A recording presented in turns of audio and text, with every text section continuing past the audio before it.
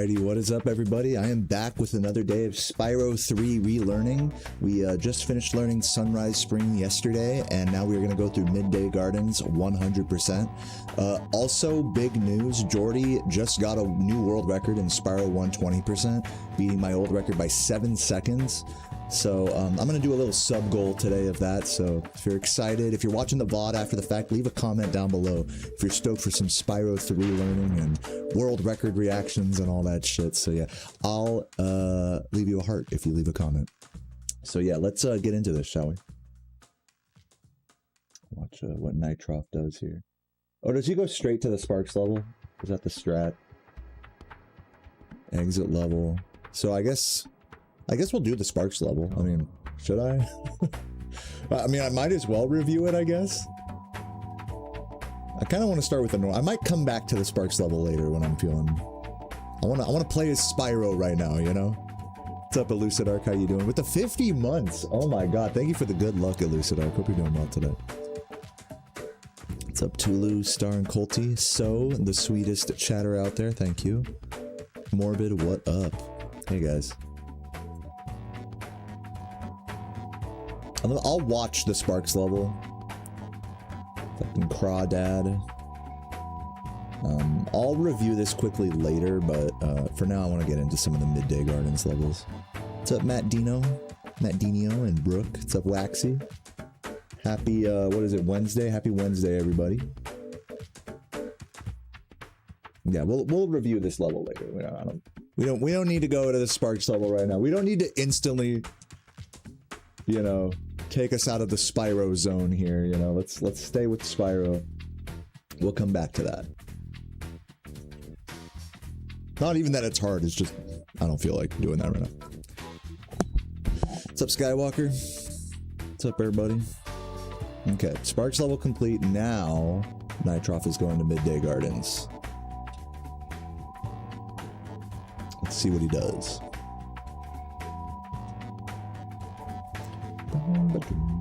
Who's jamming to this music right now?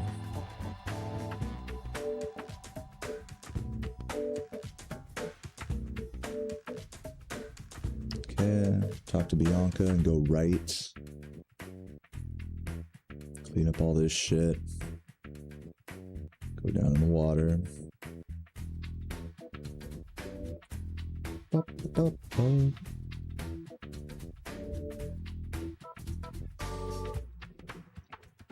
Always jamming, love that, Norkson. Hope you're doing well. Keeping the comfy vibes strong. Okay, nice out of bounds swim. Go for the fire right away. Open up Enchanted, but we're not going there yet. I think we're going to Sergeant Bird after collecting these gems, if I'm not mistaken. This is an easy spot to miss gems, by the way. So definitely be thorough here. And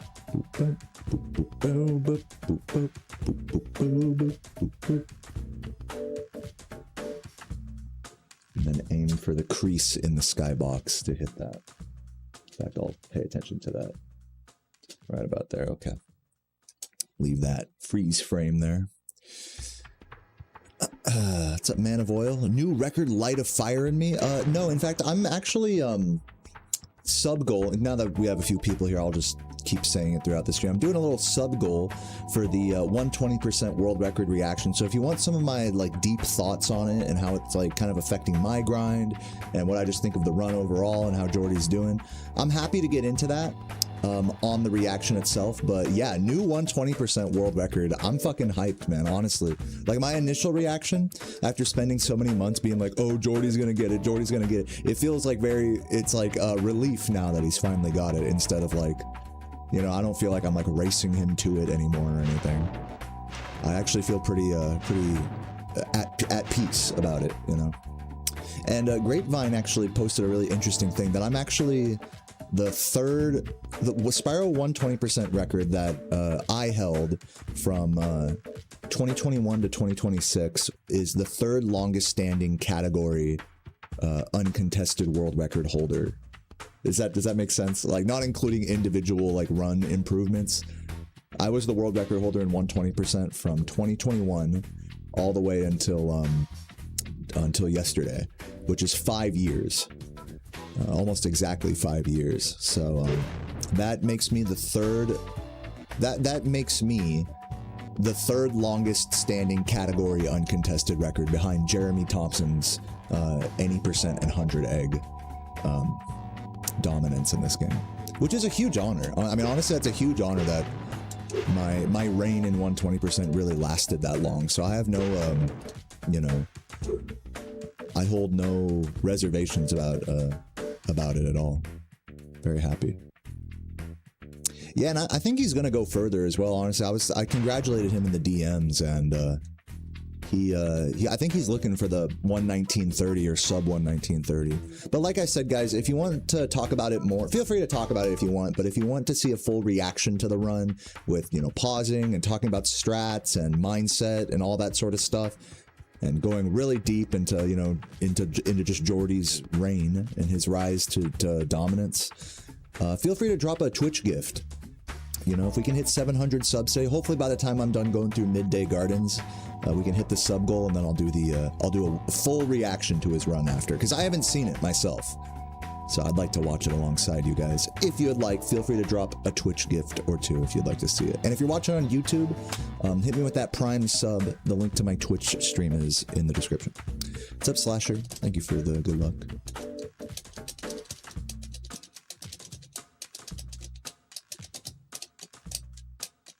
Okay, well, anyways, let's do that first part of Midday Gardens here.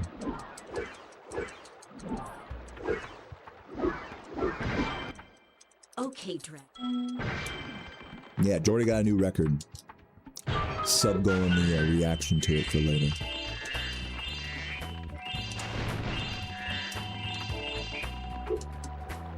Oh, was I supposed to grab that? Whatever. I think I'm good. Don't grab that red. You can get it on the egg. There we go. Dave. Shout out Dave. What's up, Luca? How you doing? Thank you for the good luck.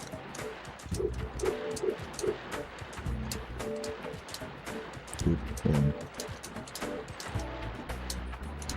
Almost. You have to, like, time the square press.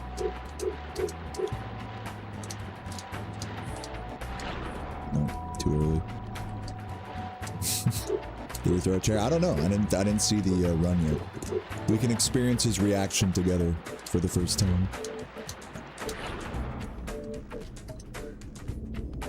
Alright, let's see here. Grab this. Go here. Do that.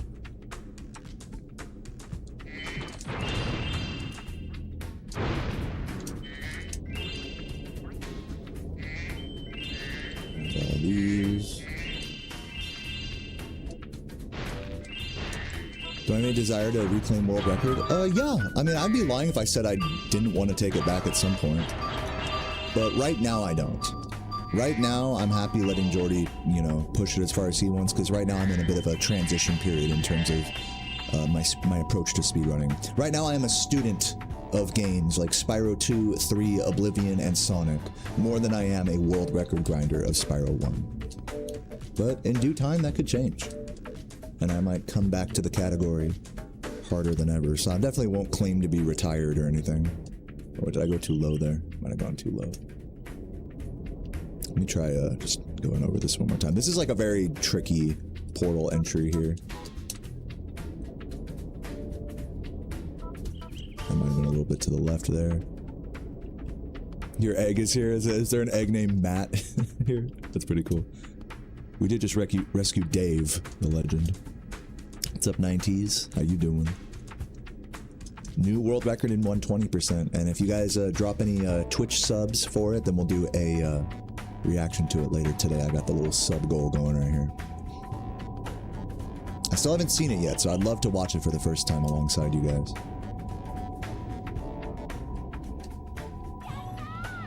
Thanks, Slasher. And thank you, Cyclone, with the 57 months to tier 3, getting us a couple extra sub points there or whatever. I think. I'm not sure. For 57 months, he says, "Hey, Deo, good luck with the learn. Congrats on the Home Nation Democrat." Oh, did that? Yeah, I did see that. Is that the Congo is playing in the World Cup, like, right now? Go Congo, my family. There we go. That's so funny.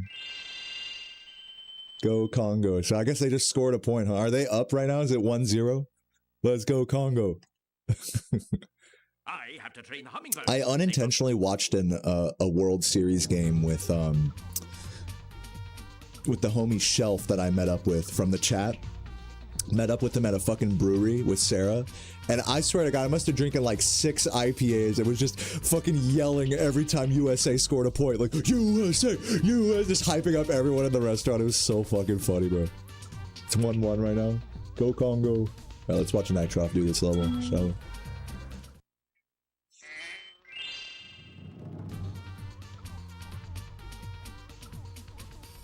This level is ass, by the way. Easily one of the most annoying levels in the run. But it is one of those levels with a high skill ceiling, I will say. Like, if you're really good at this game, you can really pull ahead in a level like this. Just really tricky movement.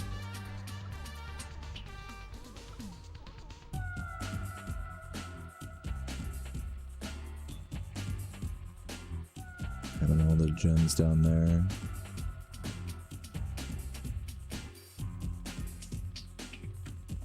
Do, do, do, do. What's up, Burned Oils? Oh yeah, rest in peace. I didn't mention this, but yeah, rest in peace, Oliver Tree. When I read your message at a first glance, I thought you were talking about my world record. Like, rest in peace, Deo, man. I'm like, look, man, I'm still alive, all right? Yeah, no, rest in peace, Oliver Tree.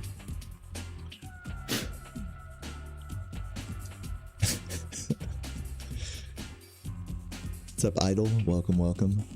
Given how much fun I had watching the USA game, would I go out again for another game? Yeah, sure.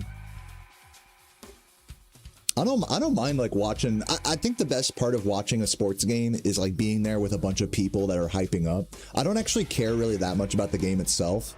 But if I'm at like a bar or someone's like, you know, home or something and it's just a big party, like just hyping up for whenever they score, like I'm all about that. Or memeing on our own country if they fuck up. I like doing that as well. People don't like when I do that. But it's like, if the team we're rooting for is like failing, I'm like, man, fucking America sucks again, you know? I'll just be like shitting on them the whole time. So yeah, I love that whole aspect of watching sports. I don't actually care about watching sports on my own or betting or any of that, but I just love the social aspect of it.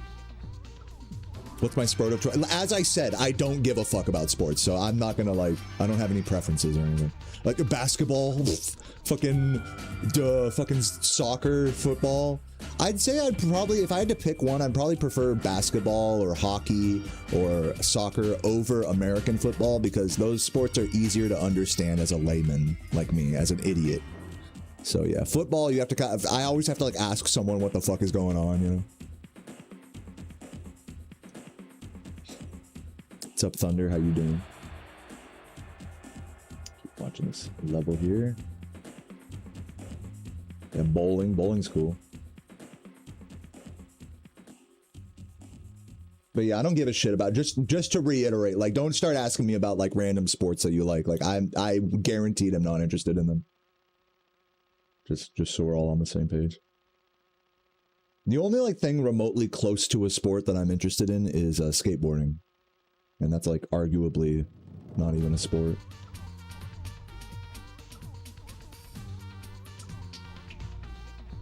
So I think it's like when you kill a certain enemy here, that's when it triggers the end of level egg. Yo, Harry Wanna, let's go with the 10, bro. Coming in hot. We were going kind of slow here for a minute at the start of stream. I was like, oh man, did I set the sub goal too high? Nah, Harry Wanna coming in hot, dude. Who's fucking stoned right now? If you're stoned right now or you just got a gifted sub, post an emo in the chat, dude. Let's go, Harry. Hope you're doing well.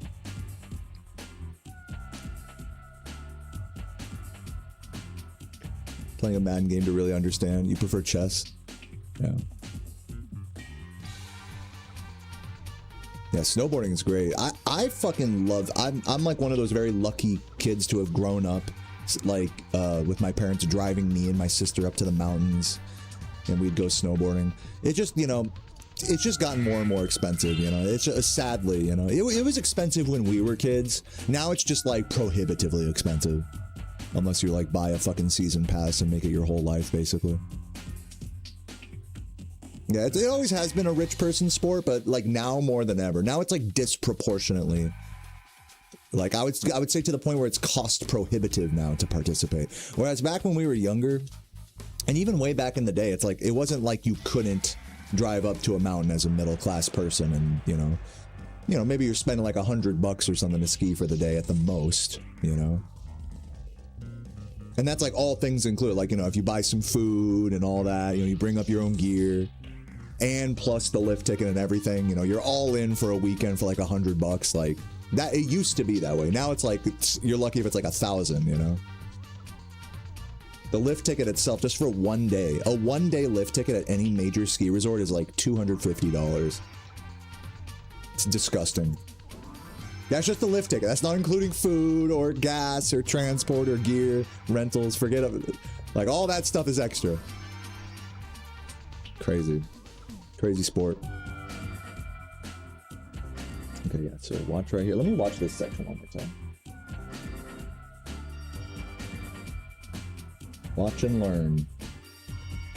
Shoot that, shoot that. Shoot this. Don't shoot the guy downstairs. Yeah, don't shoot those two guys. Because those are the guys that activate the end of level egg, I believe.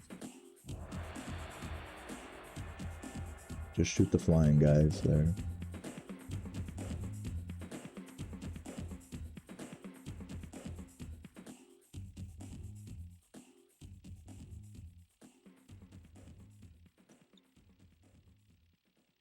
Grab these gems.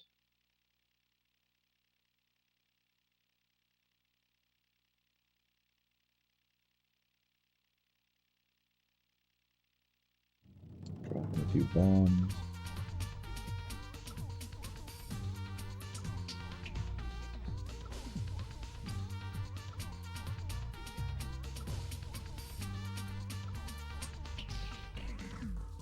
No.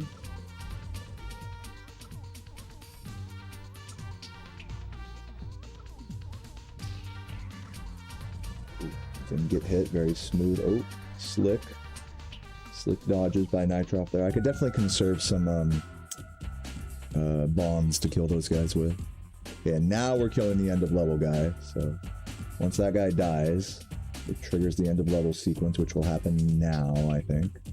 Yep.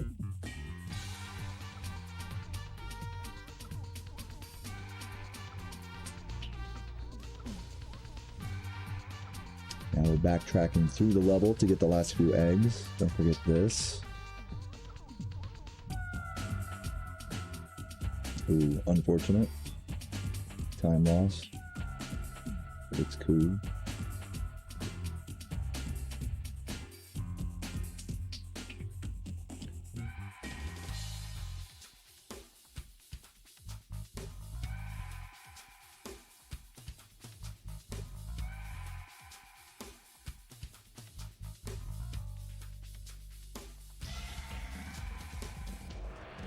Oh, he missed the blue. Wow, good awareness by Nitroff in this level to go back for that blue.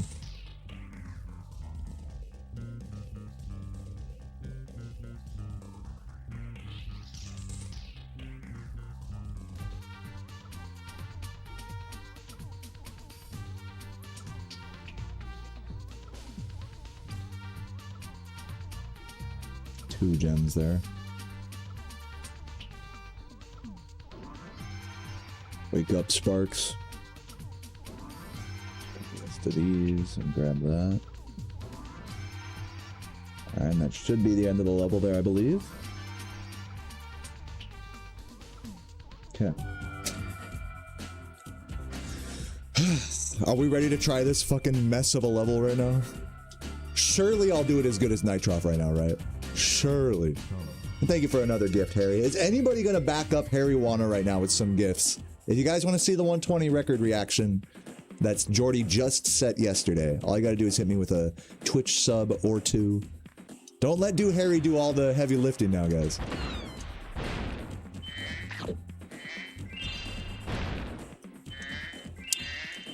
But yeah, hopefully we can hit that sub goal before the end of by the end of my midday gardens practice today. Hopefully I'm not. I'm also just gonna be like very thorough, like, and just double check to see if I missed anything periodically.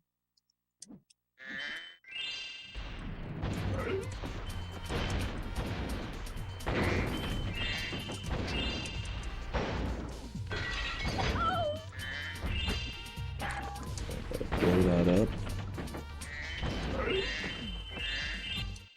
So, You got beef with Twitch. Yeah, understandable. You're not the only one.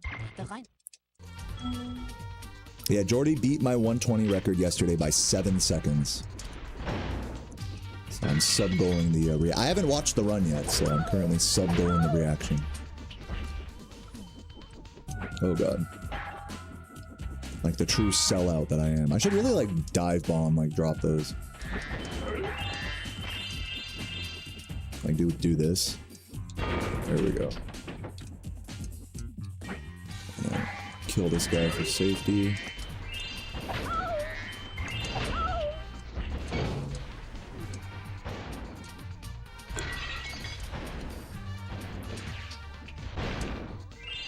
And grab these. Shoot the flying guy, but no one else. I guess I could have grabbed the other things, but it's fine. Blow that up.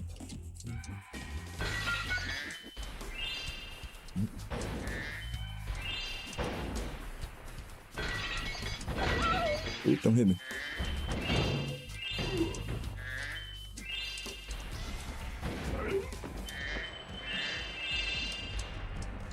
Don't forget to grab the... Whoa! Don't forget to grab the rockets. This is the enemy there. I'll have to burn a rocket on him.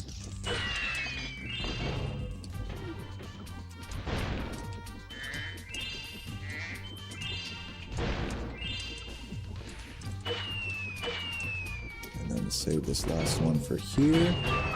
Beautiful. Well played there. Safely played by me there.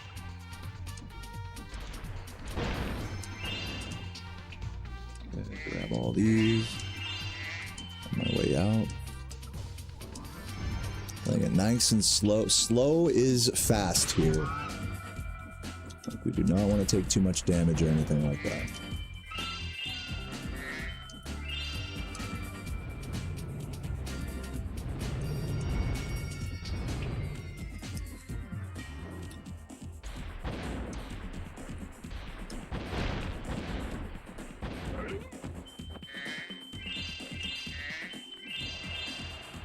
Pretty sure I don't need any more of the rockets at this point. Just shoot. Actually, I'll just head over here just to make this a little easier. Shoot this guy right there. Right in the kisser.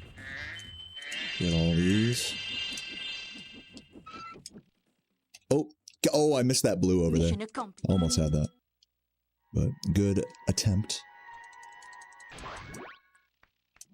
There's a lot more extra geometry. Must be crazy to route. Yeah, it's just longer. I mean, it's like literally twice as long as the other two games. You could put Spyro 1 and 2 together, and that's basically the size of Spyro 3. But yeah, you're right. Definitely right about that. Come on, hit that guy.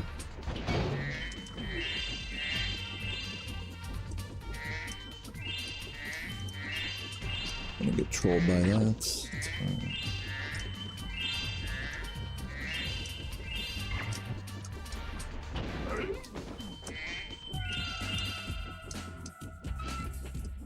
Should be 4, yeah.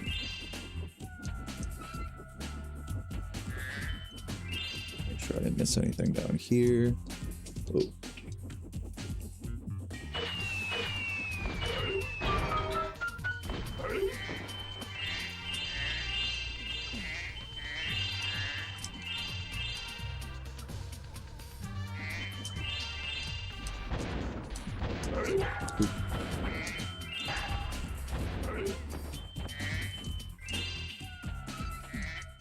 Oh, didn't mean to rescue her right away there. feel like stay on the right side of that doorway when you enter it, so that way, you know, rescue her before grabbing the gems. Alright, what do we have? 400?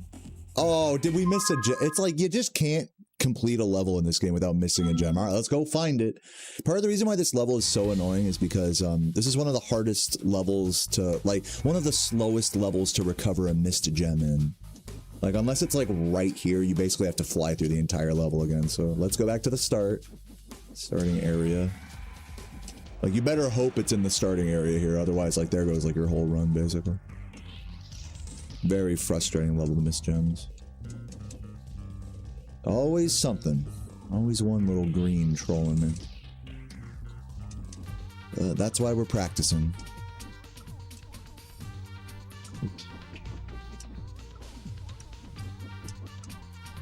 Let me know if you guys see it. Oh, there it is. Found it. Yeah. Beautiful. Okay. Let's keep it moving. What's up, Dralna? How you doing? Was there more data available on the discs? I don't think so. I don't think that's how that works. I think they probably like optimized the game and were able to make it bigger or something along those lines. Spyro 2 and 3 do have like a different game engine than Spyro 1, so that probably has something to do with it. But I don't know. Okay, let's watch this part here. There's a quick kill on the thief we gotta get. What's up, Nixus? And SPI, good to see you, man. Long time no see, man.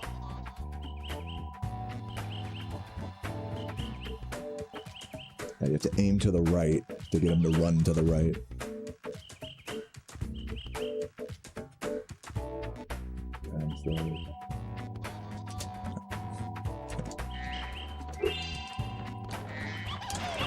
Nice, beautifully played. I'm a legend. Watch me when I actually do a run of this, I'm gonna fuck that up for sure.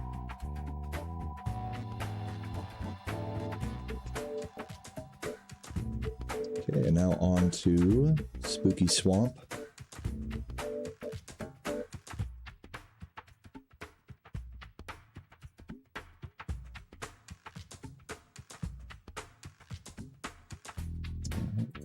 Let's meet him in there.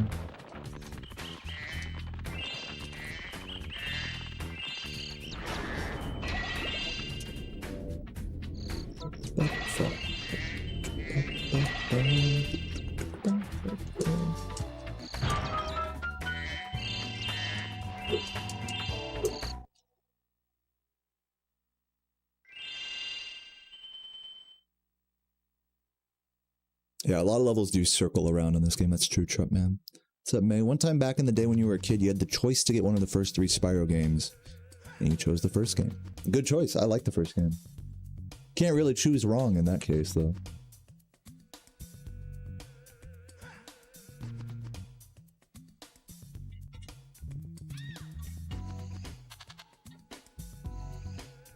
Grabbing all those. Let me just watch that movement one more time. I know there's like a gem like behind you right here at the start, right? Oh yeah, it's to your left back here, so you have to like... Yeah. You have to dip left and then back, circle back around right. Yeah.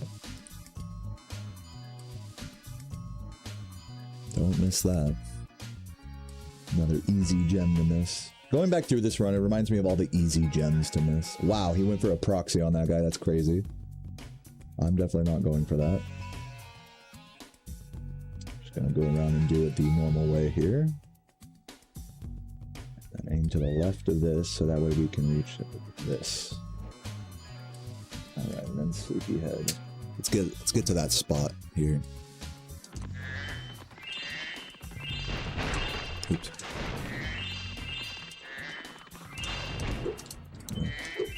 Maybe you can't flame charge those guys? I don't know.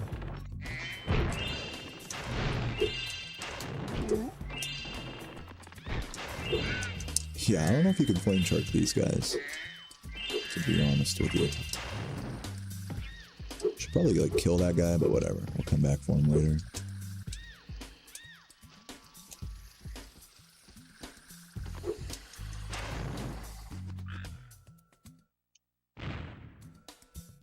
Beautiful. Let me just pause real quick. I mean, there's nothing to the Sleepyhead fight. I don't really need to do it. I don't need to study this.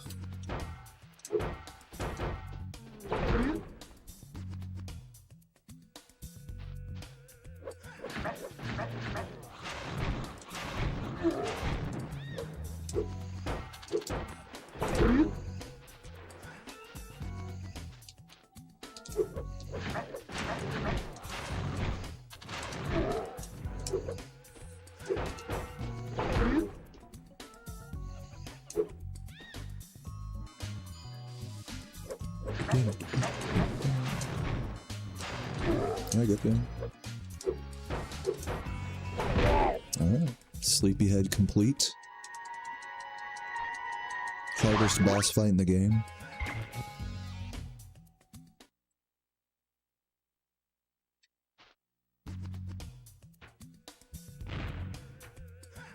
Let me just see how he kills the green guys. Yeah, he kills those two in one go. Whatever. Doesn't matter.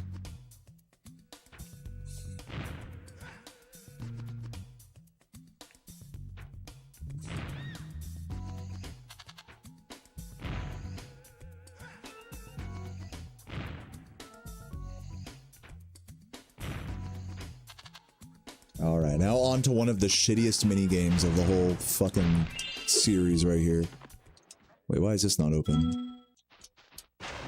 Normally this would be open, but I have to do a cheat to like spawn in the side area here, so let me look up the cheat sheet here.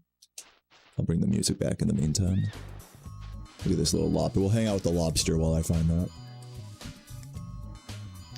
Cheat sheet, boom. Oh no, wrong. We want to go to the Spyro 3 cheat sheet.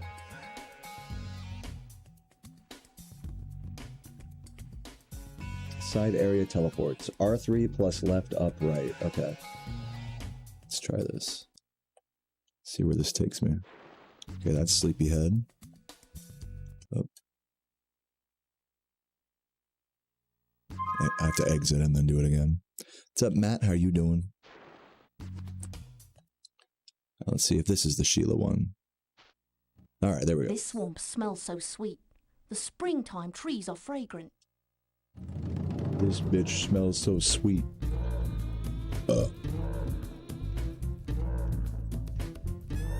What's up, Frank Zappa? Nice move. Chicago, which is your area, is gonna get hit with a massive storm, but it seems like a fake storm. That's what happened in Richmond like a while back. They were like, dude, this storm is... Back in the winter, they were like, dude, this snowstorm is gonna cover us in like 2 feet of snow.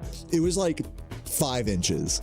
Like, yeah, it snowed for a day, but it like instantly like melted like a couple days later. Everyone was tripping out. Like every business was closed the day the storm was like going. It was just a light little like snow. It was a snowstorm, but it was just a light sprinkling. Nothing crazy. It was nice walking around outside though during that. It was very winter wonderland vibes. Flood warning in Chicago. Stay safe, everybody. You'd rather be too safe and wrong than the opposite, right? Okay, do a circle there. All right, now here comes the bullshit part. Part of me is tempted to like, I'll try this the speedrunner way, but I'm probably gonna have to practice it for a while to get it. It is satisfying to like do the strats correctly here, I will say. But also you could definitely argue that it's kind of unnecessary for the kind of runs I'm going for here.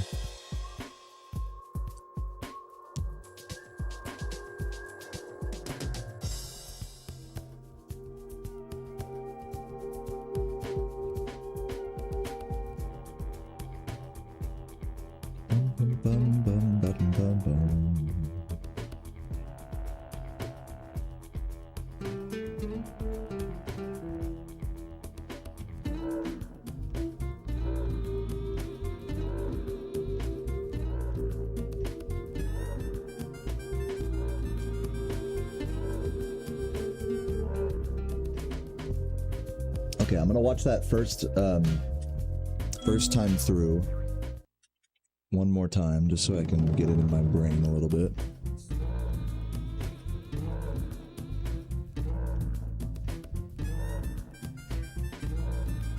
Okay. Go up here immediately. You gotta be quick with that too.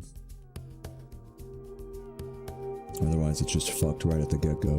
Hit those 2 rocks, hit this rock, or don't hit that rock, hit this. Okay, so 2 rocks, gems, then that, and then that. 2 rocks, 2 mushrooms. Then we go straight to here to grab all this shit.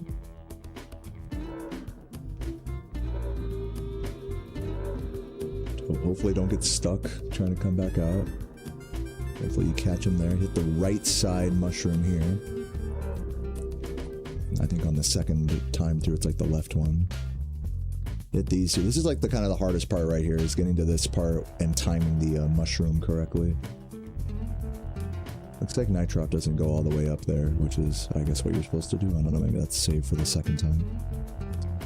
Yeah, he just breaks the two things. And then let me just watch that little part right there one more time. Hit that. Hit this. Hit these. Don't go up. Just run straight back. Hit the left one and then hit the right one.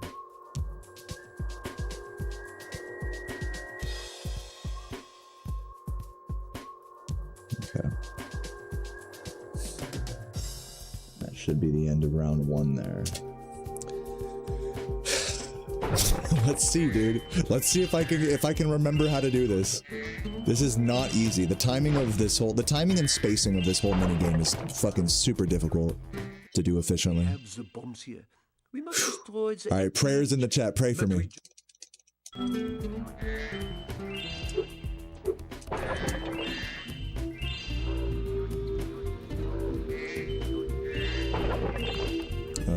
Yeah, hit those two.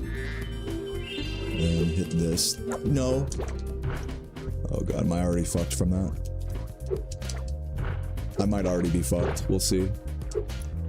Go in here. I'm gonna just not go all the way up here. I'm just gonna break this and keep going. Okay, come on! Oh!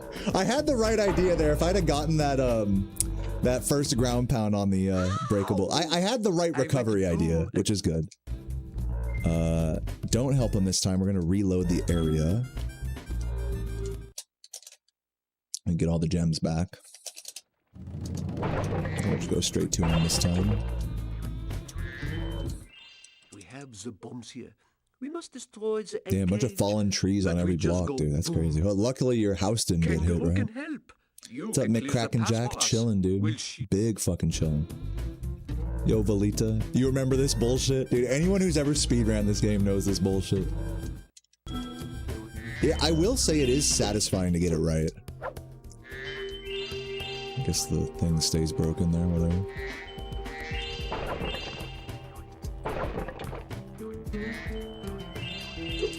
There we go.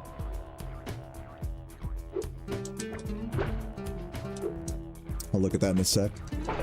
Oh. Oh. Give me this. Oh. I just gotta run out at this point. Don't be a hero. Okay, wait for a moment for him to catch up. Now do this. So that way the cycle on that mushroom isn't wrong. Not sure if I was supposed to break the rock here. I don't think I was. Yeah, no. Come on, we can make it. Okay.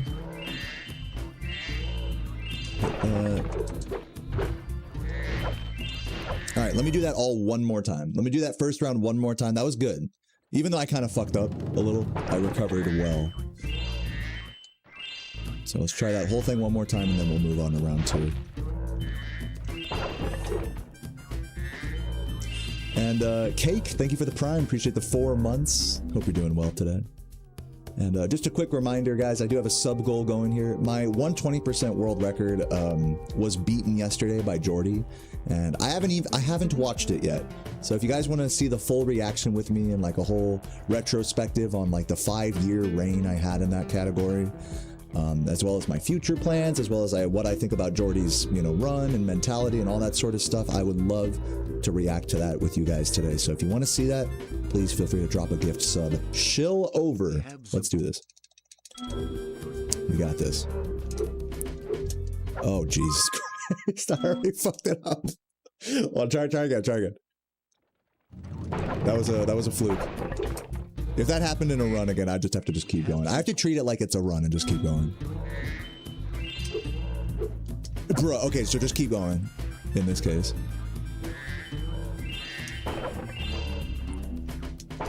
The game does not want to give me the high jump. Fine. Please, dude. Mashing triangle over here. Sometimes Sheila just doesn't want to comply. PS1 game stuff. I'll try going up this time.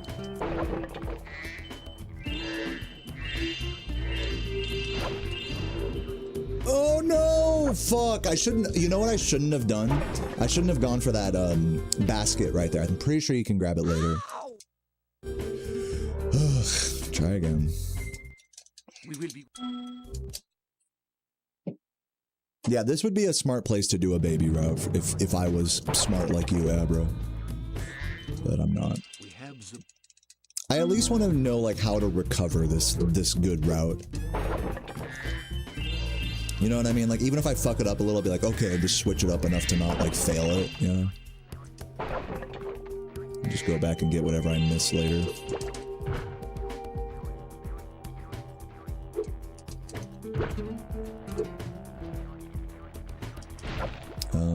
I think that's fine. Oh, I forgot to grab the thing up there, idiot. Go, go, go, go. Okay, we're good. That's fine. Wait for him to get kind of closer, then do that. So that way the mushroom doesn't come up too early there.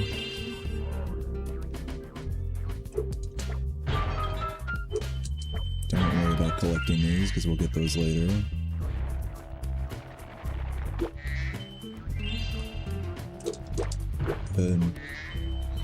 Alright, I think we get the idea here. Let's move on to... Oops. Let's move on to round 2, shall we?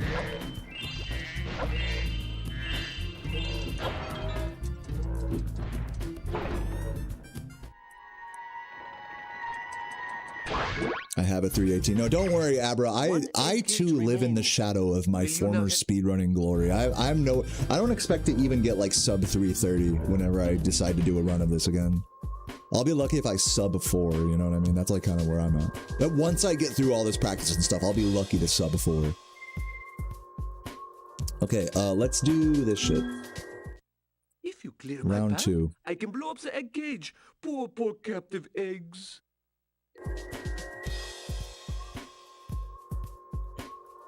I might want to like set like a save state here. I don't even know if that worked or not. Okay, go to the right, grab this.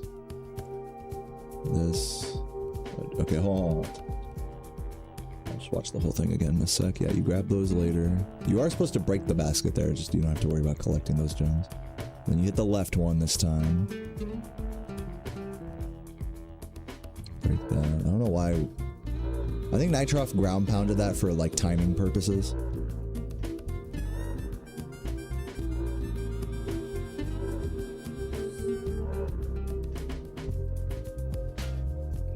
Now he breaks that. I'm gonna have to watch this a few times.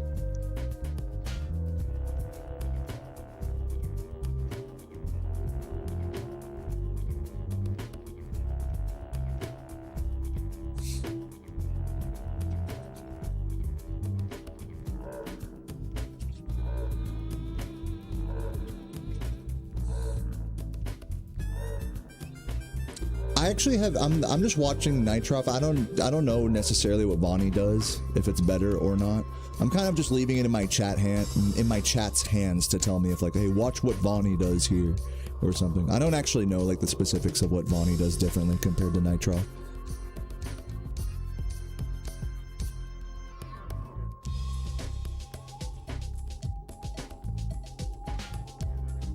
I probably should be watching Vonnie's run instead of this, but whatever. This is what I have bookmarked, so, you know, for my sake, it doesn't really matter. It'd probably take you a month of practice to get back to being within 5 minutes. Yeah. Same for me, and also I'm like hopping between games as well, so it's like, I have no hope of like achieving my, my former glory in this category. Which is fine, I'm not tripping. I'm getting back into it, you know, with the attitude of like, it's fine if I suck, you know. Definitely not trying to like get back to PB level or anything.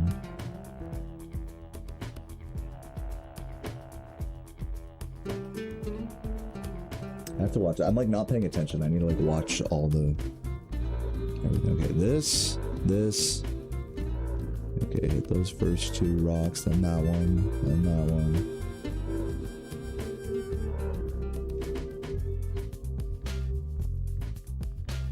just gonna ground pound everything like Nitroff does. I don't know if that affects anything, but I'm just gonna assume that it does. I might just leave this room for later, to be honest.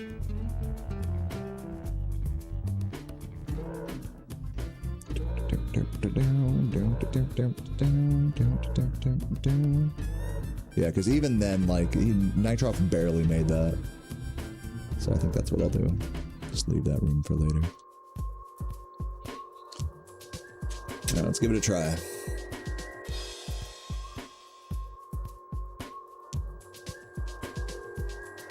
Oh yeah, you remember when I used to be doing this section like years ago, Daniel? You're a long-time viewer for that, man. Alright, let's give it a shot.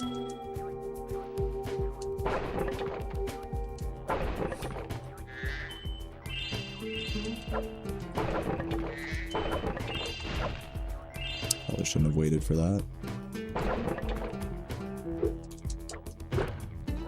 Hopefully, I think I was supposed to ground pound the first rock there, but again, I'm just gonna not go up here. I'm just gonna grab these and come back around. So that way I can be on time for this. Is he coming? May want to do this again real quick for safety. Okay. That's fine. I'm fine with that.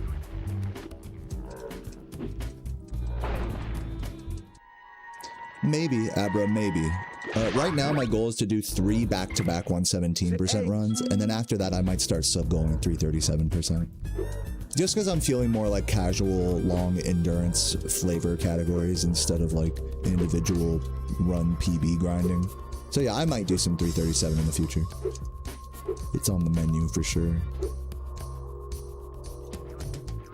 Okay, now, to grab all the stuff I missed, I just have to run back through as Sheila, right? That's pretty much all I can do.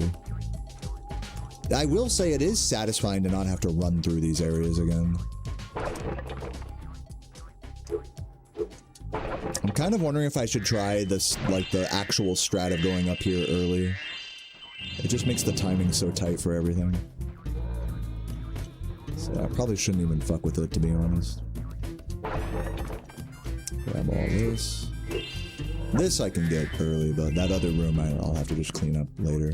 Tank the 20-second time loss or whatever. Okay, let's exit area. I think we did good there. For my sake right now, that's fine. We can go back and practice that more later if I'm actually trying to be good at it. But for now, I would rather not spend too much time there. Just keep it moving, you know?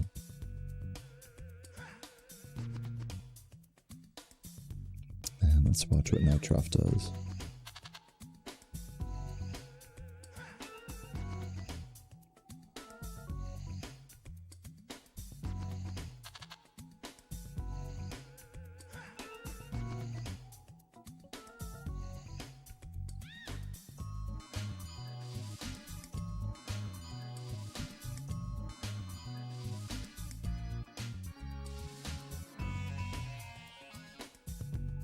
It is possible to get a gem to like despawn there or something, I think.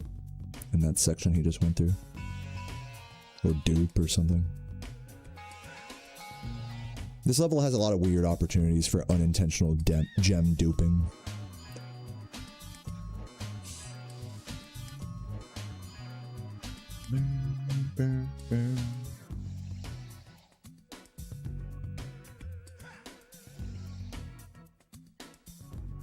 What if I just, okay guys, hold on, be honest with me here in the chat. What if I just did like the mega gem dupe in Sunny Villa? Like, look, I'm not submitting these runs to any leaderboard, right? So like for my, you know, 3 back-to-back runs, wouldn't it make sense if I just did like the 100 gem dupe or whatever in Sunny Villa? And then like if I miss a gem or two in like later levels, which I certainly will, then I don't have to go back for them. Would that be unethical? Like, would that be a dishonest way of playing? If I did that, that probably would not be allowed for the leaderboards. If I were to say get a PB doing that. So should I stick to like what's considered like leaderboard legal in terms of strategies?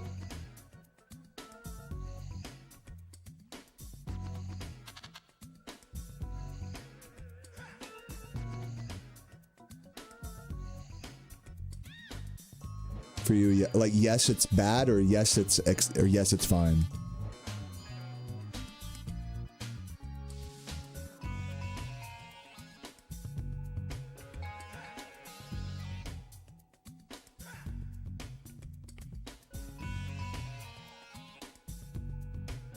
Yeah, I think it'll have to be the case. You're right. I should relearn how to do that dupe, but I should not necessarily commit to doing that on every run. I think when I do my 3 back-to-back 117% runs, I'll do like my first one like without any intentional dupes, and then if it's like I'm missing a gem in like every other level and it's just maddening and I'm just like so over it, then so like you said, based on how I'm feeling, I might just make my second or third run. Okay, like we're gonna do this unethically now, you know, and I think that's the way to do it. But do the first one. When I do my 3 back-to-back runs, at least do the first one, no dupes, you know. If you counterfeit money to pay for dinner, would that be okay? Well, to be fair, you know, nobody, you know, the gems in this game don't have like real-life implications on someone's wages like counterfeit money does. The thing that makes using counterfeit money unethical isn't that you use it for your own gain, it's that you put it in someone else's hands for them to potentially get in trouble.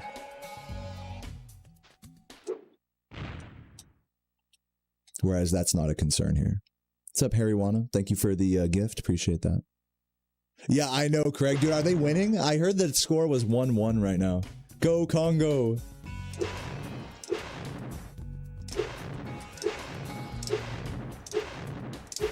Twilight makes a great point. I'm already, like, technically doing glitches and stuff, but there's a fine line there as well in terms of what's considered, like, acceptable and what's not. And at the end of the day, you kind of have to defer to what's, like, allowed for a run in the leaderboard to say, like, okay, this is an ethical way of playing the category. Even if it is all arbitrary, like, it's like, sure, I'm going out of bounds, but then I draw the line at duping gems. It's like, yeah, speedrunning is arbitrary like that.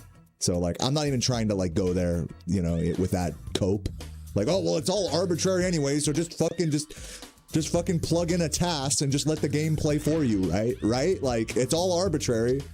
So let's not go there with that. Let's not get into that argument, you know? It's really just a question of, like, where do you draw the line? What's up, PS? And I think for me, yeah, like, for what I'm trying to do right now, like, yeah, if I was going for PB, obviously I would not go for dupes. But since my goal right now is to do 3 back-to-back 117% runs, I think I'm going to do it like that, where the first run, I play no dupes, and then if I'm super over it after, like, having to recover gems in, like, 5+ different levels, which currently, based on my practice, is looking like is going to be the case, like, I'll play it legit the first run, and then, you know, second or third run, depending how I'm feeling, I may go unethical with it. I may go duplicative with it.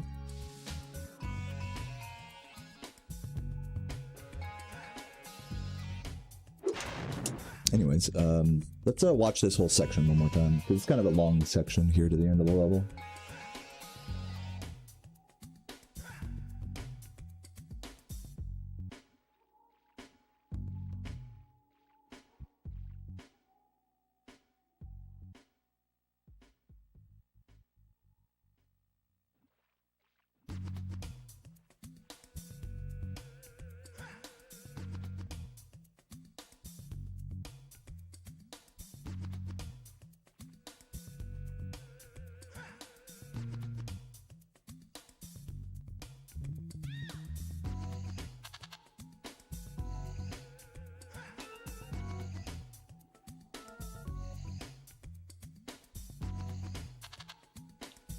Okay, let's watch this whole section here now. This is where I'm at.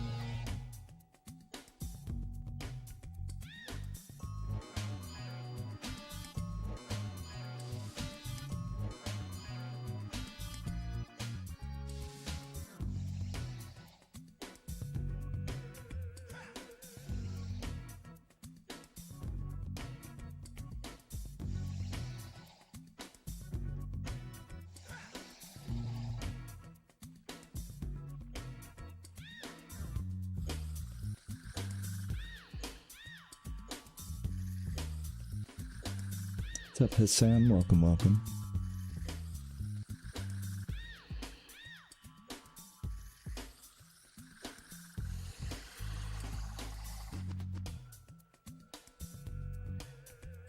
I just gotta go underneath that guy. I always get hit by that guy.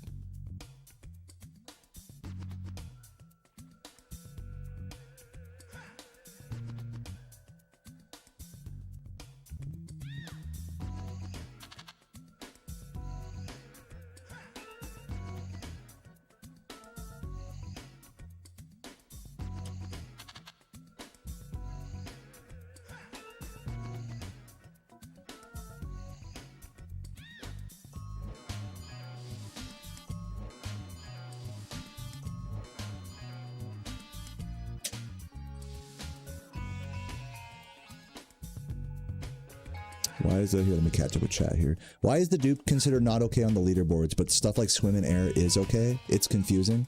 Because when you swim in air or go out of bounds, you're not actually changing anything about the collection requirements. You're just completing the requirements more quickly, but you're still grabbing the gems from all of their natural points.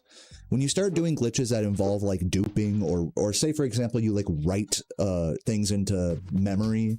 You know, like you ever see like speed runs where they like do like a bunch of inputs and then it triggers the credits. There's like a fine line between grabbing in a collectathon game like this, between collecting things from their natural source. Like when I grab that gem, it's not coming back. You know, it's taken forever. Whereas if I were to dupe 100 gems and then skip gems throughout the run, I'm not really collecting all of the things in the 100% category. So it's considered a lot like more egregious to do a glitch like that than it is to swim in air but still collect things from their natural source. Again, it's completely arbitrary. I'm not going to tell you that like that it's not arbitrary, because to you there may not be a difference there. To you, you might be like, if you go out of bounds at all, that's cheating, just like duping. That might be how you feel, and I'm not going to argue with you on that. But I will speak on behalf of the community here, where we value collecting things from their natural source over staying in bounds all the time. So that's just what the community thinks. If you think something different, that's okay, but I'm just explaining like what the community outlook is on that. So hopefully that makes sense.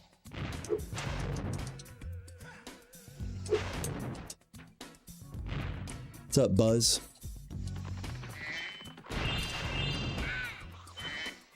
You are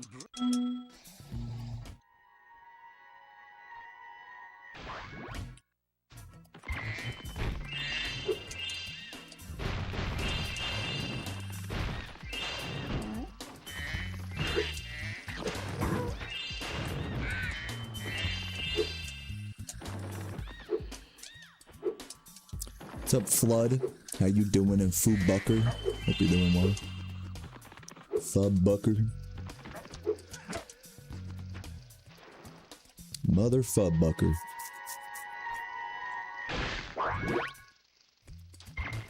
What's up, Rockcaster? Been a while. Yeah, dude, it's good to have you back. Hope you're having a nice day today. And I'm definitely doing good, just moving through the 117% run here.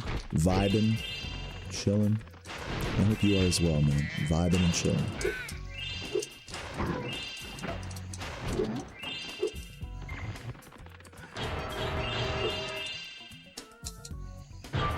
What's up, Sparky?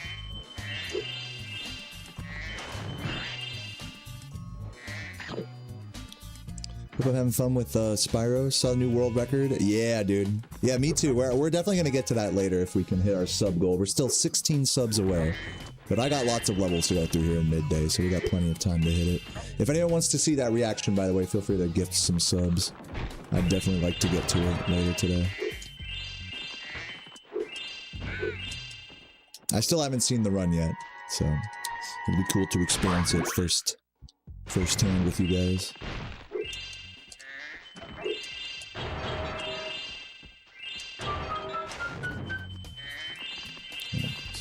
Spyro not grabbing shit there.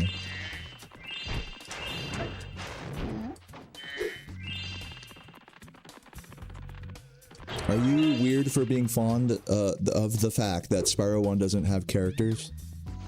Yeah, no, I like the simplicity of that game. I think you touch on something that a lot of people critique about Spyro 2 and 3 over Spyro 1, is that these games, you know, they have a lot of like side characters and just stuff where you're not playing as Spyro. You know, Sheila, side characters, vehicles, missions, and mini games and stuff. Like, I don't know about you guys, and if you feel differently, that's okay, but I don't know about you guys, but when I turn on a Spyro game, I mostly just want to charge around and flame charge and collect gems and stuff. That's mostly what I'm like trying to do when I play a Spyro game. As the series progressed from Spyro 1 to 2 to 3, each game got progressively less focused on just doing that, just running around as Spyro and collecting stuff. Yes, it is still mostly that, but to your point, you know, that's like a big reason why I think I prefer Spyro 1, because it's only that in Spyro 1. You know, mechanics and everything aside, just like general game design wise, we're talking about. Okay, now that would be everything. We did spawn all the gems back here. So.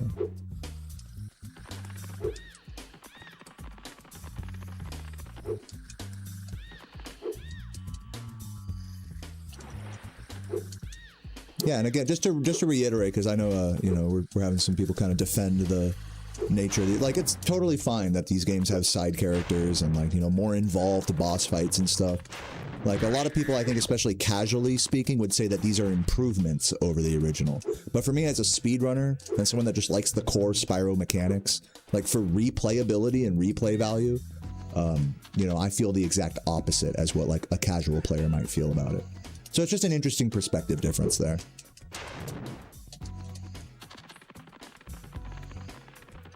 Okay, let's move on from this level. I think we did good there. That's enough of that for one moment. You saw a CGE or someone make a tier list of previous characters to include in the new game coming out, you mean?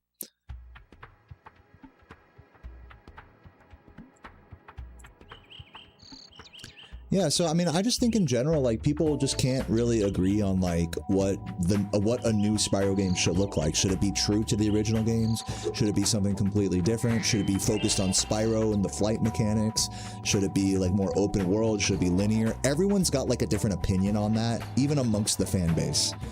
So it's just a tough sell. Like, no matter what way you slice it, if you're Toys for Bob, whatever direction they take with it, somebody is going to have like the opposite opinion of what they should have done. Myself included, you know. Let's keep watching here. I'm just fucking running for no reason. I'm pretty sure I went the right way though.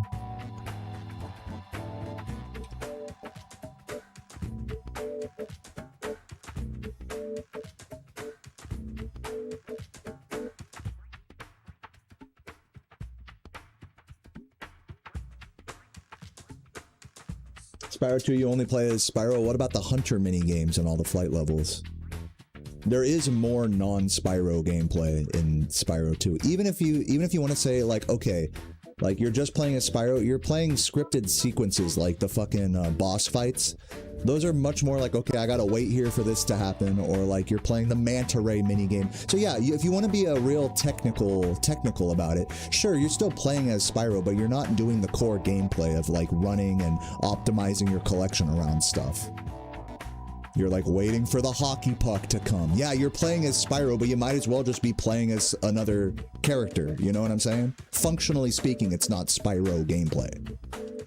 I thought that was kind of clear when I said that earlier, but, you know, if you want to be like, actually in the hockey you do play as Spyro, it's like, it's not the same as like just running through the levels naturally. Or same thing with the boss fights, like in Spyro 1, you're basically just playing a normal level when you play a boss level. Whereas in Spyro 2 and 3, yes, you're playing as Spyro, but the boss fights can be big RNG waiting for cycle fests, you know, which for a casual player might be good, but for a speedrunner, it detracts from the replay value, in my opinion. So yeah, that's my counterpoint to that. Also, welcome, John. Hope you're doing well.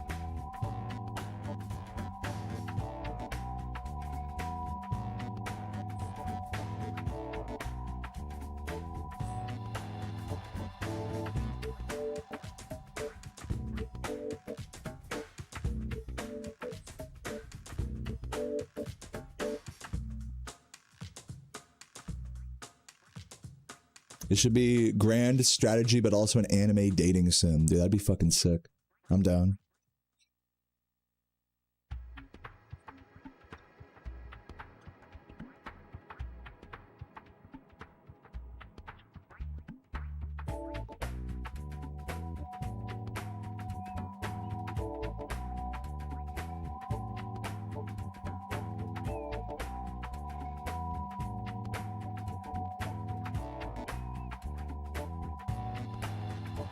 Yo, bro, welcome, welcome. Hope you're doing well today. Alright, let's go get into bamboo here, shall we? Didn't miss anything over it. Let me actually just respawn from like back over here. Just so I can get the whole movement right. Will it respawn the gems? Let's see. No, let's respawn the gems. There we go.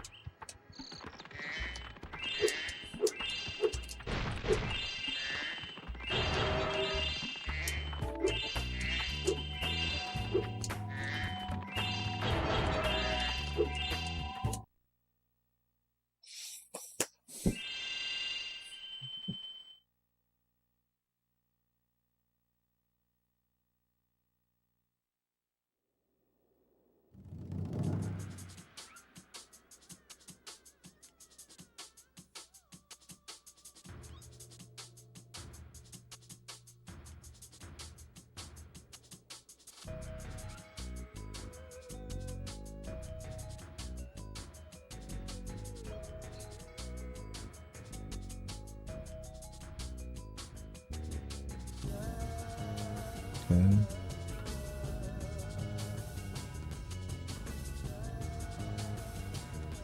What's up, Black Lion? How you doing, bud? Cool badge. What is that, like a flag or something?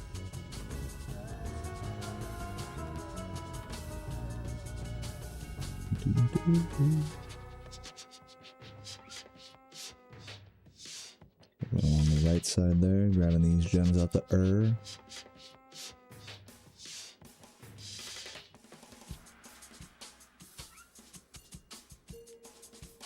Okay, grab all this. Now be careful not to soft lock your game here.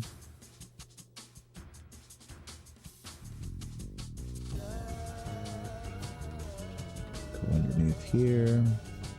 Grab this.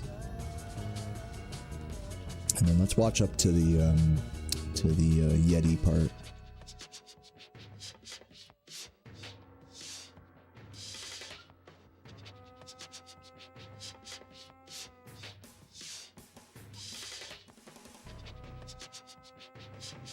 Just grab those, go around, and go into the Yeti part. Beautiful. Then we come back for gems here later. Here, let's just refresh the area real quick. Oh, TwitchCon, nice, nice. Which one did you go to? I went to the one in San Jose back in like 2018, I believe. It's crazy to think it's been like, what, 8 years? Been a hot minute.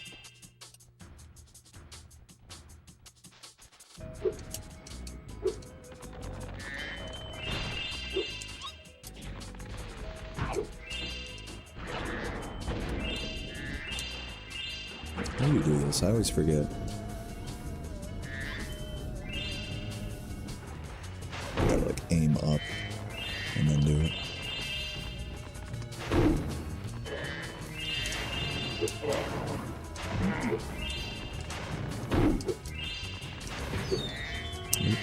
I guess you can't flame charge him.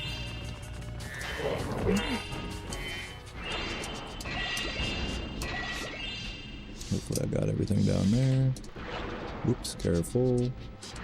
There we go. I'll go around this way for safety.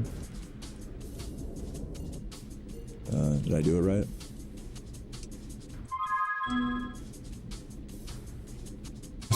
I got the soft lock. Whoops, let's try that again. I'll try doing it the exact way Nitroff does it, where he like leans up against the wall and then like curves into it. So that's not what we want to see in a run. Be very careful with that.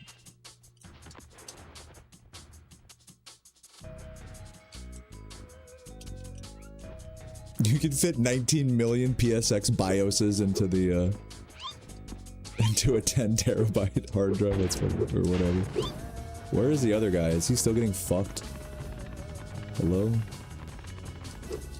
What? Okay, whatever. I guess I just went in there too early. It's fine. Get out of the way.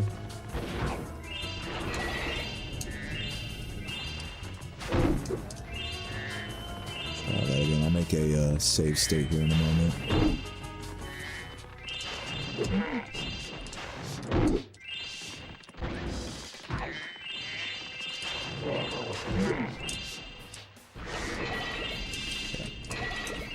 Save state right here.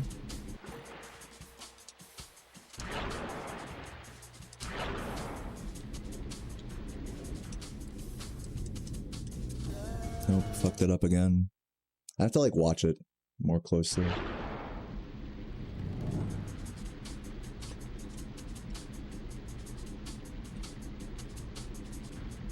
There's like a real technique to this.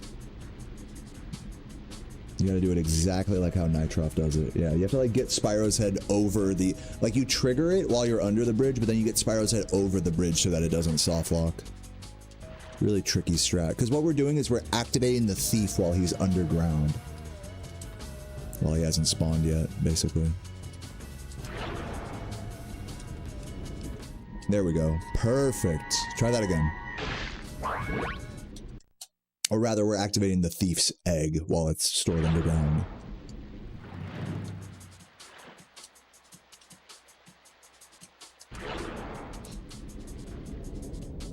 Missed. Try that again.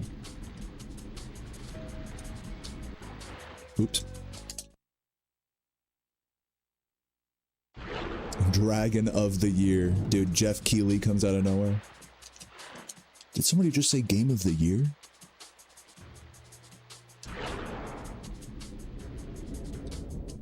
Nope, missed it. Let's try the whole swim in there again.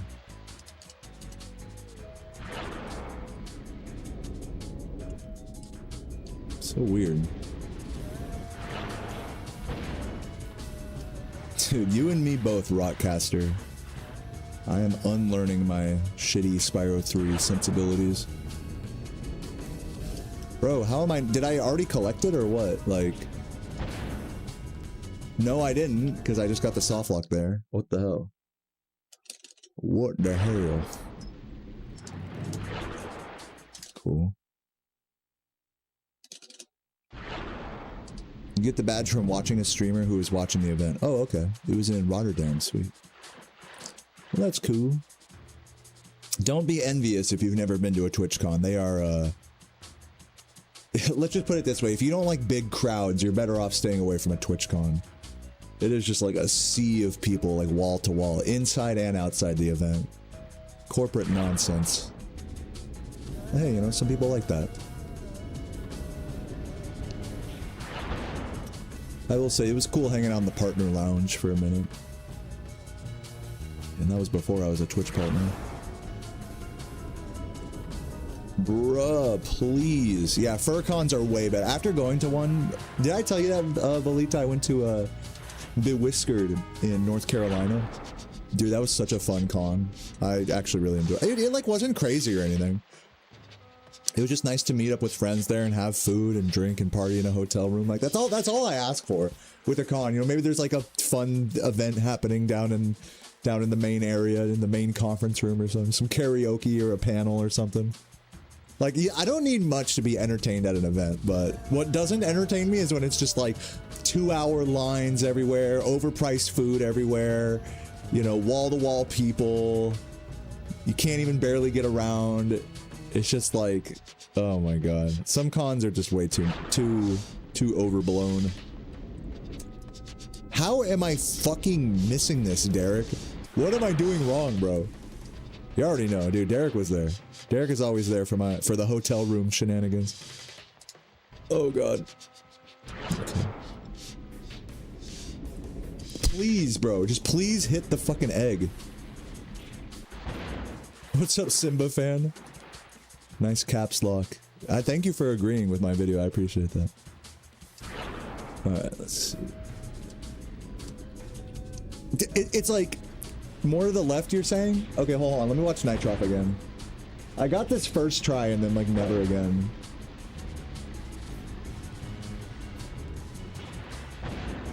You get like right up against the wall like he does.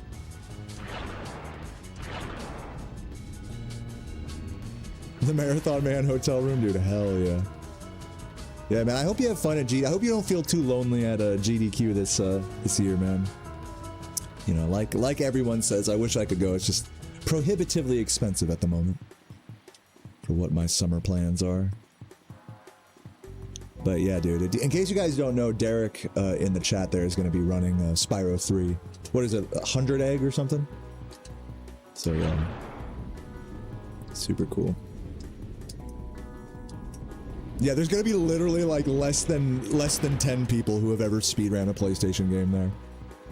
And all of them are gonna be like Shadow of the Colossus runners or something. Just like some random game. That's like, not like Spyro and Crash. Oh my god, why am I so bad at this? Maybe I gotta get like lower?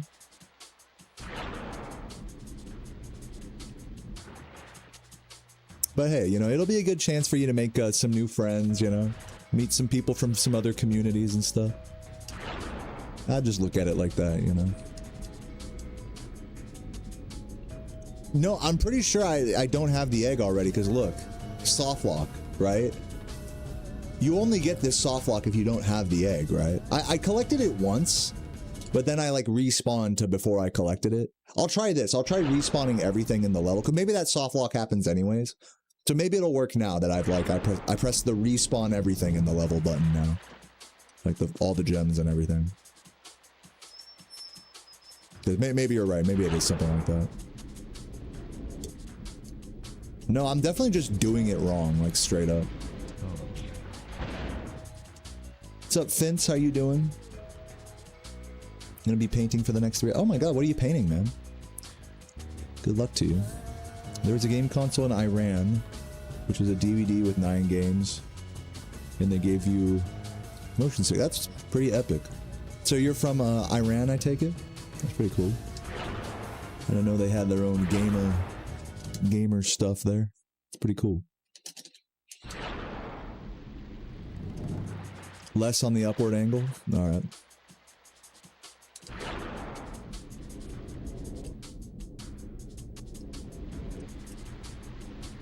You'll probably be at A next year. Like an Atlanta FurCon, you mean?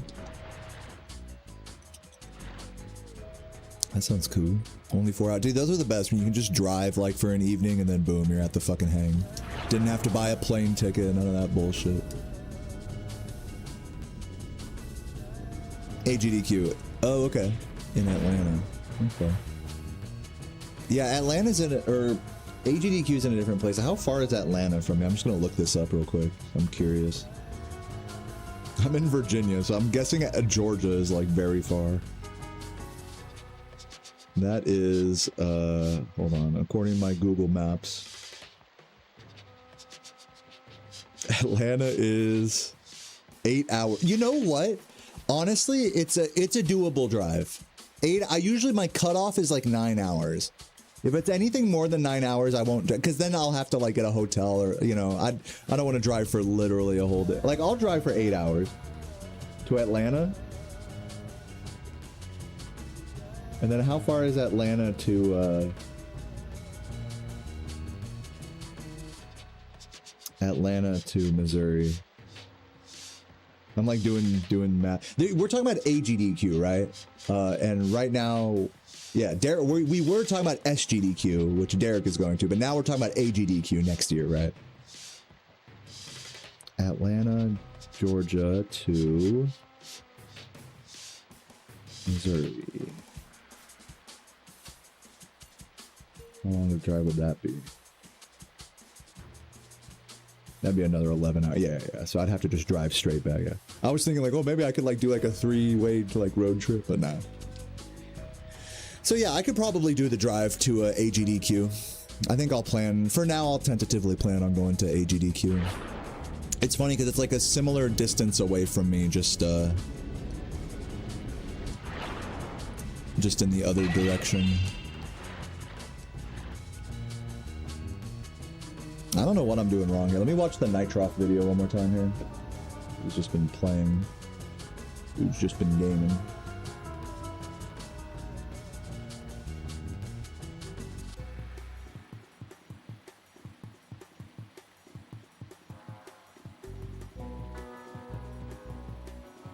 Maybe I'm going like too quick here. Like I'm just holding the square button.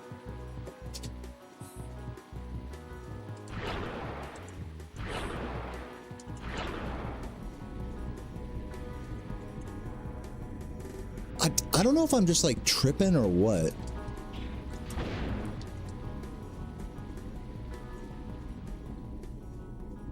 I feel like since I collected it once, like it broke the level, even though I'm respawned everything. So I'm just gonna assume it's like some quirkiness with the practice codes. And just keep it moving. And you can go underneath here. Like, yeah, the egg isn't... We would be able to see the egg there, right? Yeah, I don't know. Weird I did get it first try and then no tries after that, so I'm assuming there's some weird practice code quirkiness going on there. Despite respawning stuff. I don't see the egg under the ground there, so... Further reinforcing my theory. Sponge kebab. Oh my god. Dude, that sounds funny though. That's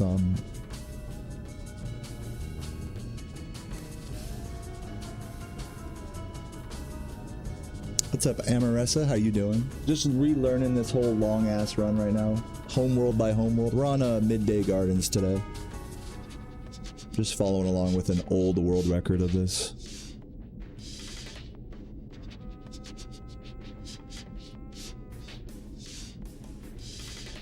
Oh yeah, have you not been driving for that long, Volita?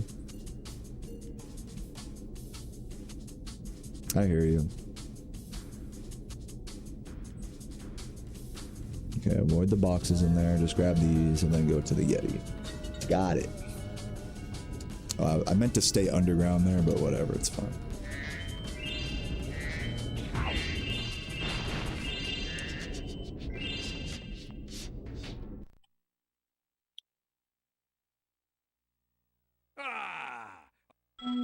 No, I hear it, Belita. That's good though. It's good to you know, good to try that drive. Gonna be out of the stream for a sec. Yeah, you're good. Okay. All right, let's keep it moving. Let me drink some water here. Once again, guys, I am doing a sub goal today for the 120 world record reaction. I'm hoping if we can, we have like, I think 3 more levels here in Midday Garden, so it's going to be a while, but if anyone's feeling generous, feel free to gift some subs or hit me with that Prime sub if you're watching on YouTube. Link to my Twitch stream is down below. Okay, let's watch this. Yes, he did return home. Yes, he did, and we're going to react to his run if we can hit this sub goal today, which I'm very excited for. I haven't watched it yet.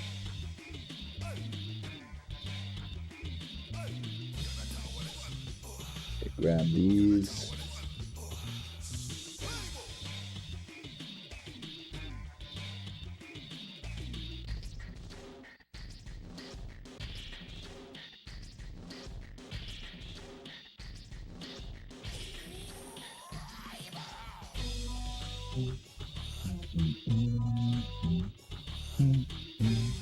Thank you for the gift, Harry Wana.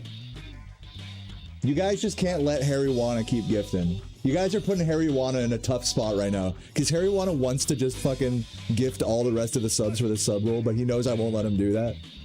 Will somebody please back up Harry Wana? I know there's somebody here that will take the pressure off of Harry's shoulders.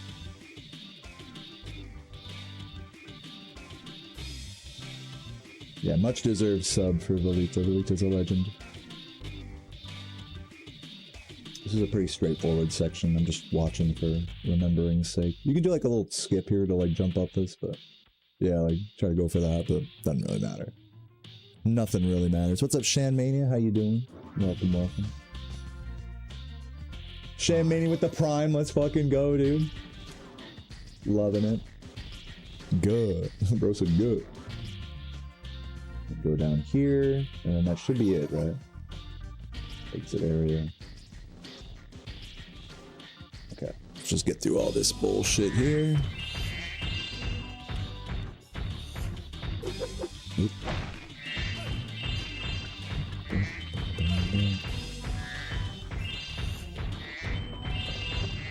Don't hit him, right? Whoa. Harry Wana with the gift to Derek. What a legend.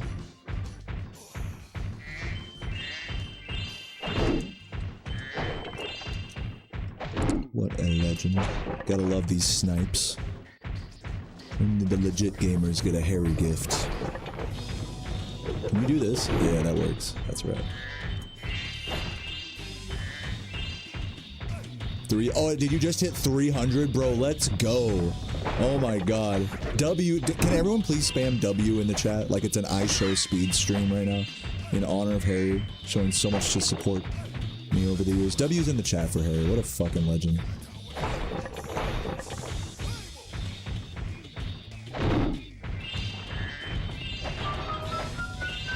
A 20-hour drive to Florida? Oh my god.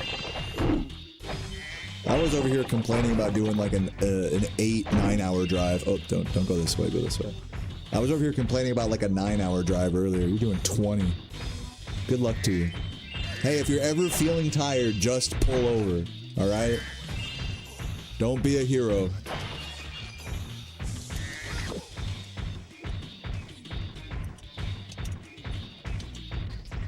And good luck to you.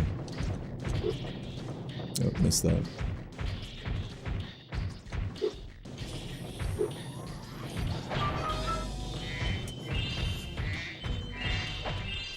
Oops.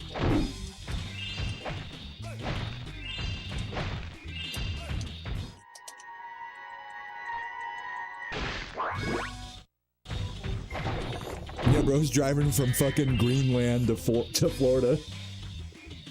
He's doing the arduous drive from the North Pole.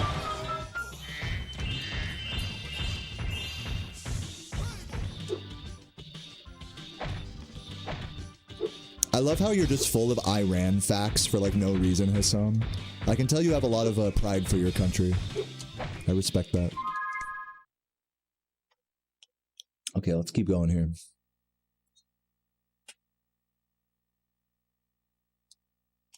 Take the music back. Give me the music. Can't go without the music while I'm watching here.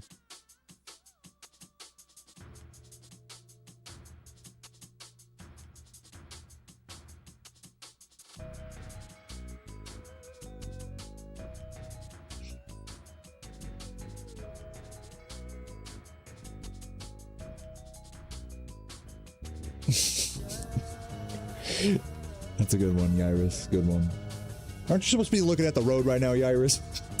Hands on the wheel. I'm just playing with you.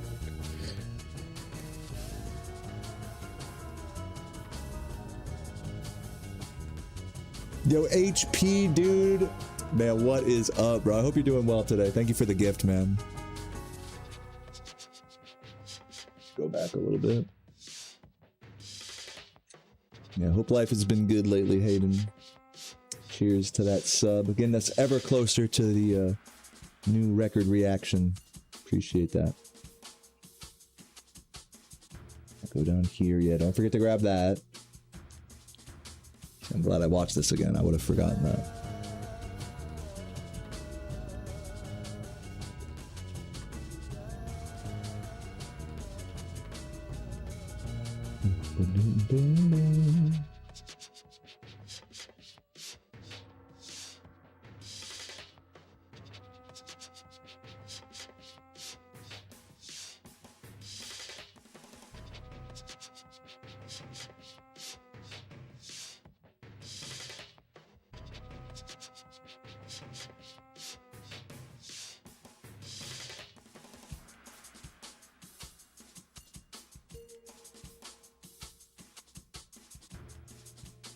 Go back a little just to see how this cleanup looked one more time.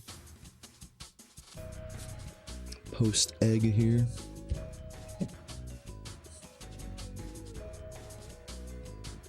Okay, hit that and then clean up, I see.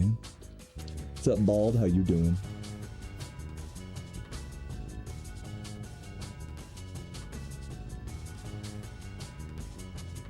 Oda is bald button.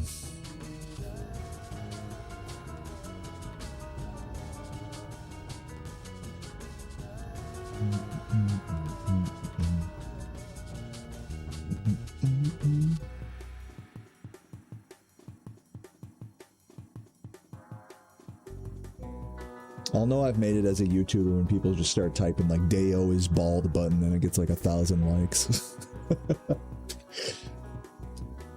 I can only wish for such a based comment section. Yo, Rach, thank you for the raid. How you doing today? Welcome, welcome. How was the baby game? Oh god. Is that where you're playing? In that Rugrats? Where am I? Boom. Oh! Can you do this? Yeah, you can do that. Flashbacks to Spyro 2. Okay, don't worry about the other gems, they just respawn. Pretend like I already got those. Rach Raid! Ratch Raid! Is it? It's gotta be actually Ratch Raid, short for Ratchet. I got him. Oh shit. Short for Ratchet and Clank, not the other kind of Ratchet. Raditch. I'm sure she's never heard that before. Okay. Ratchet. I'm playing Spyro 3 Ratchet's Rage right now.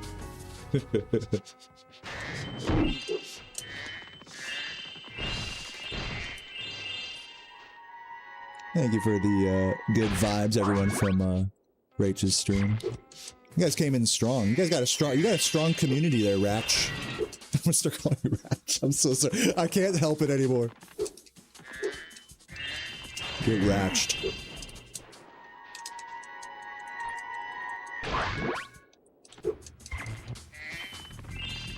Ah, yeah. You know, literally, Rachel is like... I'm assuming it's short for Rachel, right? Like... Rach is the only person that I've ever seen like do fucking Rugrats Search for Reptar speedruns and Bugs Life speedruns since like, I'm not kidding you, since like 10 years ago. Like, unless it's like an old Spyro streamer that like, you know, has just quit or like gotten canceled or something, you know? These are like the only people that like play these games, so it's nice to see an actual like... Nice to see someone bring these games to a cute community of folks. It always feels like a blast from the past watching runs of those games. Warms my soul. I probably missed gems there, but whatever. Let's just continue. What's up, prick? Damn, that was aggressive, Wook. Dude, should I try to go for this? I'm sensitive, dude. You keep calling me names, I might like come or something. I might come or cry, and you're not gonna know which one it is. I don't think anyone wants that. But yeah, before all of the raiders leave, I just want to let you guys know I'm doing a little. Today's kind of a big day because my 5 years standing world record holding of the Spyro 120% speedrun was finally conquered yesterday. And I haven't watched the new world record in it yet, so if you guys want to see it, feel free to drop a sub or a prime if you're feeling up to it, if you want to see that. We're only 11 subs away. But yeah, I would definitely like to do that today. I got a lot of choice words to say about Jordy and his gaming and where I stand in the mix of it all. Yeah, there's like this trick here that Nitrop's going for. So I don't know if I'm going to go for this or not. I don't know if I should go for this, to be honest. Like, yes, it is a time save. If I was going for PB, I would go for this. But since I'm not, I'm just gonna practice doing this like the casual way. Please help us. You guys can cry with me. That's fine. Just don't come with me. That would be weird. That'd be too much. What's up, Wasabi? Welcome, welcome. I'm a prick myself, dude. Hey, I like it. I'll take it. Prickety, prickety, prick. Prick. That's just one of those words that you just gotta really enunciate. What's up, you fucking prick? Fucking bitch. Hit that fucker. Hit that little prick. You know what's another good word that you have to really enunciate is cocksucker. Look at this fucking cocksucker. Little cocksucker.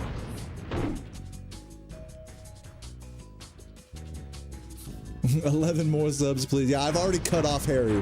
Harry, you're cut off from gifting. You guys need a. I need the rest of the chat to pick up Harry's slack here. Little sucker fucker. Promise not to make eye contact while I'm streaming. How can I trust that? Pickle prick. That's your fucking. That's your rap name. That's your porn name. Pickle prick. Yeah, it's like kind of crazy to think about it, Velita, because I didn't actually know that statistic until Grapevine like listed the longest uncontested world record holders for any given original trilogy Spyro game. And of course, at the very top is Jeremy Thompson with an uncontested reign in Spyro 3 any% of 10 years. 10 years ago, Jeremy got the any % world record in Spyro 3 and has improved it since then. Never for anyone to beat it. Absent and others can come close, but no one has beaten Jeremy in 10 years in Spyro 3 any %. And then the next longest is like 7 years for 100 Egg, which is also Jeremy. And then third on the list of longest uncontested record holder in a Spyro category is me with 5 years in 120% from 2021 to 2026. Pretty amazing statistic, huh? Like that's a pretty big honor to be like the second longest Spyro world record holder behind Jeremy.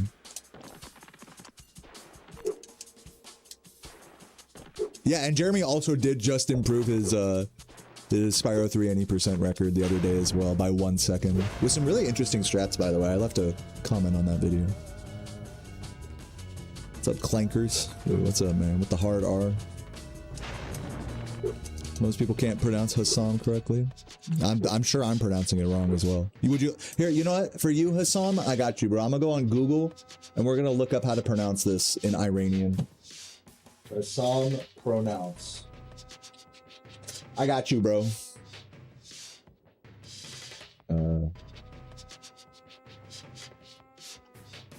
Google pronounce.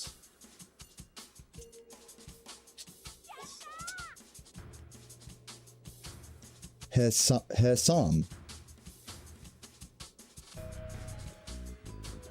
I need the fucking. Here we go. Pronouncenames.com. I got you. Pronouncenames.com. Hold on. Can you guys hear this? Hassam. I was pronouncing it right. Hassam.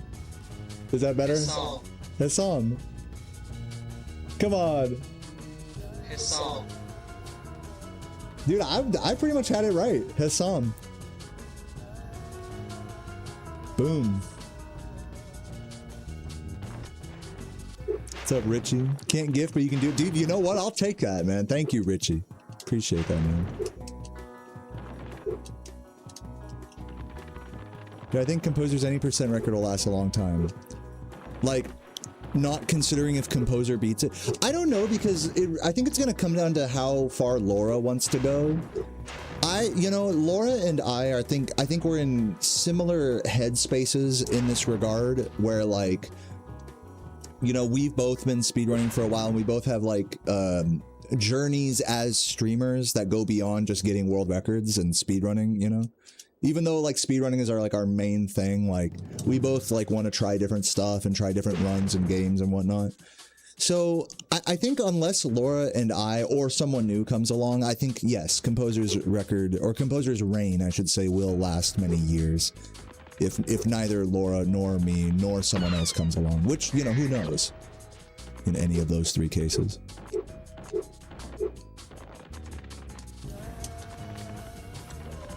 What's up, Wasabi? Thank you for the sub. And it's the same thing with Composer in Vortex. Actually, Composer already has like a multi-year long standing record in Vortex now at this point, right? The only person challenging Composer in that category would be Anchovy, who granted is close, but you know, it's like who knows if and when she'll break through as well, so, you know. I think all we can really ask for, you know, on the topic of like someone holding record, I think all we can really ask for is that there's people that are close that actively play. And right now that is the case for any percent in Vortex. You could say it's the case for me in 120%. Like I will eventually come back to 120%. You could call me like semi-active in that. So as long as that's the case, as long as it's a category, and like even in Spyro 3, any percent, like the longest held uncontested, absent is pretty decently close to record in that. So like as long as all of these players stay active or someone new comes along, like I don't want to say I'm confident that the records will fall, but like there's a good chance. Like the chance is there. It's not like it's just completely uncontested, you know. Yeah, I'm gonna be a heart tub streamer. I can't even pronounce it. Hot tub streamer. Did you know that I actually did an entire speedrun marathon out of a hot tub? Before they even made the pools and hot tubs category on Twitch, before the whole hot tub streamer thing was a thing, I did a charity speedrun marathon, and I set up a CRT like right outside of a hot tub with like a little towel and a controller there. And man, we ran through so many games. It was me, I think Cinder was there, Waifu was there, some other people were there, I forget. Yeah, man. It was the Deo dip drive. You can look it up on my YouTube channel. It's an old video, but yeah, I was definitely one of the first hot tub streamers in that regard. Bring it back? Maybe. If I'm ever around a hot tub again, I would definitely not be against doing a hot tub stream, but just like grinding Spyro in it. That would actually be really fun. But I currently do not have access to one right now. Yeah, Saboom was there. Heart tub.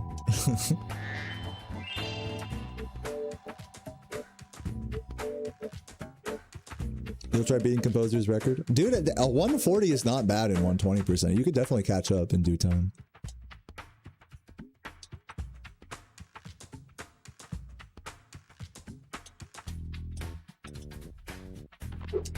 You don't like when people say Iran? You prefer Iran? Iran, right? Why are you so specific about the pronunciation? Does it really matter that much? Like, I'm obviously, like, American, you know? Like, you know what I'm talking about. I've always felt this way about, like, pronunciations. Like, if you know what I'm talking about, it's okay if you don't use the exact, like, vowels correctly, you know what I mean? As long as people know what you're talking about. That's always been my opinion about being a stickler about pronunciations.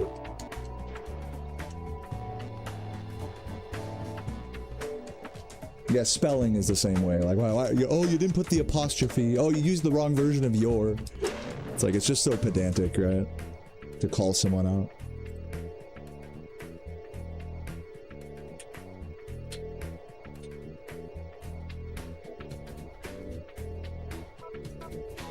Thank you, Like. That's very sweet of you to say. It's great to see you again. Hope you're doing well today. And thank you for the gift. I just saw that.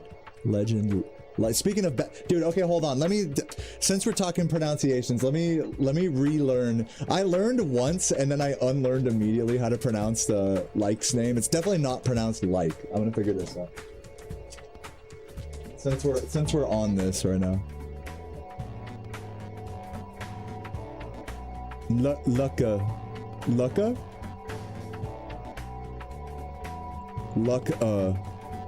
Let's see what this video says.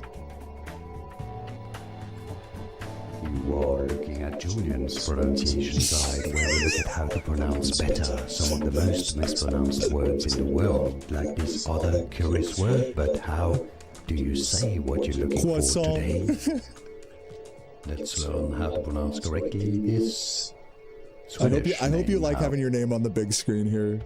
Oh, it's said in Sweden, Swedish, and how it's usually So it's Lucka, pronounced in English. not like. In Swedish, it's a female first name, given name, pronounced as Like. Like. Like. But in English, it's often pronounced as Liki as well. Oh wow, I was totally off. Google lied to me. It's Like. How do you pronounce it yourself? Are you a Like or a Liki? Like. Like. Thank you, Like. Appreciate that. Like, as I've said for years. That was an egregious one for me to get wrong for so long. And I'm probably gonna forget. I already forgot how to say it correctly. Like. Ricky would be proud of me for these pronunciations. Baguettes. Dude, I love that guy's intro. Hello, hello, oui, I teach you pronounce.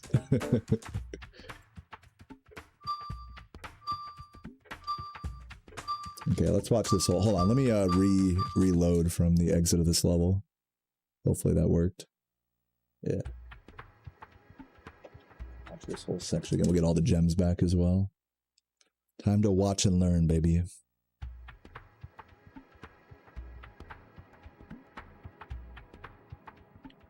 Okay, break that. Break all these shits.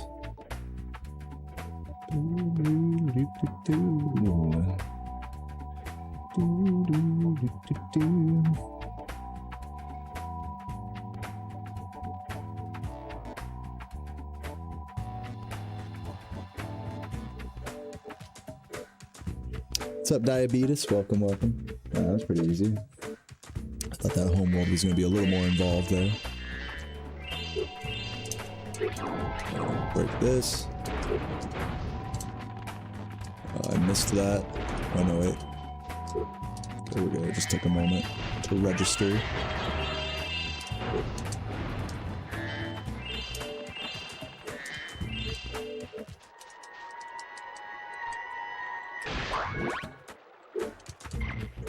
Come on, England. Wait, is it England versus Congo right now? How's my home country of Congo Democratic Republic doing right now? Got an Atlas warp in here. Come on, England. Country Speedway, boom. Oh, English versus Croatia's tonight. It's Portugal and Congo right now. Let's go, Congo. Is Congo winning right now? Come on, Congo.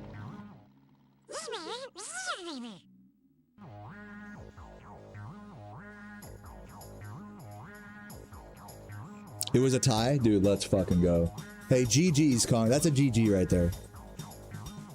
GG's Congo.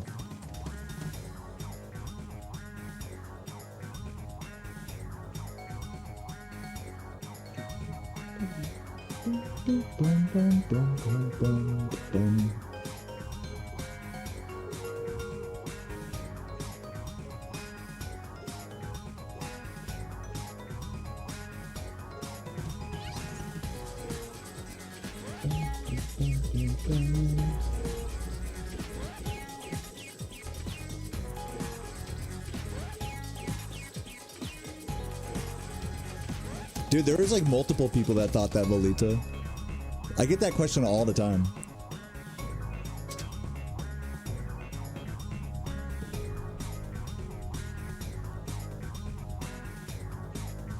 And anytime someone asks me, I'm like, what? I don't look African?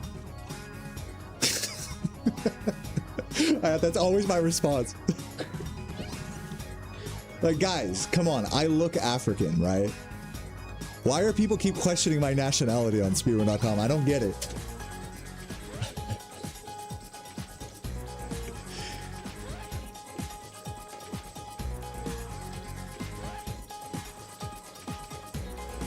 Go back. I gotta watch that time traveler one more time.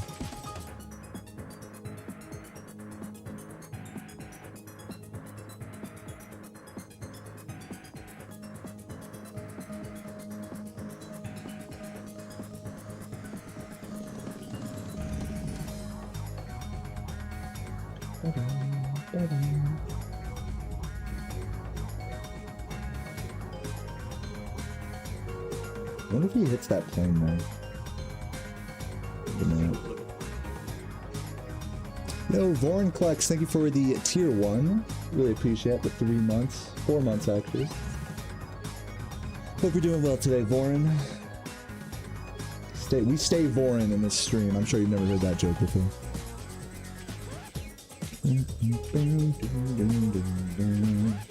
Okay, I think I get what to do. We're gonna give it a try.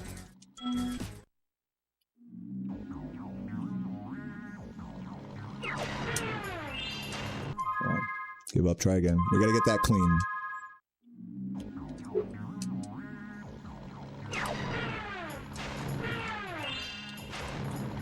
Fuck. And we got this.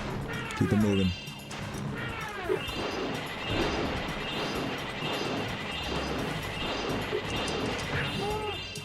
Let move.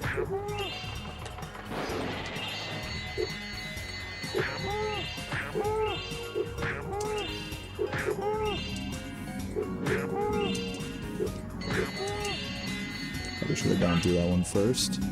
Oh god. Oh! The fuck! Clutching it. Okay, hold on, let's try that again.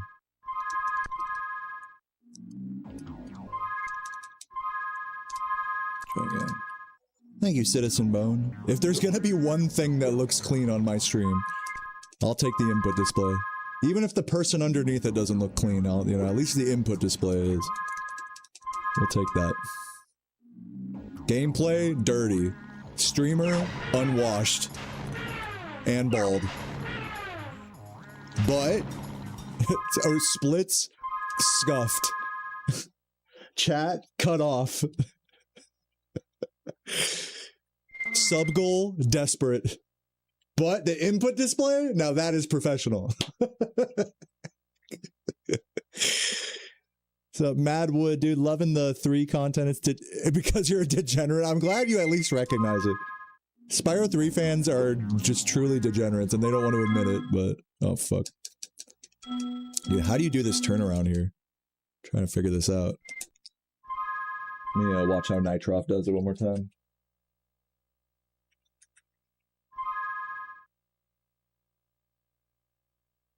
Come on, Nitroff, show me the sauce. Show me the sauce on this turnaround here. I think he does like a charge. He must do a charge at the start, right? Oh, skip forward. Here we go. No, he just turns. That's all you gotta do, just turn. You stupid idiot. Let me watch the rest of it real quick.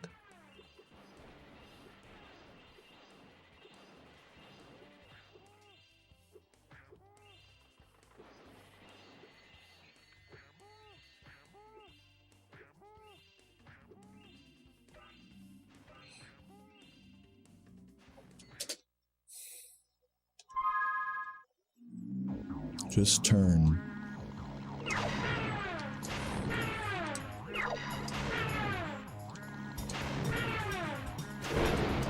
I missed it. Keep it moving, keep it moving.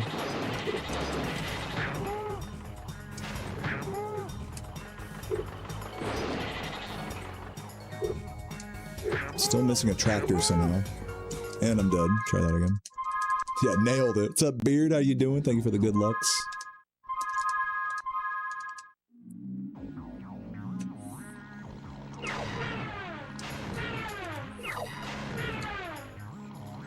Three is objectively the best. If it's objectively the best, then why do you have to put quotation marks on that? I mean, if it's just such a fact. Oh, shit.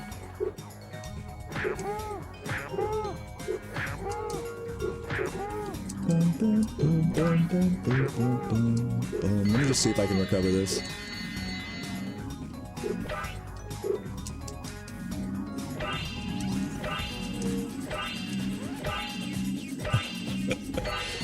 It's like you can't say objectively and then be like, probably the best, but objectively speaking, it could be. Like, it's like being like, I am for sure about this, but I'm actually not sure about this. Alright, I missed a tractor as well. Let me try this. Which I respect it. Honestly. Fuck. I want to get this like somewhat right. I will move on from this in a moment.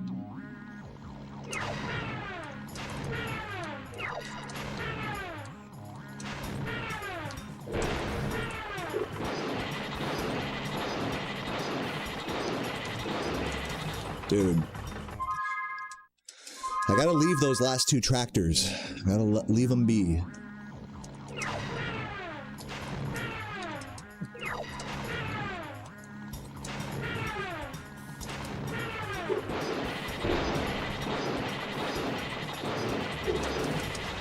Miss the fucking cow. No. Come on, dude.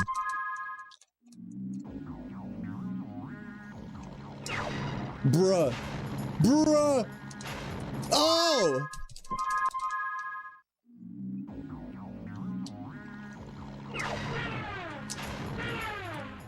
Fuck. You're starting a new job and you feel like you should do something to prep, but you're just drinking a soda and watching the stream, dude. That's all you need to do. Hey, bro, think about what other people on the job are doing. They're over here fucking drinking a bottle of Jack Daniels. So, but compared to them, you're much more prepared than them.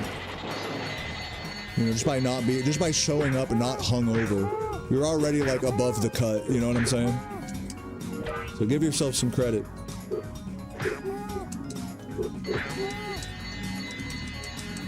Perfect, perfect movement. Love pressing triangle like a fucking idiot there.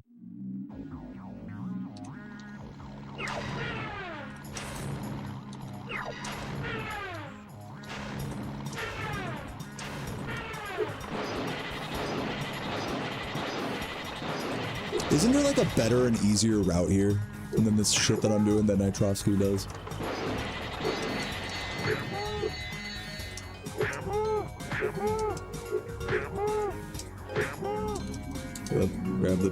Just grab the cows and then turn it around.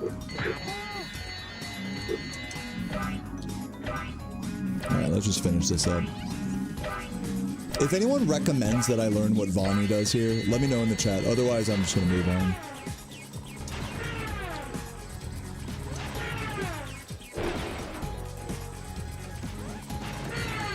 Okay. Let's move on to the race. That's what Nitroff does. What? What? Why'd it go back? There we go.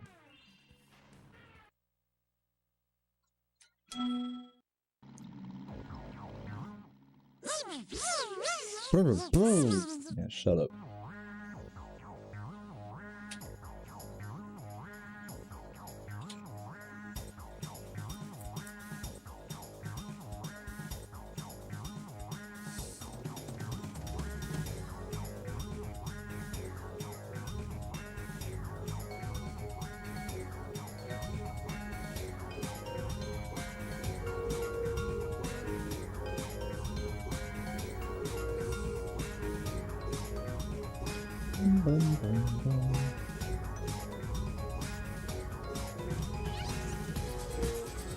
Have I ever played the Treasure Planet PS1 game? No, though I do hear that is a cult classic. There's also like an Atlantis PS1 game that people talk about.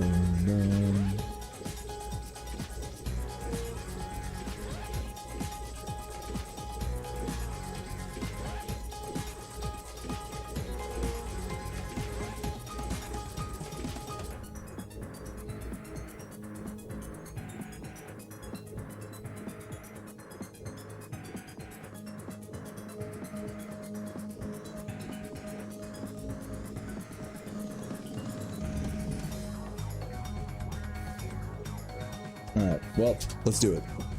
I'm ready. What's up, Cage Spider-Man? I'm doing good, man. Just chilling here. Getting through Midday Gardens Relearning. Definitely going to be a few more days of Spyro 3 action. But in the meantime, just hyping up for Jordy's new record. As you can see, we got a sub goal going beneath the camera here. So if you guys want to see that reaction once I'm done doing Midday Gardens here today, only got a couple levels left after this. Feel free to drop a gift or a prime if you're watching on YouTube. Link to my Twitch stream is in the description. I should have gone to the right for the thing, but it's cool. It's cool. We're learning. We'll learn today.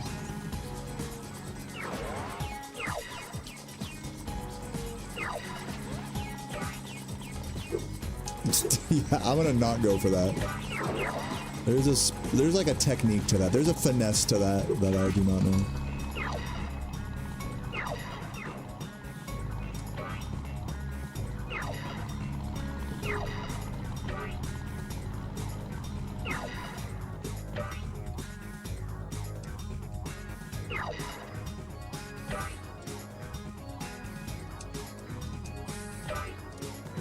I guess I could have charged down onto the... Oops. Yeah, I think you're supposed to charge onto the island there. I'll try that on lap 3.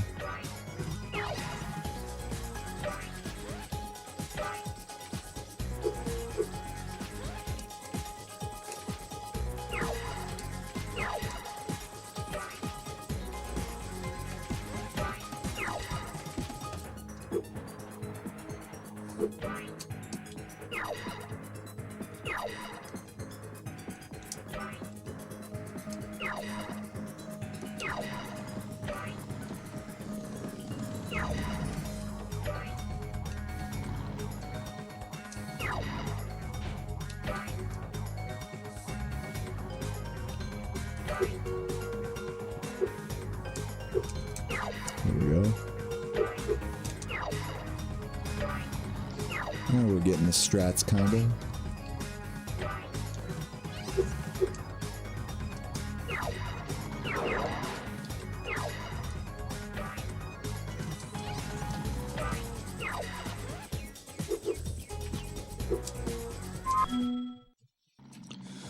All right.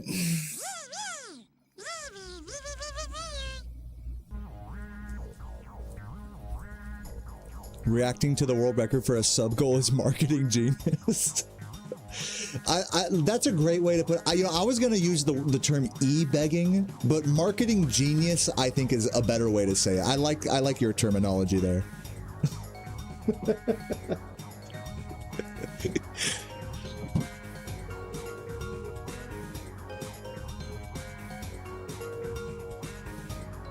This guy really dude, I go up to a homeless guy like, damn, this guy is really marketing himself. I'm just over here walking on the street. He's really monetizing his street existence. Oh my god. My mom told you that I'm her favorite streamer? I mean, that kind of checks out, right? I'm pretty sure I'm the only streamer she knows of. Dude, unironically, that would be kind of funny to just sit there and just play it, like, speedrun a game, like, just in the middle of, like, a busy downtown area. And just have, like, a tip jar there. You know what would be even better is, like, if you're really good at, like, a fighting game or something. Like, if you're, like, a pro Smash Bros. Player. And you're just sitting there and be like, you know, hey, anyone can come up and play me. Play me for $1 or something, you know? That'd be kind of cool. Free games.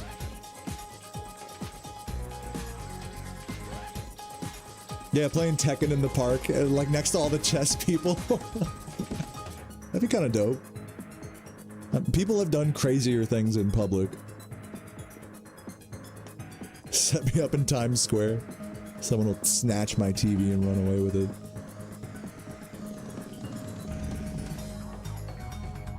If I whined more and did it every 5 minutes, that'd be e-begging. I'm like right on the line of that. I mention the sub goal like every 10 minutes, so I'm not like an e-beggar, all right? But 5 minutes, that's where we draw the line. No, but thanks, honestly, thanks everyone for getting us as close as we've gotten so far. Just a few more gifters, you know, but no pressure. We still got a couple of levels to get through here, so there's no rush. We got this. Glass ball. Okay, we have to do the hunter minigame, right? Should I even bother doing this right now? Do we do it from the race, or do we do it from...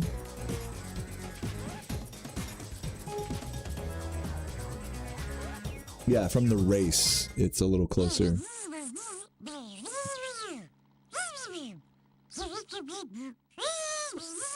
Hunter. Okay, I'll do the hunter minigame just to say I did it. I do have to also do the Sparks level before midday. Oops. I have to be really quick with this. There we go. Strats. Spyro.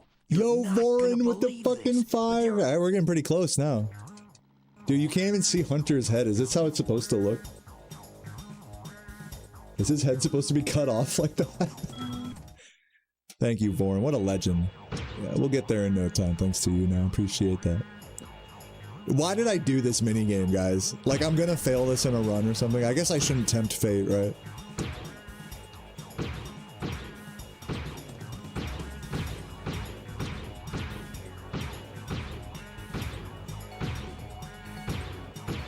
He grew. Yeah, he's just a big old cheetah.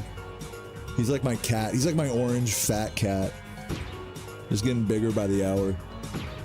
What's up, Mr. Jerry? Thank you for the 42 months. Appreciate that. Hope you're having a fabulous Wednesday today. It's Wednesday, right, guys? Have I been saying it's the wrong day all day today? That sounds like something I'd do.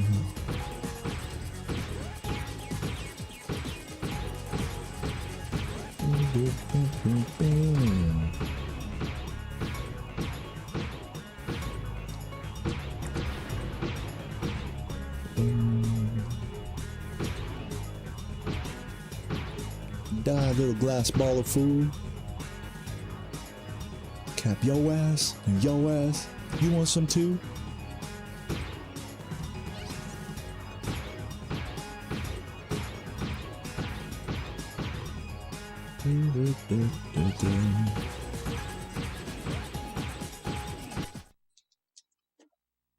We got the last one. Yeah, I was gonna make that joke in the Discord yesterday, Jojo, but I was like, no.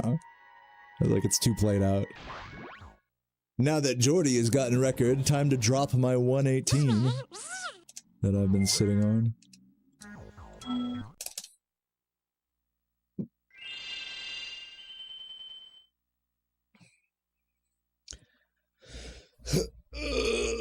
Special Agent Deo Smoke. Alright, what do we do next here? Back to the actual Spyro game now.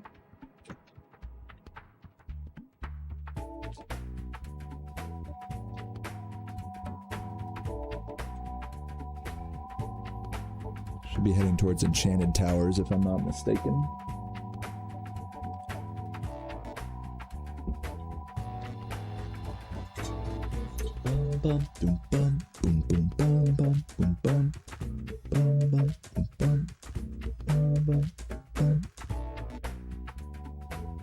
Yeah, auto-saving does technically lose time. I think someone timed it to be around a minute in this run. So for like Spyro 2, it's like closer to like 30 seconds. These are just guesstimations. I didn't like... People haven't really timed this stuff, surprisingly. I actually asked about this recently in the Discord. People didn't really have an answer. Because, like, who wants to sit there and time, like, every fucking load difference? Like, we're nerds, not psychopaths. Come on. I'm just kidding. Alright, let's get to Enchanted here. Yeah, right, Beppis? Let's fucking go, dude. I'm gonna react to it after I finish this midday.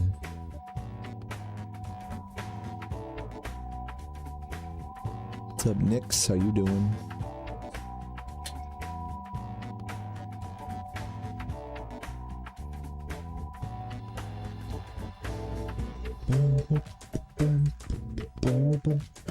Okay. Pretty simple movement. I don't know why I was stressing that. I guess I don't need that red there, because we would grab it on the Sparks mission later, and then we would have already grabbed those boxes as well, and this would already be open. But Hey, in Spyro. the meantime, I'll just spit the thing at it. Yeah, that doesn't work. Isn't there a way to do this without pressing triangle? Like you like land on this thing or something? Yo, P Silvo, thank you for the tier 1, man. Appreciate that. Or P Silo. Thank you, dude. Hope you're enjoying the stream. Getting us ever closer. We're only, what are we, 2 away? Or I think 3 once this thing clocks up. Only 3 subs away, people. Throw in the corner. Appreciate that. Alright. So let's just leave this going. In fact, I'm gonna just really quickly go pee before watching this level. 1 second. Phoenix! Oh my god, great to see you. Phoenix Aki in the chat. Legendary Spyro player here.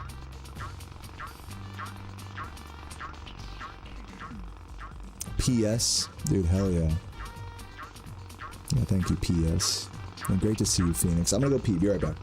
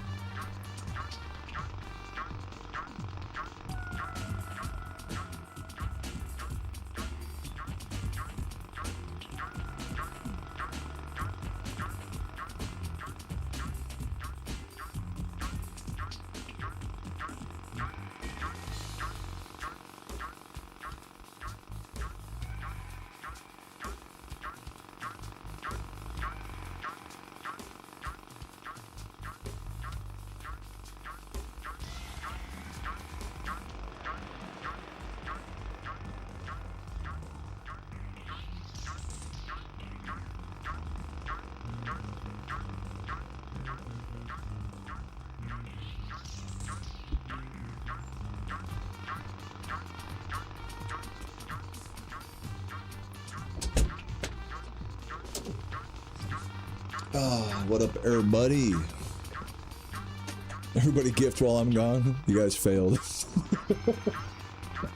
Good hustle, but bad execution on that. That's alright. Yeah, 3 subs to go until I do the world record reaction. I'm getting a little nervous now.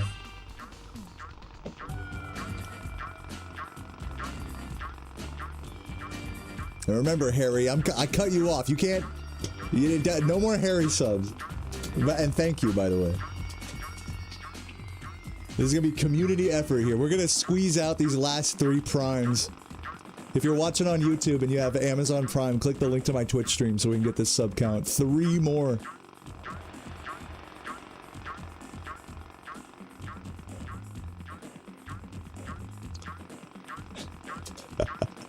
Yes, that's exactly what's happening, Phoenix.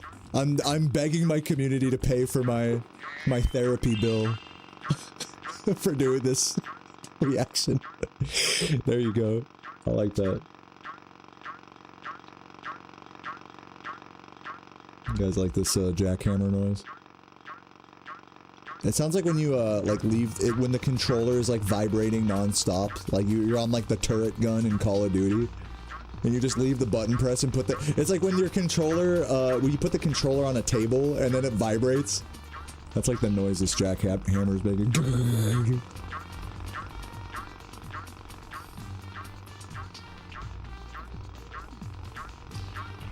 Ordering Chinese food, need recommendations. Yo, Wolfie! With the 3. Wolfie couldn't take it. Wolfie was like, I'm sending these 3, let's go, Wolfie. Fucking legend, man. Fucking legend. Yeah, it sounded like your speakers are bugging out. No, that's just this enemy right here. I'll kill him. Make him quit terrorizing the fucking sheep. Thank you, Wolfie. And thanks to everyone who subbed today. I think we got like 30 subs today or something to hit that sub goal. So thank you guys. Therapy incoming. But guys, I am going to finish up my midday garden learning. It's just this level and Icy Peak that are left. So we'll blow through them real quick. Let me get to this part. Let me take it in chunks here. Make sure I don't need to get here. Let me just refresh from here. Yeah, it'll wind up on YouTube probably whenever I take a day off next. Well, I might like edit it down or something. We'll see. Okay, don't kill that guy.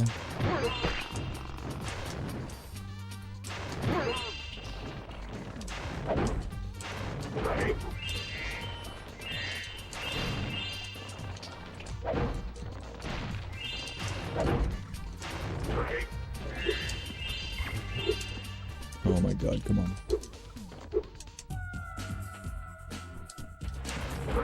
Yeah, no problem.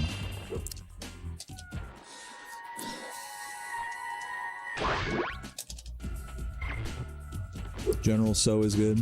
Yeah, at Chinese places, yeah, General So is a good bet. They come with egg roll.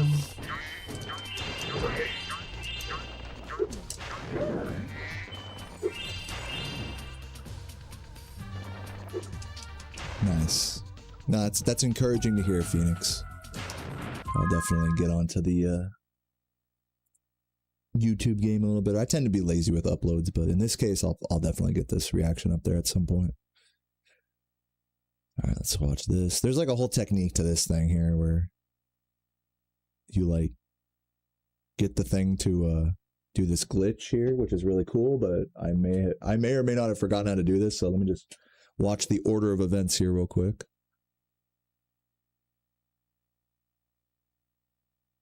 Okay, and then right when that shoots off, you look up and then fly over. Interesting. Okay, let's see if I can do it.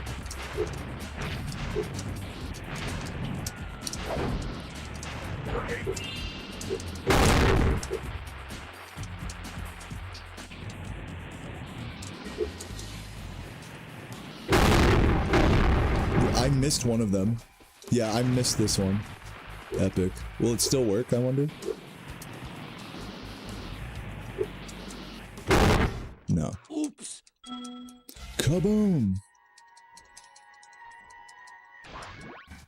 Yeah, thank you, Reflecho. It is a huge honor. That's why I'm like not too mad about like it finally being broken, because like first of all, and I'll get more into this like when we get to the reaction, but you know, first of all, Jordy like has more than proven himself to be capable of it. You know, has had so many world recordable paces die in the end game. It was like really all but confirmed he was gonna get it, and if anyone's gonna like take it, like I'm glad it was him. Isn't this the wildest skateboard park you've ever seen? Once you've mastered a few But I will get way more into that when we do the reaction later. I'm gonna try to keep my focus on this learning for now. We're gonna get through. We gotta take it one step at a time here, guys. We can get sappy in a moment about it. But thank you though. What's up, Amy? You just returned at that exact moment. It's your favorite part of this game, right? The fucking explosion noises. I thought you loved that, Amy. I thought that was like your favorite part. I think you typed that message because you were so happy with the noise there. I think is what you were trying to convey. What's up, Ellie? No, you're good, Reflecho, don't worry. I appreciate you.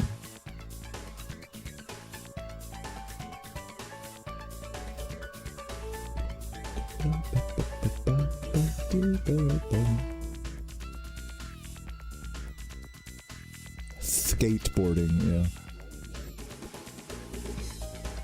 Dude, there was a funny challenge that Drash posted in the Discord of this recently. Is try to get a quintuple flip or roll off of this ramp here. It is technically possible, but it's really hard to get the game to register it as a quint. So if anyone wants like a fun random challenge to do in this game, try to go for a quintuple flip or roll.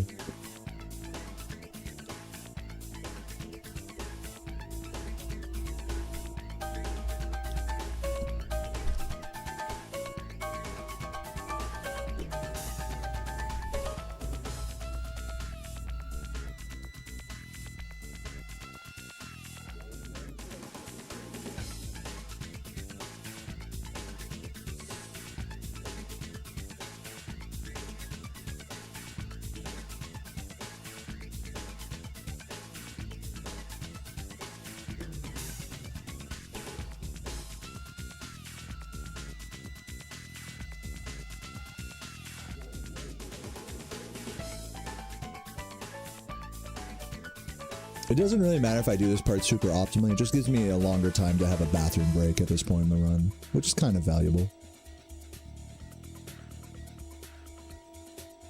Like, I might as well have a route here, you know, instead of nothing.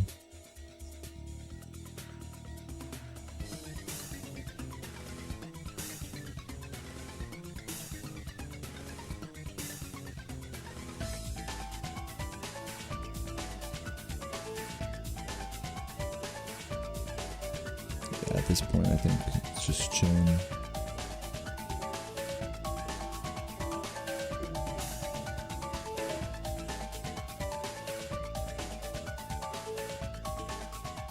Nitro just fucking around here, I think. Okay. Yeah, I'll be posting the reaction on YouTube later on this week at some point.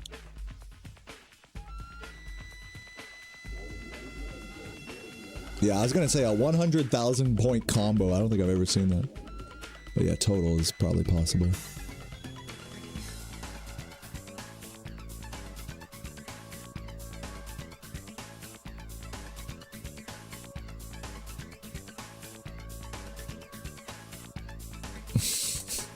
You think Nitroff had the catheter going? Could be. I wouldn't put it past him. Do I have to ollie off of it? Ollie. Okay, now. I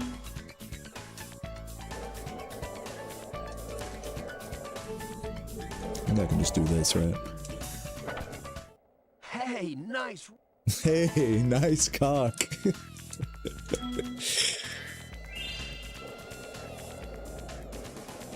Okay, now I think for these you can just go off to the side here. Whoa.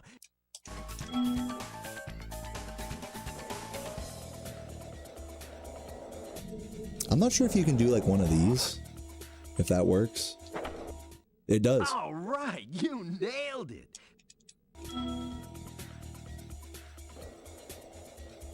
Yeah, I think you do a 900 here. This one you have to do the 900. Well, I turned too many times. I'm an idiot.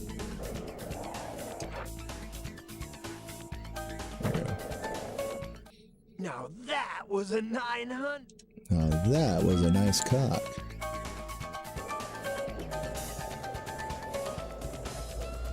What does he want me to do here? Triple front flip.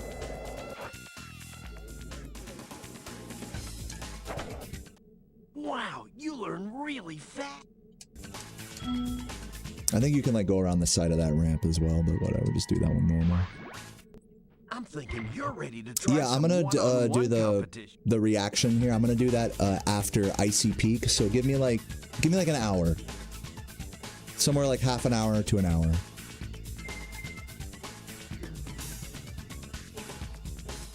Okay, let's see if I can remember how to do all this. Wait, I already forget where I'm starting. I think I have to go here.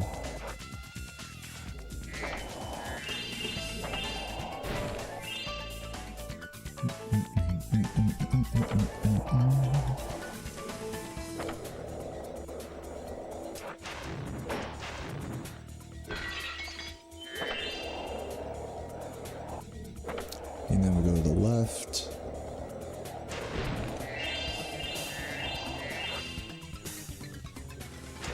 Nice.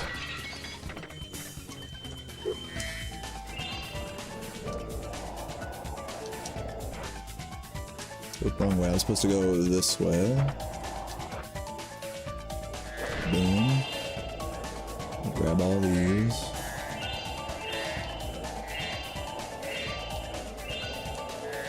Grab all these. Up here.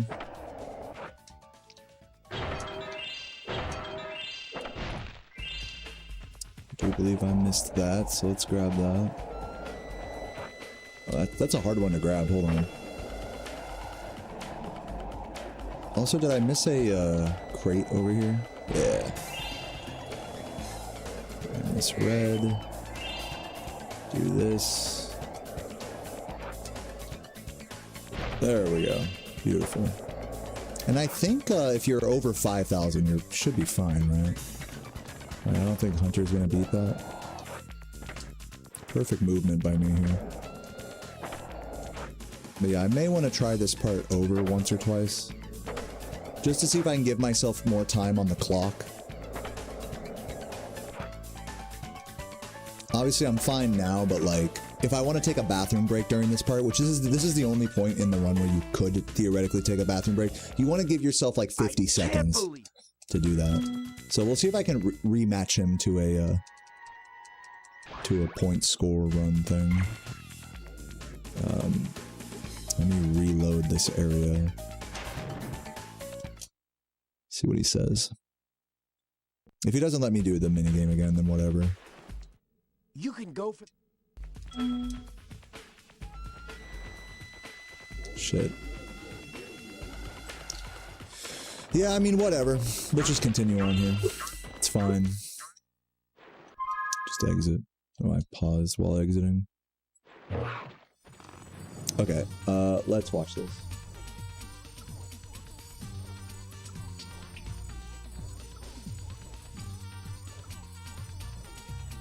Exit. What's up, Corpsey? How you doing? You gonna piss in a bottle? You can piss in 50 seconds. You might be like the golden rule for the golden rule, no pun intended, for taking a piss break during a run is you want to give yourself about a minute.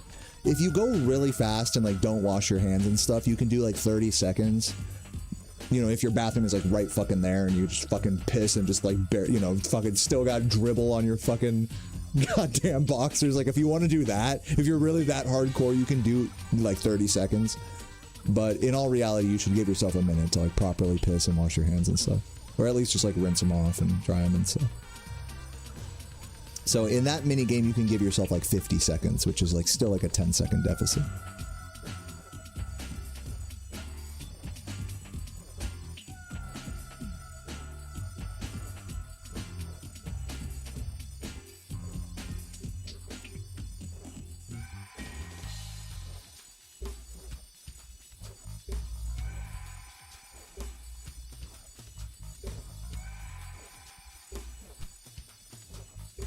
You know, obviously for me, it doesn't matter really at this current point in my speed. I'm not going for like a PB or anything, so no need to PB my P.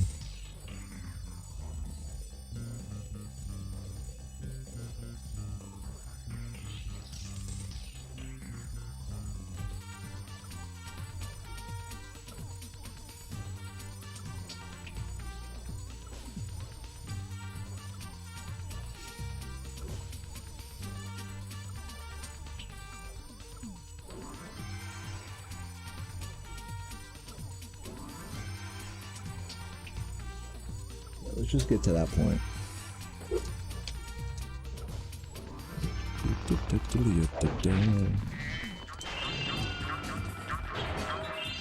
I guess we already talked to that guy.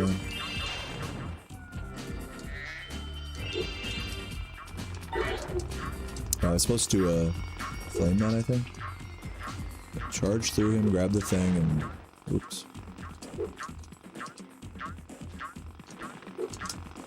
How do you do that? Am I supposed to? I think I was supposed to grab this, right? Let me check that that's what Nitroff does. If he just flames it or what.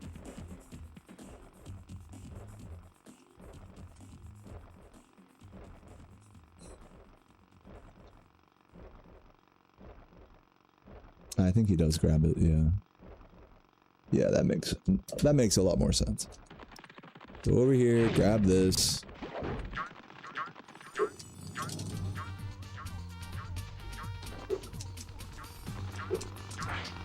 I press triangle too early, but that's fine. Keep it moving.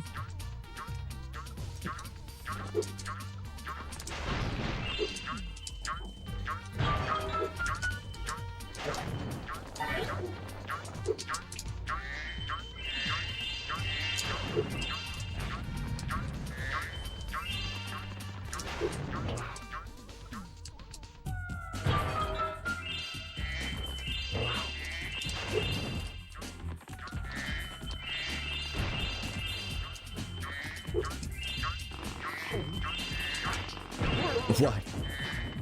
That worked out. Annoyingly, a lot of the gems have respawned, so I just have to like assume I've gotten whatever I needed. Keep moving.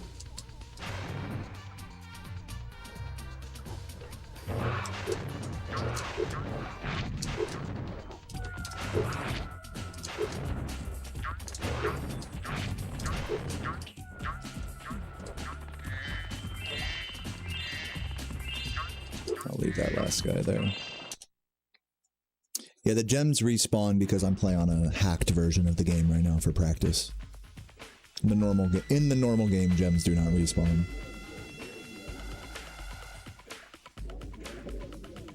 Just watch this whole section one more time for mental reinforcement here.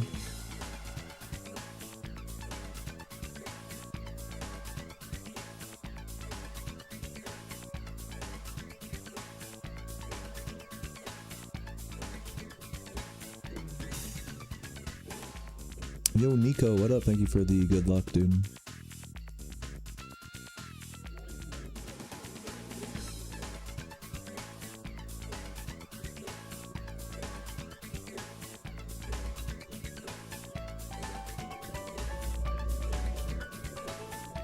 Alright, let's see this part.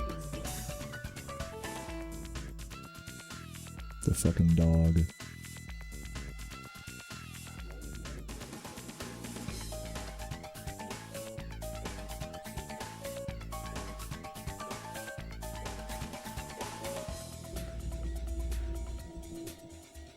So we don't actually get the dog at all here, we just hit all the buttons manually. That jump is the hard one that we just did right there. Let me watch that one again.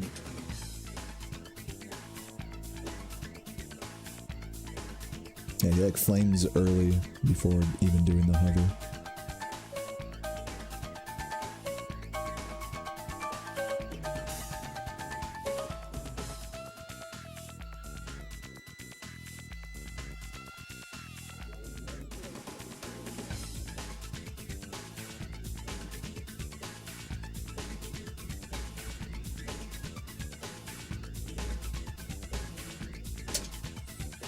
Let's try it.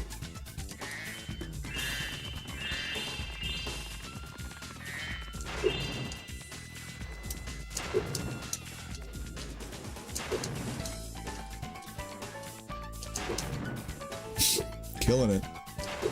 There we go.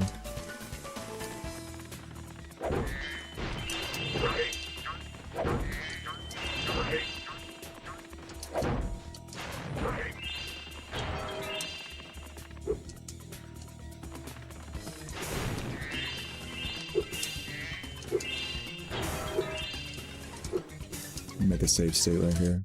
Oh my god, I just loaded a save state. I fucking meant to save and... It's fine. Don't talk to me, bro. I don't want to talk. I don't want to talk about it.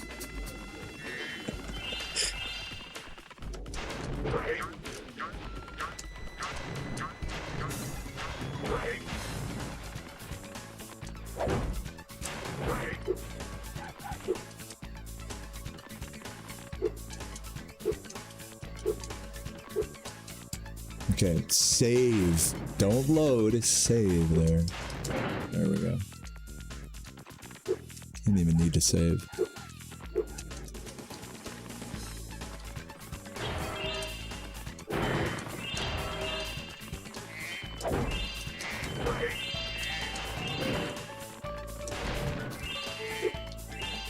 Missed a box there, but that's fine.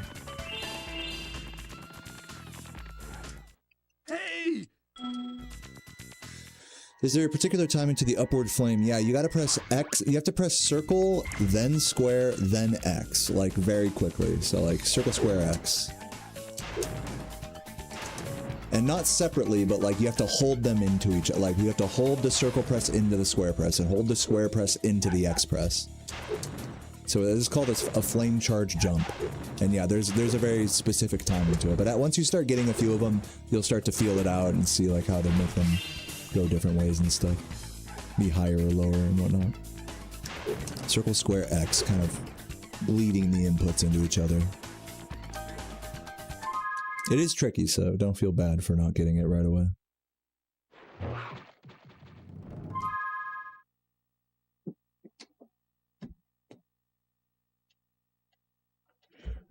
Watch this part here.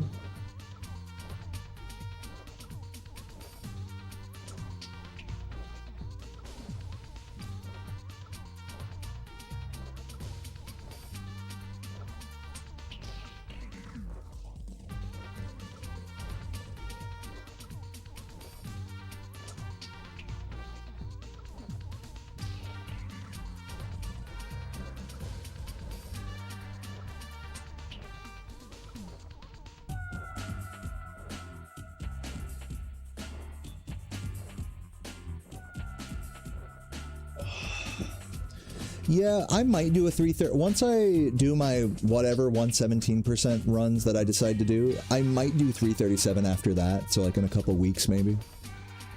But no promises.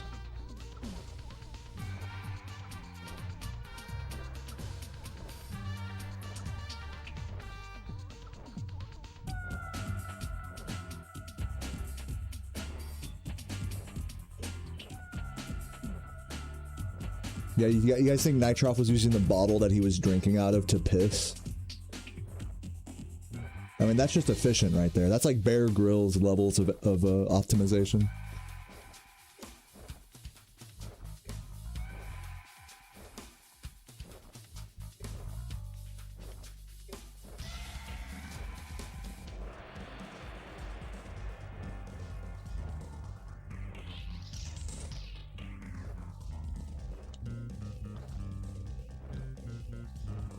$585%? Is that 3 times 1? I'm just gonna do the fucking calculator so I know what it is. 3 times 117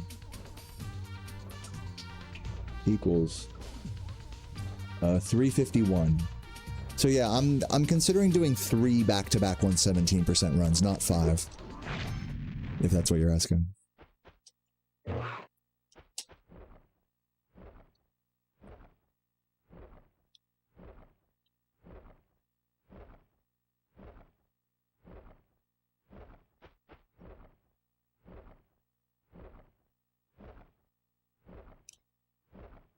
Yeah, it'd be too long if I did 5. For Spyro 1 and 2, it makes sense to do 5, but for this game, 3 is going to be the limit for me.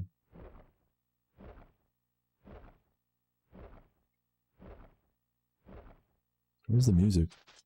No music?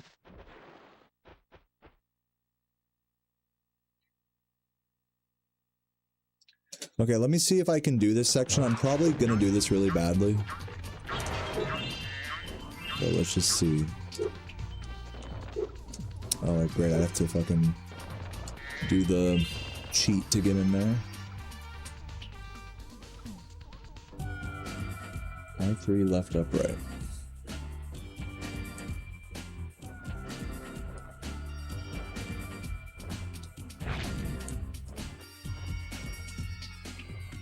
Oh, my analog stick is off, that's why. Let's see if this is the right one. What if I have to shit? You're asking for like when I do a few back-to-back runs? I mean, I'll take breaks in between them. I'm not trying to like optimize it, if that's what you're asking. It's just like a fun challenge.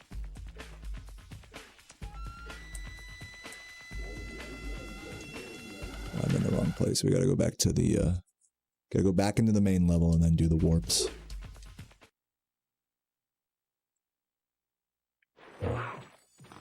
Like, if I just want to pause the run and go take a shit, like, I can do that and just leave the timer going. There's nothing stopping me from doing that.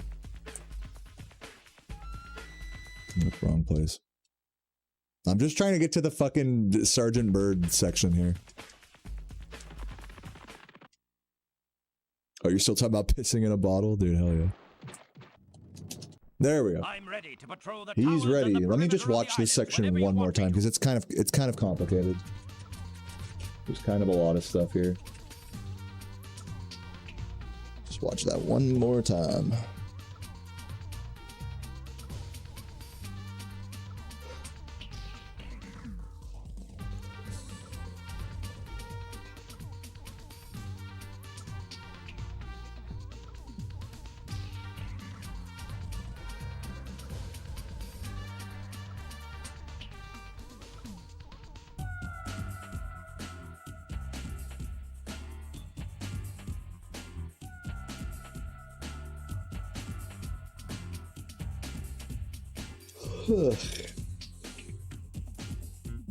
Sleep. I've been groggy all day today, man. Sleepy ass dude.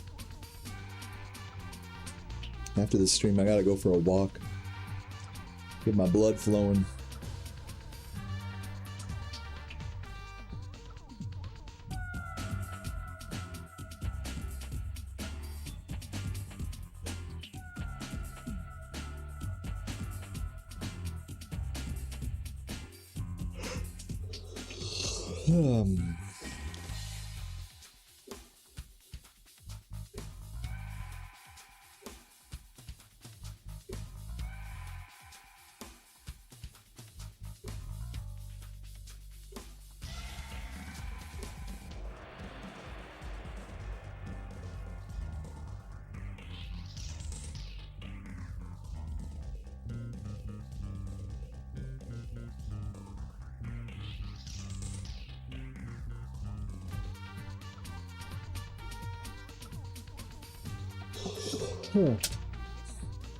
All right, let's give it a shot.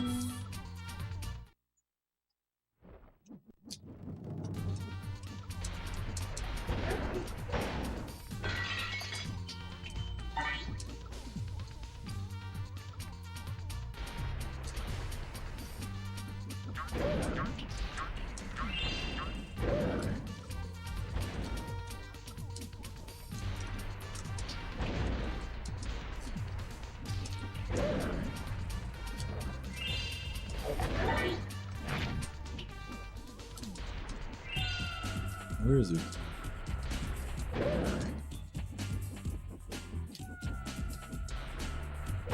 I think that guy's gem landed back there somewhere.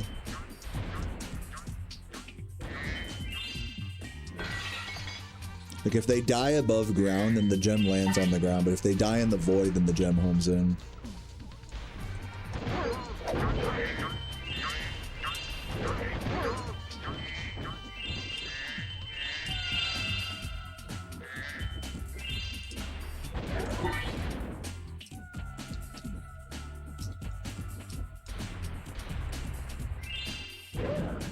And then also if you like turn too far away too quickly, like that one guy I shot back there, he might not be any good.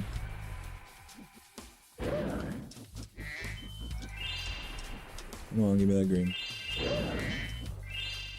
I already hit that guy would already be dead.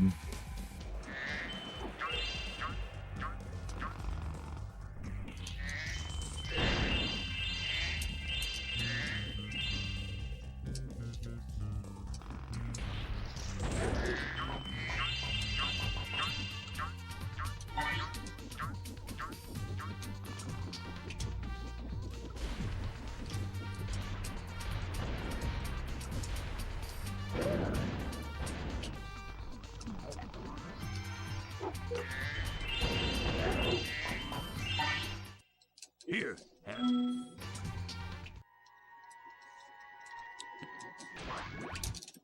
My friend.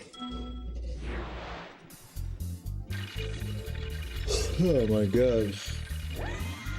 Alright, this would be the end of the level here. So let's just move on.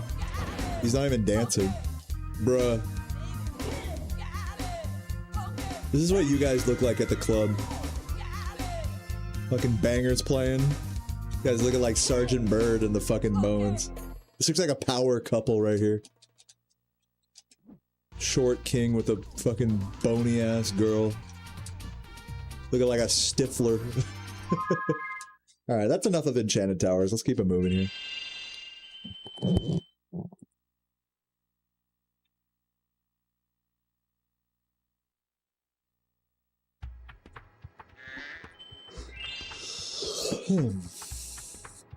Into Icy Peak we go. Do we grab the egg first? I think we do. Yeah.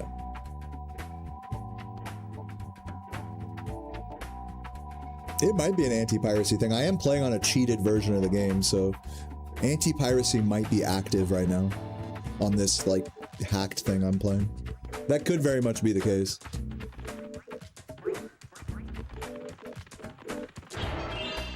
You got Frozen Altar. This is Icy Peak, not Frozen Altars.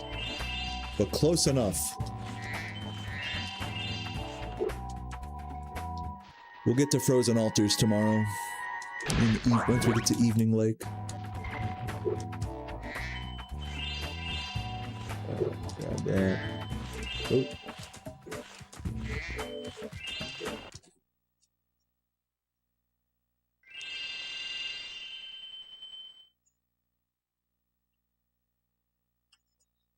Oh. I'm getting sleepy, goddamn. Let's see what Nitroff is up to in this level. Yo, nice cock wit. Thank you for the lurk, man. Can this guy get off the fucking thing? Oh, I'm gonna watch that start again. The noise of like the that shit was like bothering me. Look, I'm trying to pay attention to Nitroff here. Cannon guy. Minnesota guy.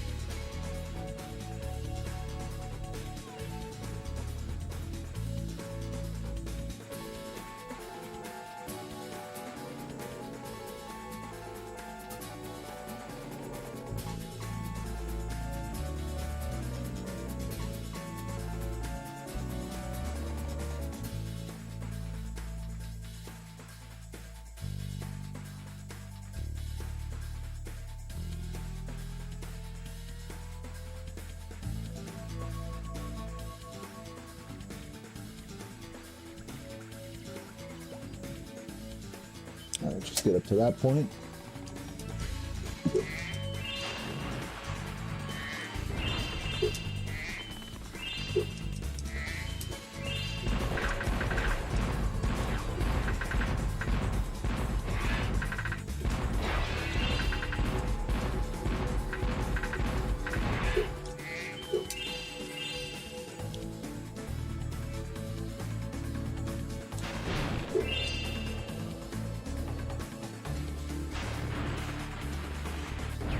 Oh yeah, I think I'm supposed to blow that up. Whoops. Whoopsie daisy.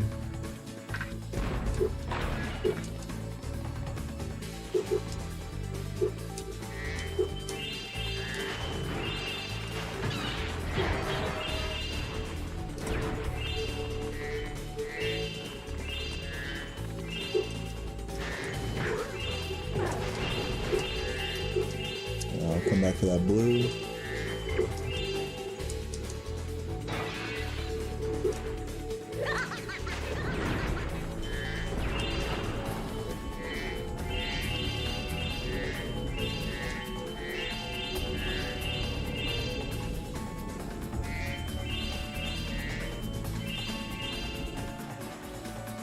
Sure, we got all the greens there.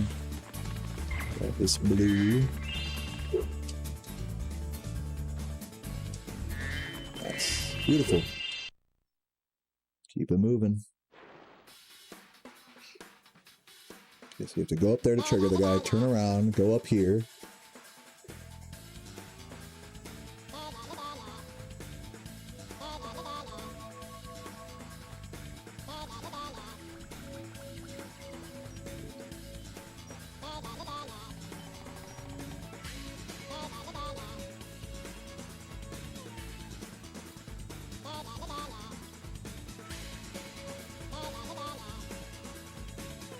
Let's do that.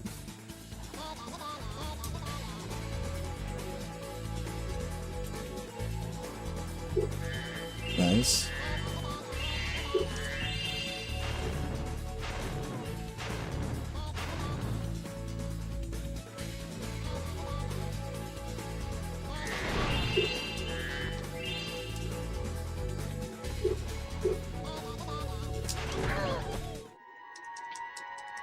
Now check this out. You guys ready for this?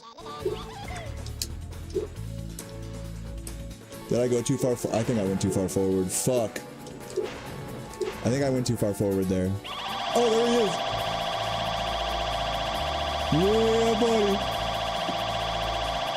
There he goes.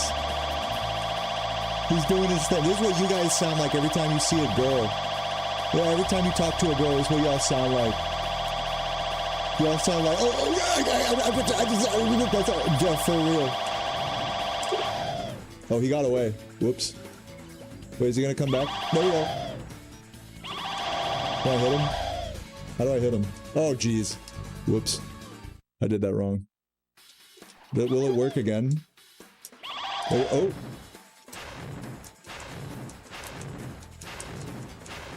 There we go. Took a few tries, but we got him. Alright, what's next?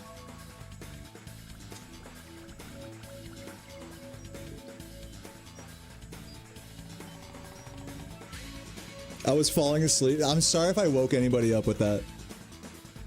I need to warn you guys whenever there's like sound barrier breaking glitches that happen. It's only really a problem in this game, to be fair.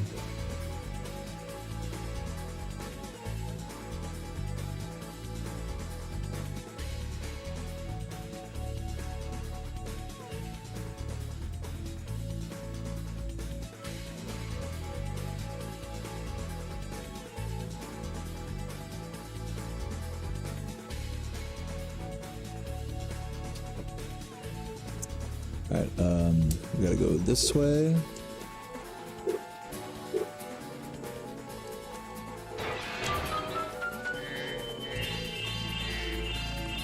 Is that everything here? That's everything here, I believe, right?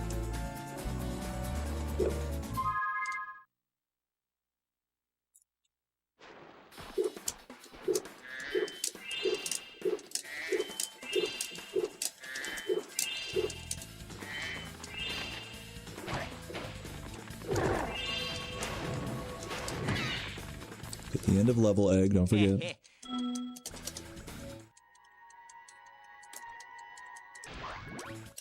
Oh, by the way. Oh, by the way, I'm gay. Oh, get the oh my god, get that gem, dude. Watch me die here.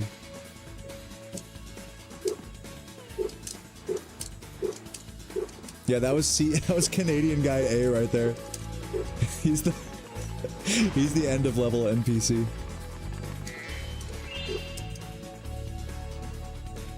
Okay, we can do this.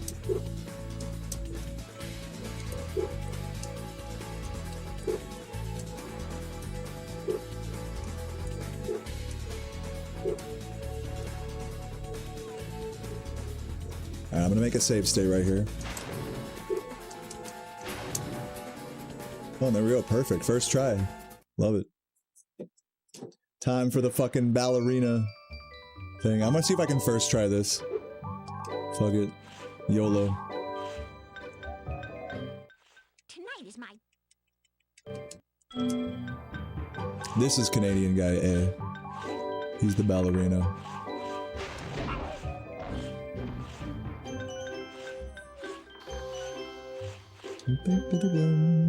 Bing bong biddy bong.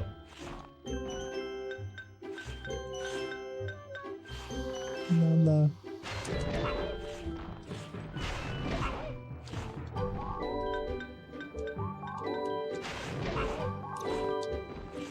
Biddy bong.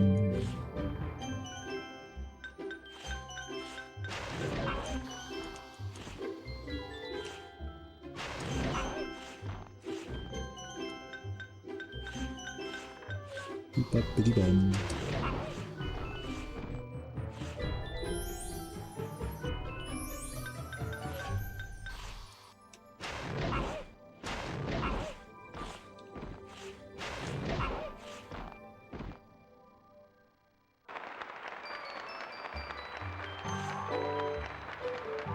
She did so well. We did it! That was...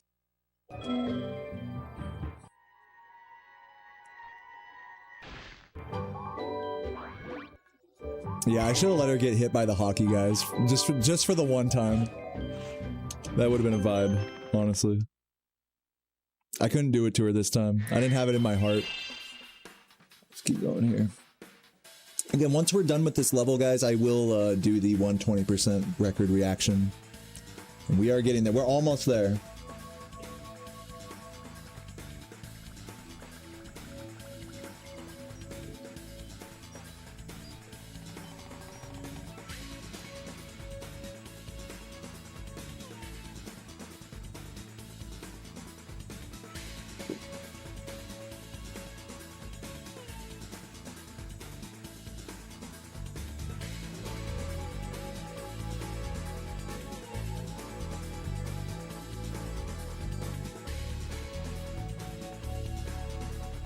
You gotta be careful, because if you kill those guys too quick, you can crash the game.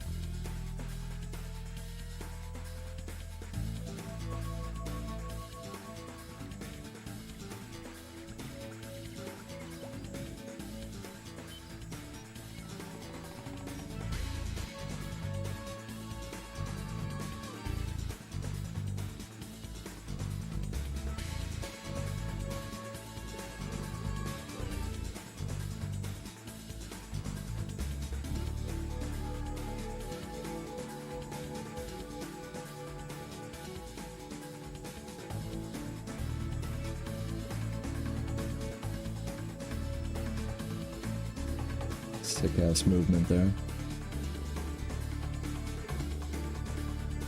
Oh, he gets the blue at that point, I see.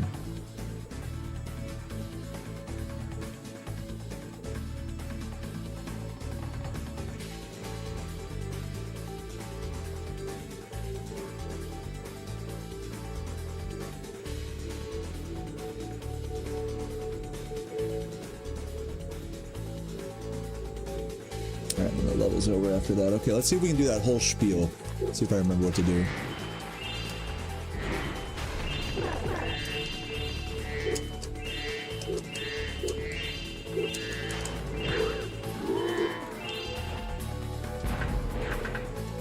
I gotta blow that up.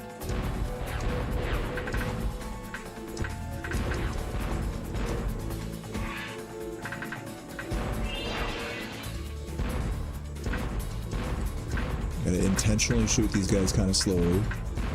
So that way they're see all those feathers that they drop when they die? Those are what end up taking up space in the game's RAM, so that when you kill multiple at once, it can cause the game to crash. I'm pretty sure that's how that works. So that's why I'm being extra vigilant there. For that guy later.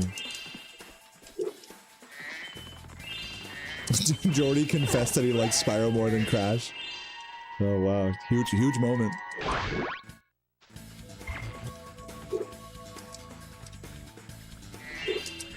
It's so funny, even when Jordy got this new record, there's still always one person in his comments that's like, when are you going back to Crash?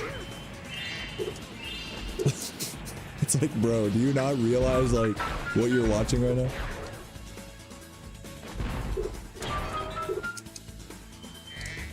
It's like Jordy could find the cure to cancer, and then there's always gonna be one guy in his comments that's like, yeah, but have you considered coming back to Crash?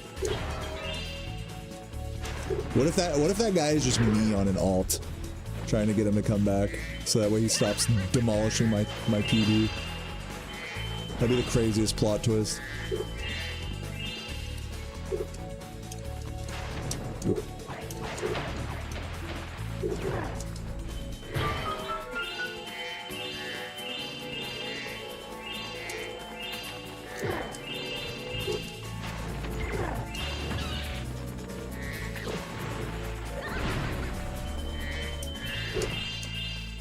I'm supposed to like charge into this. Oh my god, what? I was supposed to get like a damage boost there. It's fine. It's fine. Just go up here. I'm gonna grab this for safety. How do you do this?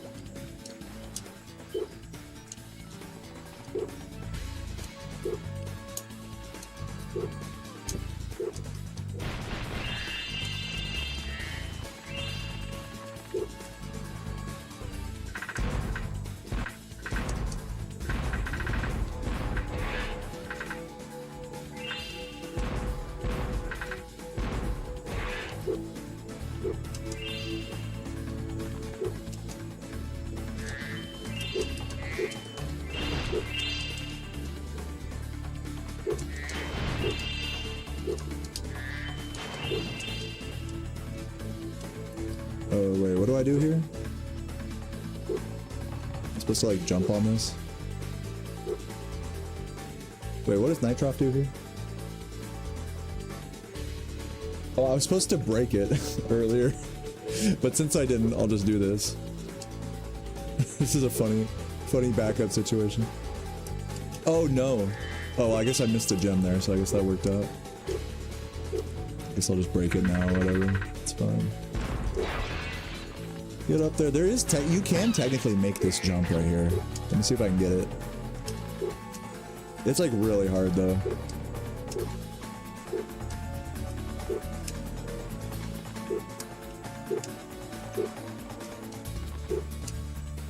Yeah, I'm not gonna do that. Well, how many gens down are we? Just to see if I got everything at this point. We are 474 out of 500, and how many are here at the end? There is 5, 10, 14, 24. So I'm technically down a few gems here, but whatever, who cares? I'm really tempted to just do the dupe glitch on my runs, like in Sunny Village, just so I don't have to worry about, oh, I missed a couple gems, now let me run through these levels like for another 5 minutes. Like, who cares if these runs are like leaderboard, you know, approved or whatever. Like, yeah, I might get a little bit of shit from people, but at the end of the day, like, I'm still playing through, like, you know, 99% of the run anyway. Just leaving, like, 1% of gems, like, in each level. So I'm really not going to stress the whole, like, okay, where's the gems I missed? You know, it's like, I'm not going for a PB here. If I was going for a PB here, then, yeah, I would stress it a bit more, but since I'm just trying to get through, like, 3 playthroughs without the fucking game crashing or me getting stuck for, like, 20+ minutes, I think that's the play. Just do the fucking dupes. And say fuck it to anyone who finds that unethical. It'll be a good point of discussion, though. Anyways. Guys, that's gonna be, yeah, I know, it's like, I'm just doing these runs for fun anyways. I'm not, like, trying to impress anyone either way, so it's like, what's the difference? Just make it easier on myself. Dupe gems so that way I don't have to, like, run through the fucking level every time.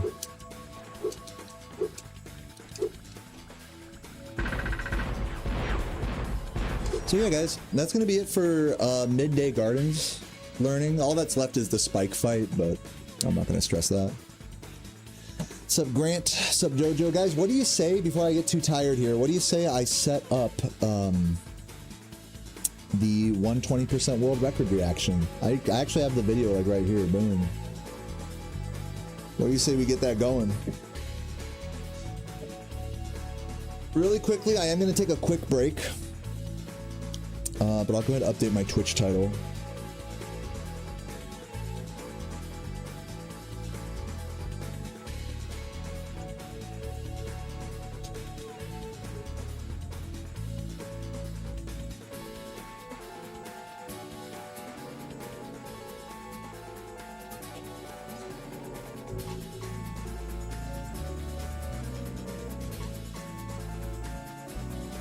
Alright, I'm gonna have a quick snack, refill my water, maybe grab a beer, and we'll get into it.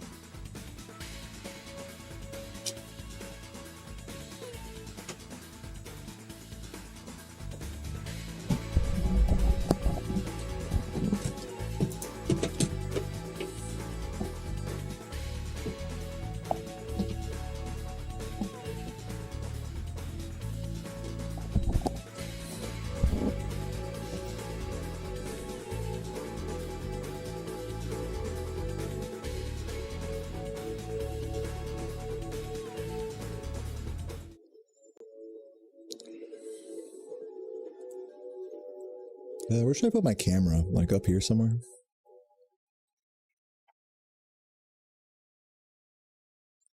Also, for the sake of audio isolation purposes, I'll use...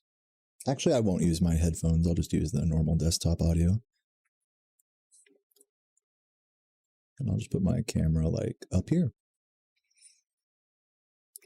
Turn off my TV. Make sure all of this looks pretty good. Make that, like, a crumb small. All right, scooch this back a little. All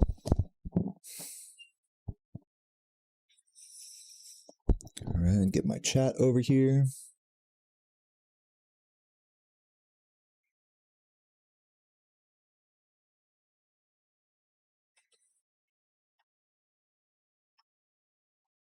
And can we hear Jordy just fine? Let's make sure. Looks good. Let me turn down my TV a little so it's not as loud into the mic.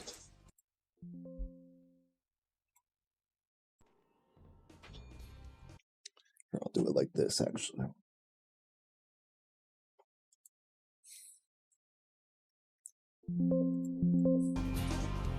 So you guys can hear it pretty good there.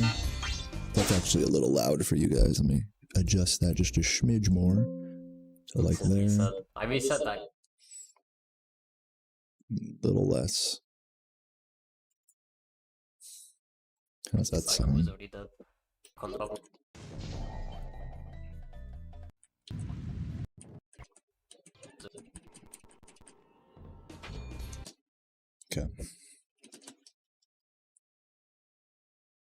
Turn this off. Open my beer. All right, here we go. Guys, what is up? I'm back with a very special video today. This has been a long time coming, a long life of speedrunning coming. I'm talking about a brand new world record in Spyro 120%, but not by me. This is by Jordy925, legendary speedrunner, and the new king of 120%. I officially don't have a world record in this game anymore, and it's thanks to him. So fuck you, Jordy. No, I'm just kidding. I'm just kidding. Guys, let's get into this run here, and let's just watch it together. I have yet to see it. He just set the run yesterday as of the time of my recording this. And I'm genuinely like so happy. Let me just say, like, as he's getting into it here, I'm genuinely at a place now in this category where I'm proud of him, man. I really am. I don't have any animosity. You know, there was a time where like I was really trying to protect my record and try to defend it, and I've since like kind of moved past that. Here we get the first trick of the run, Nestor skip, by the way. Pretty much required in all high level runs of this game now. Saves 16 seconds. But yeah, this commentary reaction is going to be kind of diving more into my personal experience with my personal journey with this game and how it feels now for someone to have finally conquered it, as well as kind of touching on some of like the little minor stuff that Jordy does differently than me. I'm definitely not going to talk about every single strat that he does, though I will comment on that. Pushing against the bridge right there is like a nice little like half-second time save. He actually generally does this level a little bit more efficiently than me. You'll see the plane cycles here coming up are generally like a little bit more ahead, because partially from dive bombing and partially from that bridge strat. So he definitely has like a pretty good camera. You see, like the planes are so far ahead that he's almost missing them. Like that's how much he like pushes the manip on these guys, which is pretty cool. So yeah, I'll be commenting on little differences like that he does from what I'm familiar with. But more so, I just kind of wanted to talk about how it's really emotional for me. Like really, it's been 13 years since I first started running this game, and I've held the record in this category concurrently for 5 years. You know, by that point in 2021, that was when kind of Saboom stepped down, and now it's been 5 years, and now I really feel like I'm going through the same thing that Saboom did all those years ago, where, you know, like this new guy came along and like, you know, his heart isn't in the game anymore. That's really how I feel now watching Jordy. Whenever I'm lurking in his stream, I can tell that he has just like a fire for speedrunning this category that I used to have, but I don't really have that same like fire in me anymore. Maybe one day, like I will come back to this category and try to go for another like PB grind, but as of right now, I'm definitely in like a transition away from like being Mr. World Record in this game. And so for many months now, you know, Jordy's been at world record level in this game. And in fact, he's had maybe three, four, five maybe runs into the end game. He also does that hedge maze a little differently than I do, notably. It's like, actually, we timed it. It's like the same difference either way. Whatever. But, and you'll know that's like a pretty common theme for strats in this run is that like, okay, he does this one little thing differently, but it's basically the same difference, if not frames saved. But you know what the old common saying is. Oh, love that boosted jump right there, by the way. So satisfying. Is that, you know, frames add up over the course of a run, and, you know, Jordy proved that absolutely on this run. I also kind of want to mention, like, Jordy's definitely capable of getting a better time than this. Right now he has this is a 1:19.50 that we're watching, but I think after speaking to him in the DMs recently, I think he got his sights focused on the 1:19.30. Or even sub that. Maybe he'll even come close to the 1:18. Imagine he gets the first ever 1:18. So yeah, so I'm really like happy that someone's kind of carrying the torch here after all these years, because it's like, I've said for a long time now that I'm not going to be the guy to get the 1:18, but you can see shades of that kind of like potential within Jordy. He's also been setting a lot of individual level speedrun records in this category as well. You know, community bests and things like that. So it really does feel like a good person to like hand the torch to. And gameplay aside, he's a real sweetheart. Like the dude's a nice guy, man. Like he never is like overly emotional or mean. He streams all of his runs like me, and he doesn't like, I'm sure he gets like upset, you know, at times, but even when he does, he really has a good way of controlling his emotions and not letting it get in the way of his gameplay, or, you know, let's just say he doesn't embarrass himself as much in moments of sorrow playing this game as I do. So that's really something to commend. And yeah, like I really can't think of you know, this is going to be a big side. There's going to be a big Jordy glaze fest here if you can't tell. But, you know, I really do admire the guy, and really now I can really say that I really look up to him in that sense, you know, that emotional maturity with your approach to a game, having to lose many runs, you know, in the end game or wherever. It's draining, especially, you know, for me after having done it for so many years. It's draining to just like do run after run, and, you know, many days, weeks in a row go by that I don't even get close to my PB, and it's just it really got demoralizing for me. And you know, I was wondering, you know, over the last year or two, like, when am I going to be done speedrunning this? Like, when can I, like, retire? And Jordy, like, really helped make that decision, like, clear for me, that it's like, all right, here's what it looks like to actually care about speedrunning a game, to speedrunning this category. Like, he's showing how it's done, like, really just, not just from the gameplay perspective, but just from a all-encompassing, like, attitude and, you know, practice and grind set and strat learning and timing stuff. Like, he really has the whole package in that sense. And so while at first I may have been like envious of that while I was also grinding the category, I think now it's just turned into a place of like mutual respect and admiration. But yeah, cool guy. Damn, you see that jump charge out of the thief right there? Normally when you hit a thief like that, the game stops Spyro in his tracks. So what we'll try to do is flame charge jump. But since flame charge jumping there, you're too far away from the thief to do that consistently. He flames and then jump charges to kind of get a similar effect, rather than just getting stopped in the ground like I would have. First mistake of the run, he missed that chest there. This has literally been a perfect run up to that point, as far as I can tell, in my ranting. I may miss little stuff as well, just side note. Again, if you want to see a more like detailed breakdown of like every little strat, I have an entire breakdown tutorial series on my YouTube, and as well as many commentated former records as well. I probably did. I'm gonna check. Let's see what he's saying. I did. I don't know what he's talking about. But yeah, either way, I mean, like, I do want to raise my beer here in honor of, you know, everyone who's followed along with me in my journey through this game. I will say it is, like, kind of bittersweet, you know, to see someone kind of take the reins, but it's also, it's going through this, it's been a really beautiful cycle of life that I've learned, you know, like, you're never going to be on top forever, and to have the honor of someone taking your throne from you, I've learned now that is not a curse, but an honor. And I hope you guys, you know, have been excited to watch Jordy's journey as well. So in honor of Jordy and in honor of the new 119 and maybe the potential 118 one day, I raise my beer to him, man. Cheers, everybody.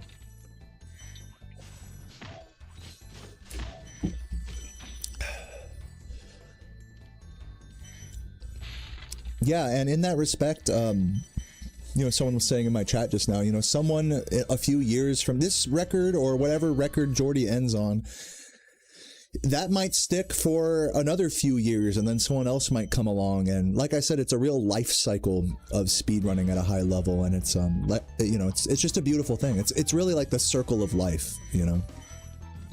Now I will say, you know, with all this like with all of this like glazy talk, oh, it's all sunshine and rainbows type of talk, were some serious dark moments for me, especially as Jordy was coming on the scene, like where I was just genuinely envious of him and trying to you know, let his grind like light a fire under me. I've never really been the competitive type like that, but I tried very desperately to like keep up with his early game paces. Like that's one thing I want to mention anytime I talk about Jordy's runs compared to mine, is Jordy consistently has the fastest early game out of anybody who's ever touched this category. And that's really nothing to scoff at, because my former record, you know, if you ever watch Jordy's stream, you can see on the splits kind of cut off right below me, he will consistently be 10, 20 seconds ahead of my record just in the first 3 homeworlds. So it kind of turns into this question of like getting a Jordy early game, like a clean modern early game, in other words, and then just holding that pace through the rest of the run. Which really, I only really feel like Jordy and I are the only players to ever really do that in this game. But yeah, I'm interested to see where some of the more major time losses are in this run, if any. I mean, I won't be surprised if there's like almost none. You know, a 119 in this game is just so crazy. Like, even a run that's like a minute, 2 minutes slower than this is really crazy. So this game has come an extremely long way in the 13 years that I've speedrun it, this category. So, you know, these paces are nothing to scoff at, is my point.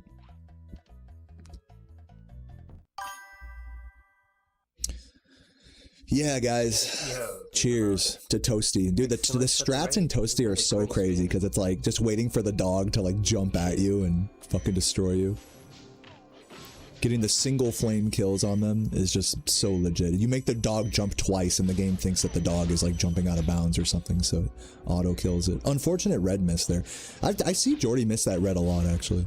It's a weird one. It takes a really aggressive line on those interior dogs, those interior crocodile alligators, if you will. Really smart. I remember seeing him do that, like bait out this dog and then grab him later. Like, I'm like, damn, that's really smart. Like, that's another little Jordy optimization. Runs today, mixed. had one good pace. Yeah, in the chat is Adam the Dragon, who's another really amazing player. Yeah, a bit mixed. So shout outs to Adam. Still believing. Still believing, he's talking about? I'm not really following super closely what he's saying. He seems just chill. If I were to, you know, play backseat therapist over here, he seems pretty chill right now. I don't know what run this was in his grind or whatever, but he seems pretty relaxed right now, which is what you want.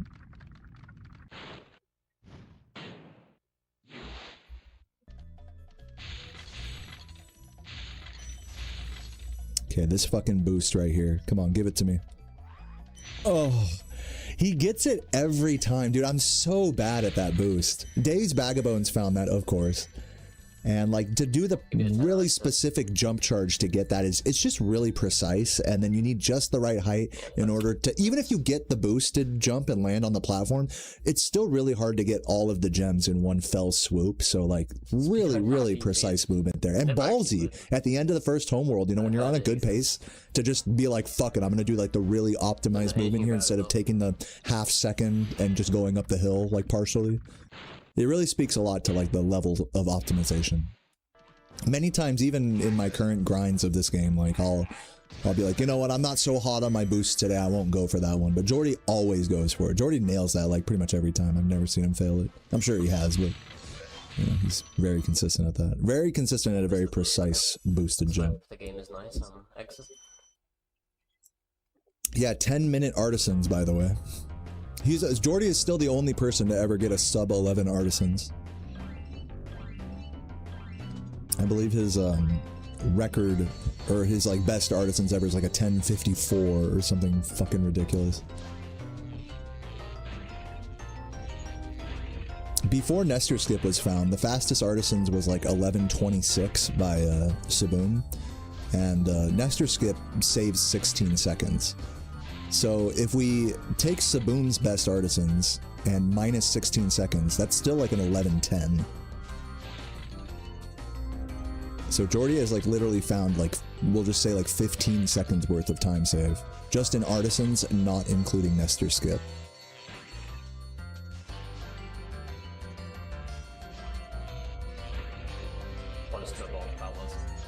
Yeah, that route there at the end of Night Flight is pretty tricky. Tuval found that years ago, and even though it's been known about for a long time, since it saves only about half a second, people haven't done it until Jordy came along, and then Saboom actually used to do that. Saboom, being ahead of his time, did that route quite a bit, and then switched back and forth, kind of like how I do. I switch back and forth on that end level route. Talking something about Lofty. Yeah, by this point, you know, Jordy, I want to reiterate, Jordy has lost a lot of world record paces in the end game. You know, a common failure point of this run is Lofty Castle, as well as many of the Beastmakers and Dreamweavers levels. Not to mention the, you know, pretty much every level from Beastmakers to the end is like, okay, the run could die here, basically. Some more so than others. I would dare say even Magic Craft, even at this point now, for how much harder of routing we do in Dry Canyon and in Clifftown, I would say the run gets pretty intense, like starting now, you know? There are some little lulls of like, you know, the flight levels or whatever being kind of chill, or some more chill levels than others, but really it's like, these levels, Dry Canyon and Clifftown, they used to be pretty chill, I would say. They used to be like, oh, okay, you know, we're warming up into the run, you know, talking to the chat room, you know, relax. You know, you can kind of go autopilot in this level. Not anymore for this route. A completely different level route with like added boosted jumps to go out of bounds and stuff. So yeah, I think it kind of speaks to the different relationship that I've had with the game in years past versus where the meta of it lies now. You know, it's just always getting harder and always riskier plays to, you know, to keep up with the top runs. And there gets to be, I feel like for every player, and in my case this is true, there gets to be a breaking point of like I want to just do what's like fun and chill for me. Like for me, like I could do an old route of this level that maybe loses like 3-4 seconds, but it's gonna be way more chill. And to me, when I've been speedrunning for as long as I have, I really value that more maybe than someone like Jordy would, being newer and more hungry, you know, for a good time. So that's what I'm talking about. Like, it's a very different perspective that we have on the game, just in terms of the experience. And really, it's, I think in some way, you might think that I'm at like an advantage for having so many more years and hours under my belt. But in some ways, it's really a disadvantage, I think, mentally. Because you get really emotionally attached to older routes and different types of execution that you've built muscle memory for. You have to unlearn that and relearn the new thing and kind of develop a new love for new strats. And eventually, I think there just kind of comes a point for every runner where it's like, all right, look, I know what I know, and I'm just going to stick to that for now. You know, if I want to be a student of the game and learn something new, we can do that, but they're very different headspaces, you know. So this canyon jump Optimizing what you know versus learning something new. And I think after so many years, you know, you just get kind of tired of learning new stuff. At least in my case. I won't speak for others here, but in my case, I was definitely getting to a point in this game where it's like, dude, okay, I'll take those. Give me those. Like, I would just get pissed anytime I would lose a couple seconds in this level, because it would be like, well, I might as well have just done the old route, you know? And you can't be like really approaching, you know, these really hard tasks so spitefully, or else it just doesn't work out. Say Doki. Thanks, Vizzy, for that 10 screw. So that whole like conundrum, that whole like emotional battle for me, I don't think was as big of an issue for Jordy, being fresher in the game. Not to say it wasn't hard for him, though. You know, he definitely put down a lot of fucking amazing paces that died very tragically. So he 100% earned this. This run was no fluke, you know? This run was many months coming. That's why it's like, I really can't even be mad, you know? I can't even be envious or whatever. It's like, he fucking really showed what it takes to get a run like this. And it's not just grinding for X amount of time or whatever. It's about more than the gameplay. You know, Jordy's very humble. So he won't say this, but I'll say it for him. Like, Jordy really set an example of like how to keep your cool during a 120 run. That most 99% of players, myself included, struggle to keep up with. Just from an attitude, emotional perspective. Not even from like a gameplay perspective.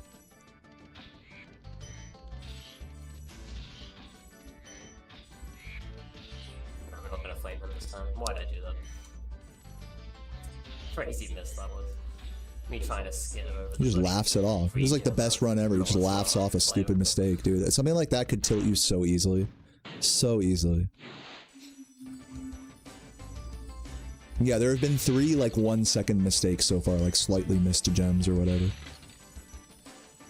But you know, this is an important time to like kind of give the disclaimer that most of the time save and time loss that you'll see, or most of the time save that you'll see in this game is comes just from micro optimization. Like, it's invisible.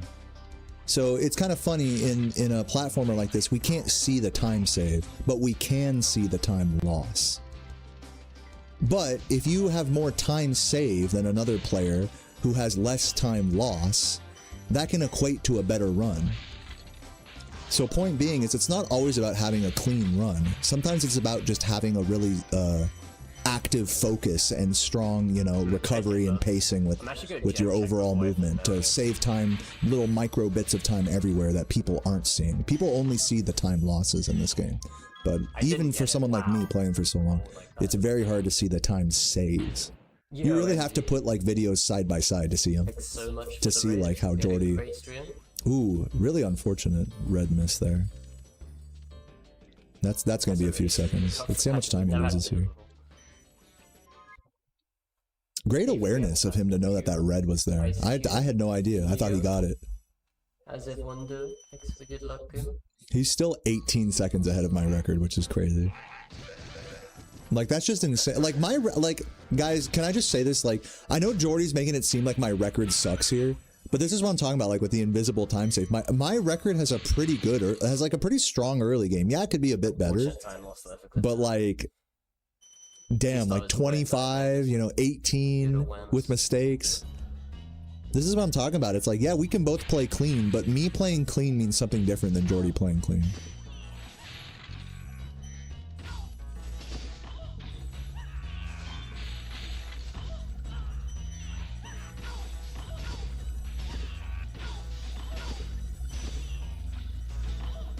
Love these, flaming those mamas to the right instead of the left. Cool strat change there. Nice jump charge, like immediately on landing there. Super clean, everything clean. Slide off, a beautiful slide off. You have to press down on your joystick, like on the perfect frame, in order to make Spyro fall down faster to grab all those gems. Otherwise, he'll either get stuck on the ledge or go, you know, go past the gems. Very precise moment. So many little precise things that you might not know unless you like play the game, you know.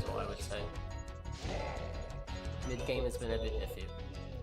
I can't really pass Magic Craft as easily today.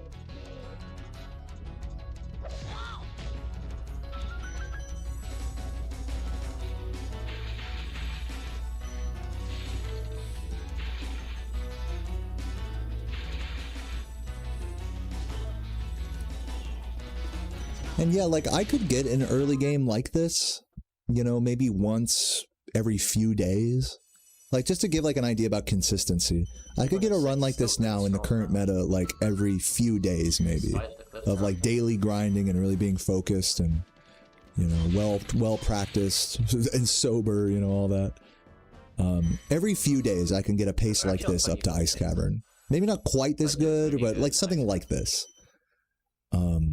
But Jordy does it every day. That's another important like distinction there. That Jordy is like really has you know, consistency with these paces. It's one thing to get a pace every now and again. It's another thing to get a pace like every day, basically. Multiple times a day.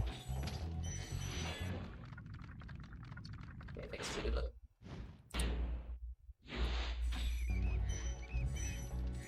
In a hot dog eating contest, who do I think wins, me or Jordy? I've never seen Jordy in person before, so I can't speak to his eating abilities. I will say if I did an eating challenge, I'd prefer something like sushi or like hamburgers over hot dogs. But I'll take Jordy in a hot dog eating contest. I'm down. He goes around the left side there. I saw him doing the right side of that pole before. Because of the 2 golds I got. But I think it makes it more consistent for the gem to fall into the void that way when you go around the left. Beautiful magic stairs here.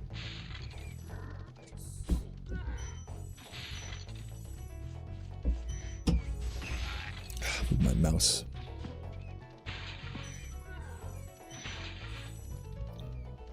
Okay, Jordy does a different route from me here, which is literally the same speed as what I do, except arguably more consistent. I think I landed on it. Because doing it this way, you don't have to boost. But you can die there, though. The game's making me pay attention though, which is annoying. Yeah, someone was mentioning that it's hard to stay this locked in for over an hour in my chat. And that, I think, has been the greatest struggle for people who speedrun this category, even like high-level runners, is I think every player gets to, like, even if you're on a crazy run, whatever, for your time or for your skill level, there's, like, this certain, like, burnout that happens, like, around the 40, 50-minute mark, 1 hour mark, that, like, it's like a whole different player is playing. Like, if you watch somebody's PB, like, in the first 30 minutes versus the last 30 minutes, it's like 2 totally different players sometimes. Sometimes better, but most times, like, in a game like this, it'll be worse because you need to have a lot of active focus. That was a crazy boost, by the way. Despite the bonk, that was, like, pretty quick. Jeez, those gems. I mean, like, I did get them all. Very, very sure I did. And I think that was one thing that that set me apart from players like Chris LBC or Saboom at the time, is that I was able to maintain active focus for a lot longer. Not to say that on their PBs they don't do that, but that was like one kind of concept that I picked up on, that they I don't know how much they were thinking about that per se. I won't speak for them or anything. Good luck, no problem, MG. Cheers for that raid again. But yeah, very common when, even for me or anyone, when you're playing this game, to just kind of even if you're playing well at the start of a run, to like fizzle out like midway through, just because it's just so much active focus and execution back to back. It's really hard to maintain that. You have to be like, you have to really get a good night's sleep. You have to, you know, not be fucking hungover like my drunk ass, you know, to really maintain that. You need to have that like mind and body like connection to really focus on something hardcore for an hour and a half. Alright, can I get a good magic cross, please? I think that's why, like, some of the most popular speed games you'll see, some of the most popular categories are in that, like, that 20 to 40 minute range, you know? Maybe that's also partly why people like any % runs, a bit more than 100% runs. Like, I don't know about you guys, but as a viewer and as a player, I'm always been like more of a completionist. So I lean more towards the completion runs, but those tend to be like more endurance focused. Like even this run being an hour and a half, there's much more of an endurance factor than an any % or vortex run of this game. And to take that thought process even further, the games I'm learning now are going to be like 8, 10, 12 plus hours. And so it really becomes less about like, all right, let's get some good execution, but just like, let's just keep it together and keep it moving. You know, it's like a whole different mindset. And I love that, but I could totally understand where that might be like grating and frustrating for your average speedrunner, whatever that may be. But yeah, definitely a totally different headspace when you're playing a short category versus a long one. Which is just all the more like the respect I gotta give to Jordy, you know? I can't just use the cope of like, oh, he's just some young, you know, crackhead zoomer, you know? I can't use that cope anymore. What just happened? What? Why did my video just go back like several seconds. I swear I didn't press anything there. Is this run spliced? No, I'm just kidding. No, I think that was just my YouTube player dying or something. YouTube just died for a sec, it's fine.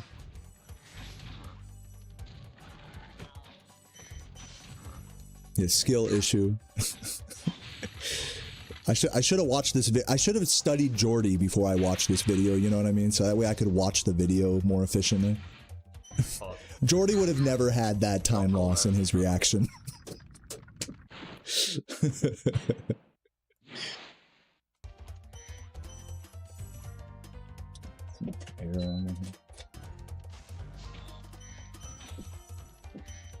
Wow, that as well.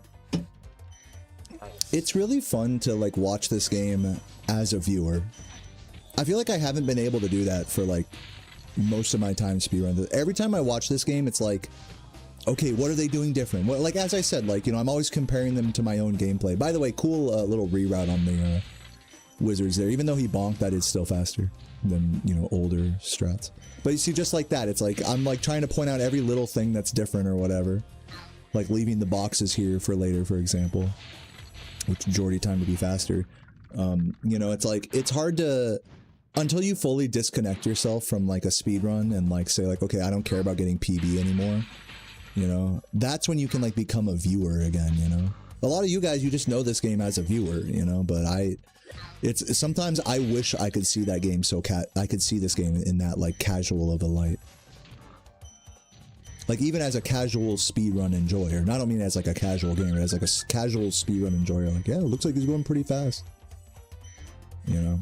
So it took me a lot like emotionally to get there. Like I can't underline that like enough. Those bonks are criminal. Like when Jordy first came along and was putting down good paces, I was very envious, and it was a big like internal battle for me. And now that I'm like, it's been a few months of that, I feel like I'm on the other side of it, and like I can just enjoy this game as a viewer now. I don't feel like I have to play it every day and like be the world record guy anymore. Like I can be something else in gaming. And Jordy helped like solidify that for me. Jordy helped like really prove that transition. And it's even greater now because once I get done fucking around with Oblivion and San Andreas and other games and stuff, it's like now I'll have something to work towards if I do want to get hardcore with this game again, you know? But, you know, when you force yourself to do the same thing for so long, something that takes so much out of you to do, something that requires like so much energy and focus and emotional dedication, you know, you'll always burn out, you know, at some point. But, you know, I think what you want is for your burnout to be like a positive transition, not like a burnout in the sense where it's like, oh, I hate my life, fuck this game, I'm over. Like I still love playing this game and speedrunning it. So I didn't really burn out at all, you know. I like burned out in the most positive way. And again, like Jordy kind of helped me like come to terms. If Jordy hadn't come along, I probably would still just be putting down like mediocre 121 runs and, you know, not making new videos, not trying new games. And so like, I really have a lot to thank him for that. Like he really was a much needed reality check for me. Yeah, I'm not burnt out, I'm cooked to perfection. Exactly. Medium rare. Redemption arc is real on this level. So the definitely looking for it.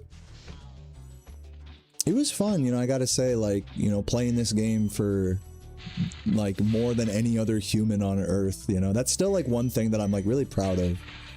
That it's like I've streamed this game and done this run that you're seeing here. Like so many like multiples of more times and more hours than just cumulatively on Twitch more than any other human. Which is like something I'm really proud of. But on the other end of the spectrum, it's like, yeah, I've really like I kind of joke about this sometimes, but it's like I spent my entire adult life streaming runs of this game and trying to find meaning in it, like beyond you know, the PB. Trying to use this game as like a mirror for myself. Like if I'm playing well, it reflects like a positive mental state, in other words. And if I'm playing bad, it points to something else negative going on in my mind. That's how I really viewed my runs. Like, they were like this spiritual experience, you know, that goes beyond like just playing a game well. So I think I got really lost in the sauce like that, where like I was just looking for all this like extraterrestrial meaning from the game, when at the end of the day, like, you just got to come along, be like hyped to learn new strats and time stuff, and just fucking send runs and keep your cool. You know, it doesn't have to be like this big assessment of your own growth as a human, you know. If anything, if you need a game to do that for you, that kind of points to that maybe you're playing that game too much. And that's where I was kind of getting with this game, is like where I was like just searching. Ooh, I was just like searching for meaning. Sorry, my keyboard like came up there. Thanks for the sub, Steven. And I gotta say, like, through that process, you know, I learned a lot about myself. You know, I learned a lot about like what makes me tick. I learned a lot about patience. I learned a lot about, you know, about just being nice to people or controlling myself and just like enjoying the company of others, even if it's just through my chat room, even if I'm struggling with my own self. Through that. Unless you're not sleeping. So I definitely grew, I would say, like emotionally alongside this game, you know. But the reality is still very true that like I just spent my entire adult life playing it, you know. So for many people, they might call that a waste. For someone who's really cynical, you might call that a waste of your adulthood. I wouldn't, for me, but you know, you can understand where someone would.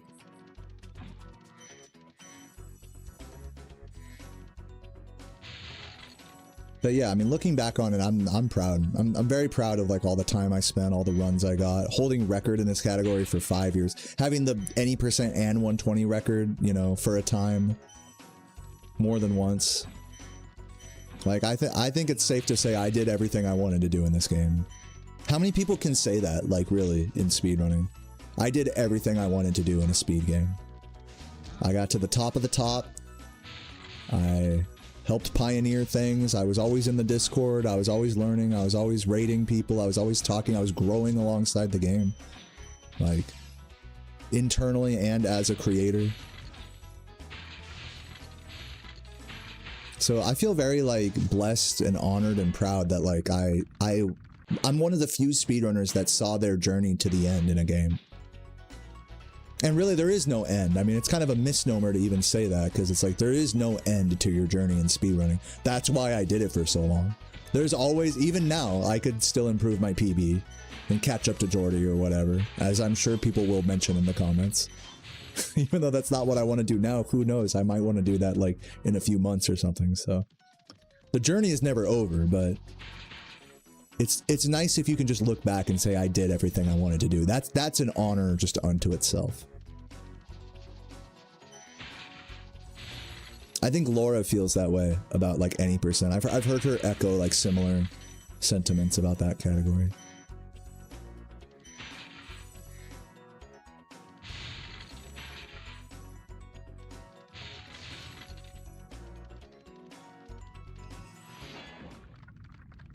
Some water.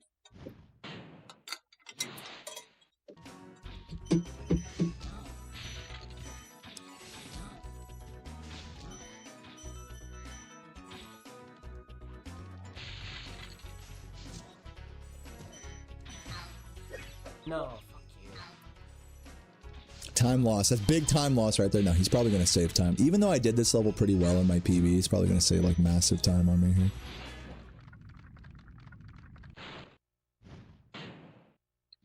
Let's see.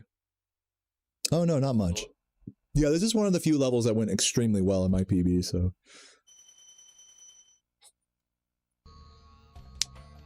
I'll take it. My PB, not my record anymore. I have to call it the right thing. I already took, guys, don't worry, I already took world record out of the title, alright? Okay, look, it might still say world record in the thumbnail. I'm too lazy to remake the thumbnail, okay? You know, it's not clickbait because it was world record. As long as it says former world record in the title, I feel like it's fine, right? Or is it just gonna be Look, I'm just lazy, all right. level, you can fly anywhere you want. Let me have this. There's this whole fact of how do you get there? It's just gonna be flying. I hope it's not really like that. Just gonna put that out there. That's funny. Yeah, you know, honestly, someone mentioned like the recent Summoning Salt video that he made about Spyro. That was another moment for me where I was like, wow, like I really did everything I wanted to do in this game. It's kind of crazy when after so many years go by and you kind of look back and you're like, there's not much more that like I really feel that I need to do in this game. You could always do more. But like, if anyone's done enough, like playing and speedrunning this game, I think it's me.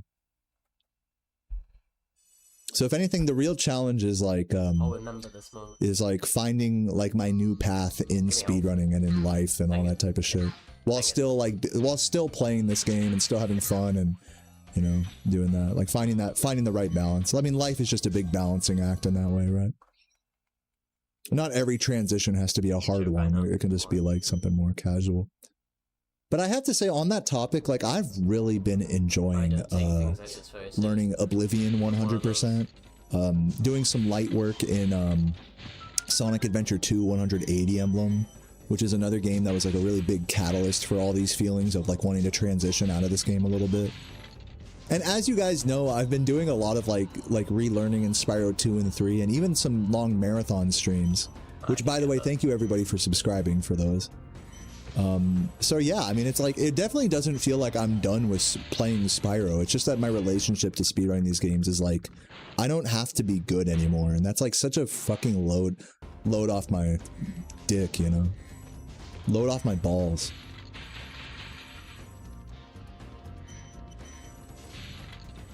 But yeah, kind of like I was touching on this earlier. I love the flame charge jump there, by the way. I was kind of touching on this earlier, but you know, when you play a game a lot, it gets to a point where you have to find meaning beyond just the gameplay. You have to like look at everything, like every little difference that happens from day to day, especially of like the same exact playthrough like this. You have to like start to search for differences like within yourself, like within how you're feeling playing, and like how your mood changes from the start of a run to the end of a run, and how the timer like reflects that in this case. I'll try sport. So yeah, I mean, I think every video game gets boring after a while, and it's just a question of like how deep you want to look inside yourself to give a game new meaning. A game is, I think no video game is ever devoid of things to do. Like, you can casually find everything in a game, beat it 100%, go into every corner multiple times, every nook and cranny, which in fact is what I did with this game before I even started speedrunning it. A-cam as well. But then, like, for me, speedrunning was just like the next logical step in my journey, you know? And again, not many people even make it to that point in their journey, to where they've seen everything they wanted to see casually in a game. Most people will casually play a game, and then they need to do a few playthroughs to, like, get to that point. Where it's like, okay, I've seen everything, there's nothing left, I'm just bored now. Then it's time to speedrun, or do some kind of challenge, or, you know, give yourself something to do. But point being is like, the purpose from playing a video game, as your journey goes on, comes from inside of you more than it does from the game. And I'm seeing that now with speedrunning, where my self-worth and my identity is starting to not come so much from the timer, but more so from like what I'm doing outside of the game, or being able to just have fun and chill and enjoy a game like that, enjoy a speedrun like that, especially with Spyro. So yeah, I think what I'm trying to say is that, like, if you're ever feeling bored playing a game, like, look into yourself and ask yourself how you can change like the game for yourself, you know? Because there's always like an answer there. It's just a different approach or a different goal that you have to set, and that it's like a very intrinsic journey like that, which I think is a beautiful thing that speedrunning has taught me a lot about video games, this video game specifically. So yeah, even now, I mean, as sappy as it sounds, it's like I feel like I'm learning more about myself as I step kind of a little bit away from hardcore grinding this game, finally. I feel like I'm learning more about myself through this process than ever.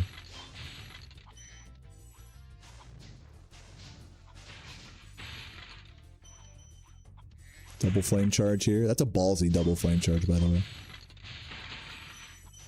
At the top of the tower, because if you miss that, you gotta turn around, go right back up. He's probably gonna save like 15 seconds on my PB here. He's probably gonna be like minus 30 or something. No, minus 20, there you go. My PB fucked up in that level.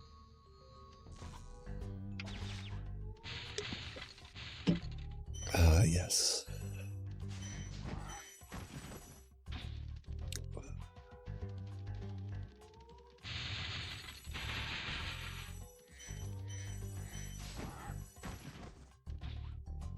By the way, side note, I know I'm not like talking to the chat a lot here right now.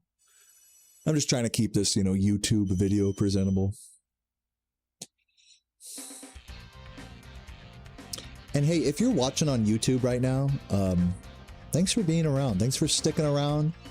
Thanks for watching some of the Spyro runs lately. Especially thank you if you've been watching the Oblivion or Sonic streams lately. Anything that's not Spyro related, or watching any of my older videos. I have like this crazy old backlog of videos. Talk about like kind of a blast from the past. I'll like watch like an old video of mine and it's like, damn, that was like an entirely different person. Ooh. Okay, wait, hold on. He flopped there. This could be bad. He might have to play it safe here because of the plane cycles. Yep, he's going to play it safe. That's a 5-second time loss for that one flop. Tragic. Actually, maybe closer to like 4 or 3. That's so far, that's the biggest individual time loss of the run so far. Let's say 5 seconds.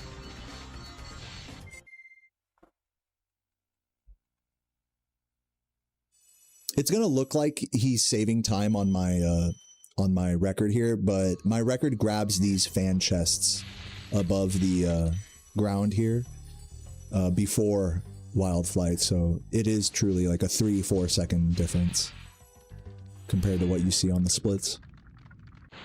Fake time save, if you will. So it'll be gained back in the Misty Bog split now that he's gotten the fan chests. Back proxy for all.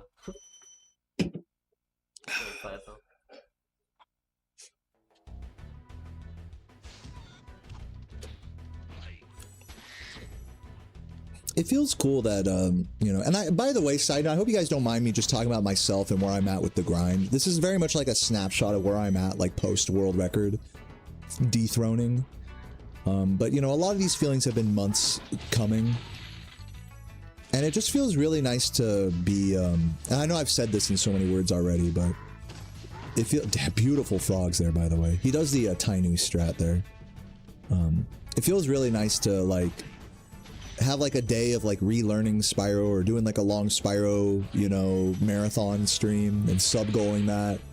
And then having like the next 2 days of streaming just be me just like chill, stoned, playing Oblivion, learning the route for that. I would have never thought that doing that grinding that way, you know, going on a learning, you know, studious grind like that would feel so much more like comfy for me. But like I again got to shout out like all you guys in the chat that enjoy the Oblivion streams as well as just the chill like lurk for the Spyro ones, you know. You guys are the ones that like allow me to take that approach. On that topic, you know, about like the community reception around like different approaches to speedrunning, it's been really funny to see all the pace pals that used to watch my stream religiously go over to Jordy's stream.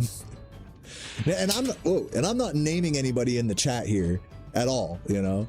I'm just saying, like, just by the viewer count alone, it's, you can tell it's like, and it's I think it's a beautiful thing. I'm not even saying this to be salty. It's a beautiful thing about Spyro speedrunning, especially Spyro 1 speedrunning, that if you're on a good run, the viewer count will reflect that. Like, I just think that that's so cool, you know? Like, not every speed game is like that. And, you know, it's, you can really feel, I've always felt this ever since I had like 20 viewers, you know, that like, oh, okay, you know, like I'm on a good run now, I have like 40 viewers. Or in like Jordy's case, you know, or my case, I guess you could say now, it's like I might have like 100 viewers on Twitch, but if I'm on a good run, I'll have like 200 viewers. It's just, I think that adds a lot of like excitement to the whole experience. And a lot of that has to do with just people that just be like coming in to see a good run, to see the pace pals. I say pace pals like in a loving way, you know, like, cause I always say this, I am one. I can understand, like, every time I raid Jordy, it's like, I'm always like, oh, is he on a good run right now? Like, it's like always the first thought as like a speedrun viewer, especially when you're watching someone that's going for record, you know? It's like, you want to say, all right, are they on a good run? Let's see, you know? And to Jordy's credit, he's almost always on a fucking run that's green on my old PB. So you really got to give it to him, you know? It's like, it's no surprise he has like such a strong following now. Like, I really felt like I rode that wave for so many years of like trying to maximize the pace pallage in my stream, and even making fun of them or so on, you know, but, you know, never, always keeping them close, you know? Whereas now, now it's like I let go of like of all of that. If I'm gonna play Oblivion for a day and I have like 20 viewers or something, like, who cares, you know? I'm like thankful for less, you know, in other words, than before. It's very easy as a full-time creator to get really wrapped up in those numbers, those arbitrary view counts and stuff. So to find solace in like, you know, the homies just hanging out, you know, just a couple dozen viewers instead of a couple hundred. That's like, that was a big part for this transition for me mentally to get there. And on top of that, to let someone else have those viewers, you know? Let someone else, you know, let someone who deserves those pace pals have them, you know? And don't be like envious of that. Don't hold animosity around that. You'd be surprised how hard it is for a creator to do that.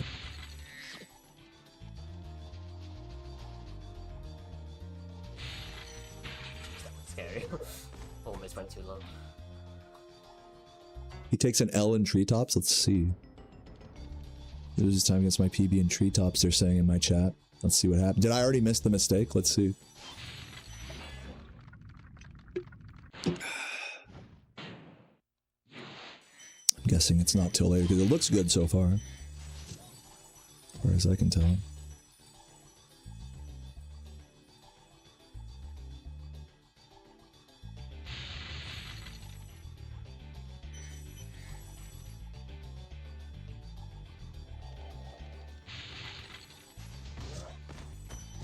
He goes for the early thief there, which literally negates the time save of doing the fucking supercharged strat here, which is just fucking so funny. Like, Jordy literally just goes for a harder strat here for like no reason. Just because it's cool, you know? Which you gotta respect. Like, the time save he gets doing the supercharge that way, which by the way came out really nice except for that. This is where the time loss is, by the way. Like, you know, it's like, oh, you fuck up a little bit there and there goes your time when you could have just played it safe, you know, for literally the same difference. It's really funny.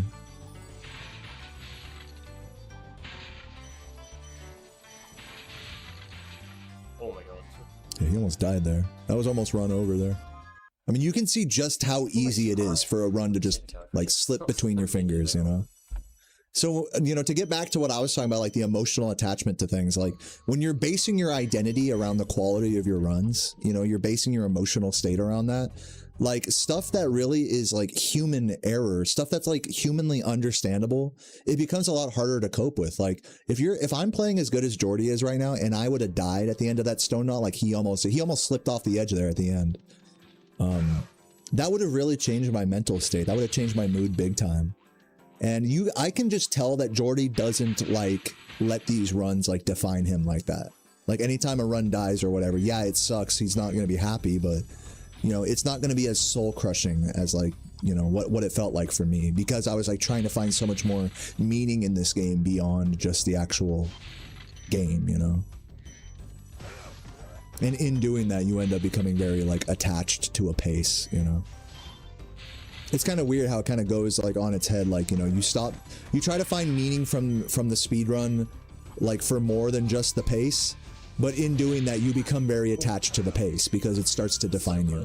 It's like kind of backwards in that way, that's how that happens, but that's definitely what happened to me. Whereas I think if you take a really stoic and measured like approach of like, all right, I just want to get the best runs possible, and I know it's just I'm gonna like lose all of my good runs all the time. Like that's like a better headspace, because then when a run dies, you can just reset and just get into the next one. Maybe take a little break. And Jordy's really good at that, you know, and not putting so much weight on each individual run. I'm bad at that. Every run that's like a good pace is like life or death for me. And it really doesn't need to be. It shouldn't be if you're trying to put down a lot of good paces, you know. But if the layout was wrong the whole time.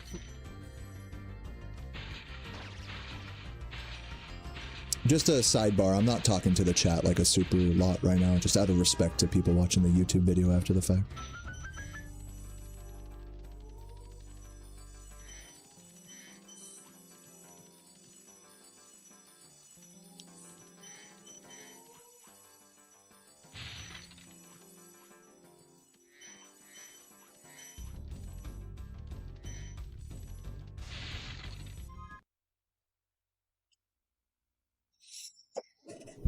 Oh, yeah, baby. Bringing it back. I mean, hey, dude, like, he lost some time in treetops, but really, like, not bad. Overall, he's still 15 seconds ahead. This is going to be a mid-52 Beastmakers. I think on a recent run, Jordy got, what was his best Beastmakers time? There were people in my chat being like, Jordy got, like, a 52 1x Beastmakers or something ridiculous like that. He's sure to, that's why I'm saying, like, this run is just, I'm hoping this run is the first of many, you know, for Jordy. It doesn't feel like he's done yet. He's not expressing any, like, sentiments of, like, all right, we beat record, now we're done. Which, interestingly, is how a lot of people kind of look, unfortunate blue. Which is interesting how a lot of people look at speedrunning. It's like, oh, okay, once you get world record, that's it, right? But that wasn't it for me. You know, that's not it for him. So I'm like, I'm more so than this run, I'm interested in how much further he like takes the category as a fan of this game. If you guys are on that same wavelength, like, let me know in the fucking comments or the chat or something. Like, I'm really excited for like what comes next with Jordy, because I really do think he can get into the mid 119s. I think he can get a low 119, and I think maybe once he gets to that point, 118 might be in the discussion, which is something I never really thought I'd say in this game. You know, if it weren't for him, I wouldn't be saying that, you know?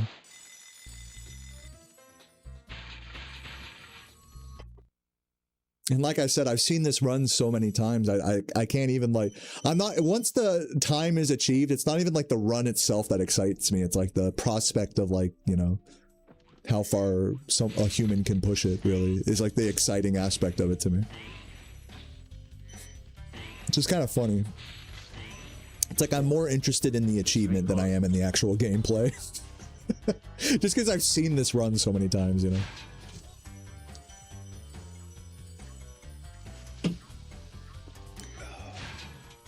Yeah, and you'd think that, like, by this point, you know, Jordy would be pretty nervous, like, feeling the pressure. But, like, he's been here so many times already, you know. I know I've said it earlier, but like he's had a good dozen runs up to this point that are you know, that were, you know, 10, 12, 20 seconds ahead of record.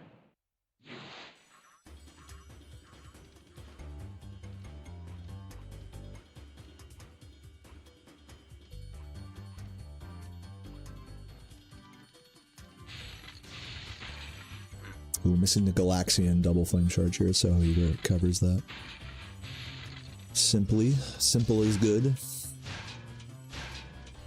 Gotta love these flame charges on these guys. If you've ever tried to flame charge these guys, you know how difficult they are. You have to be at the exact right height and circle, square, like with the perfect timing and spacing on those guys. Some of the hardest in the game.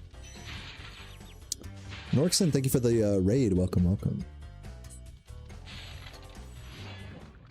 Guys, I think Jordy's gonna do it.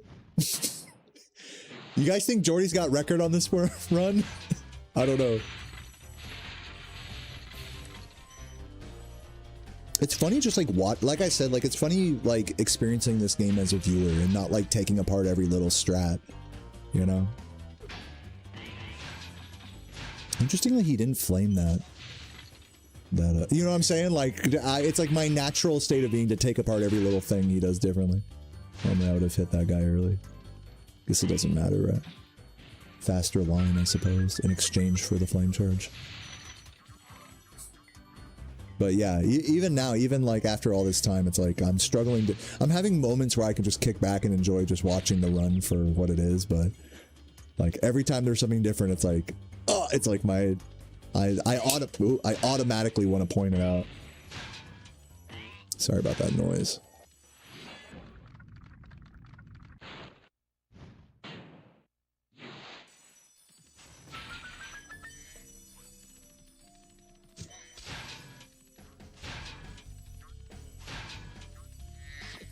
It's really surreal to see people in Jordy's comments that are like fans of his from before he started playing Spyro, because I didn't know about him until he started playing this game. But like you'll see like Potty, you know, former or maybe former current Crash Bandicoot speedrunner. I don't want to say former, I think he's still quite current in that regard. Nice level there, by the way. You know, people from the Crash community talking about it's like, man, you know, to see how far you've come, you know, people that have been following him since before he played Spyro. It's funny to think how niche of a speedrunner he was before playing this game. Now he's like, you know, he's like, he's a big deal now, you know. Etched his mark into history. No, that was not my reset button. It's like the fucking laptop holder that I have. I need to like fucking put that there. Yeah, Jordy got Twitch partner basically just off of this grind, essentially, which is really cool. It makes me wonder if he's gonna make any transition in the future into like full-time streaming or not. I don't know him personally well enough to really say much on that regard.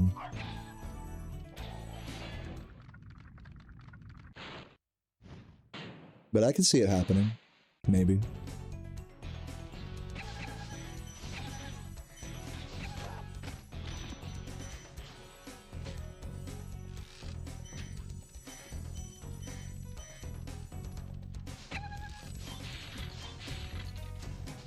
Guys, does it look like I'm the one playing right now? Or am I not like locked in enough? Do I have to be like this?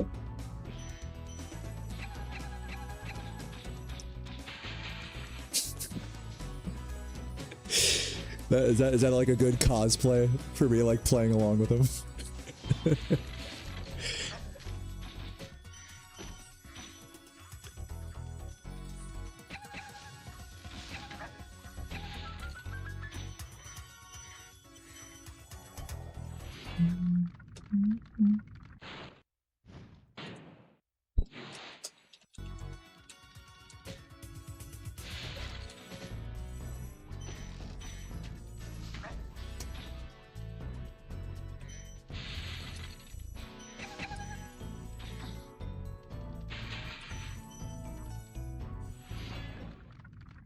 You thought it was me doing the run? Should I just watch Jordy's stream?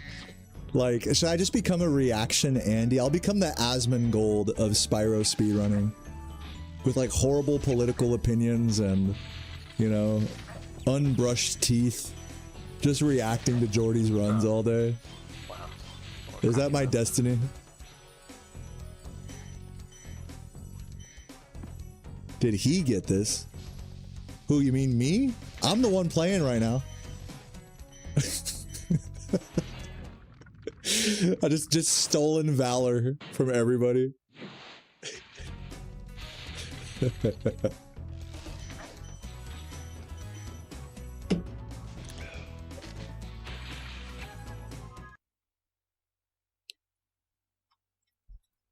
Playing the firework now in this film.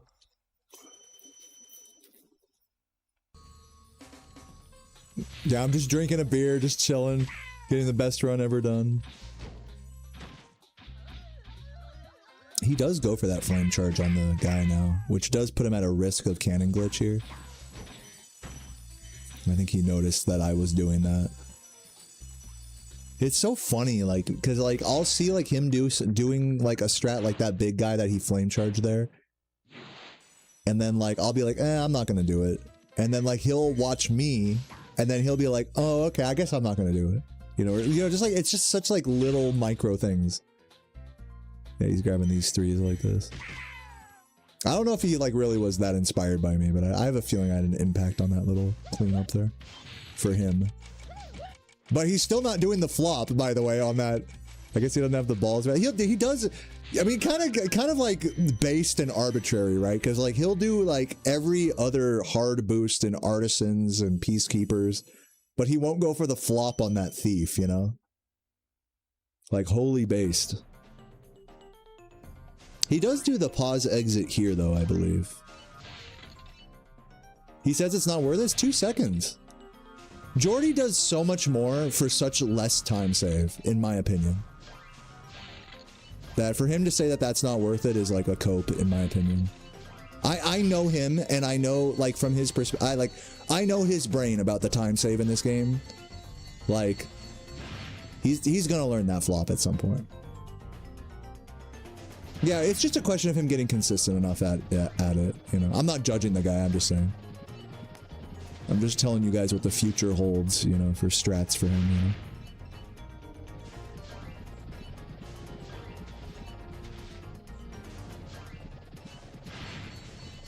At this point, he better, you know, to get a fucking 118 or whatever.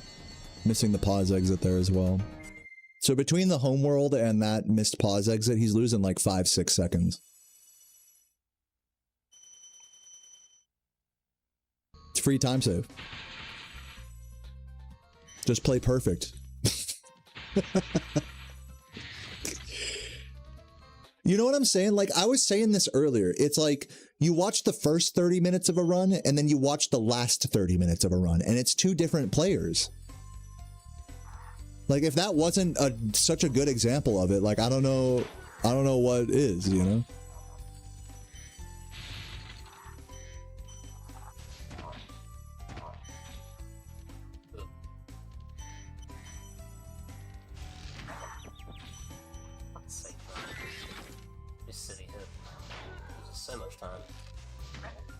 Yeah, you can tell he's getting a little tilted from this bullshit.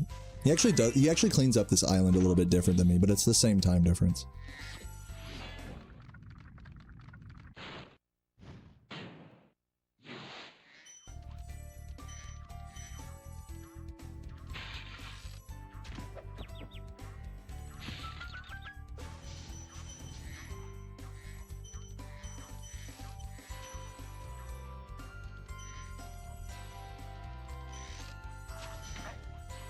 I like that. I don't know if he timed that, you know, like grabbing the gem and then flaming the guy. I always flame the guy, then grab the gems. I don't know what's faster or what's not. That's another thing with me in this game, is I'm just really lazy about timing stuff. Jordy's really good about, like, if there's like a micro strat difference, he'll time it, you know. Which is good. That's good speed runner brain.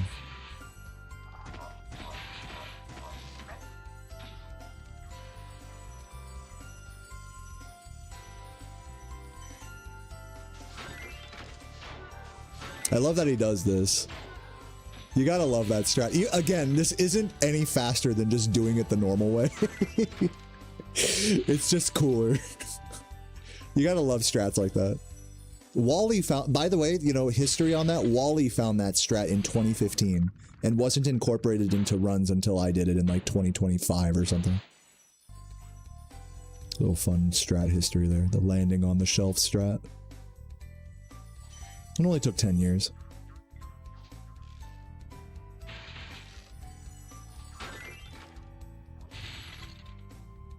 Yeah, Wally, the robot from the movie. Yeah, that Wally. Ooh, unfortunate. Wait. Oh, yeah, no. Turkeys, dude. Okay, I mean, it's not pretty, but... And he's got bad cycles. This is probably like, we'll just say 3-4 seconds there. Unfortunate, and missing the jump into the thing. Guys, am I being a hard ass by being pedantic about the minor time losses?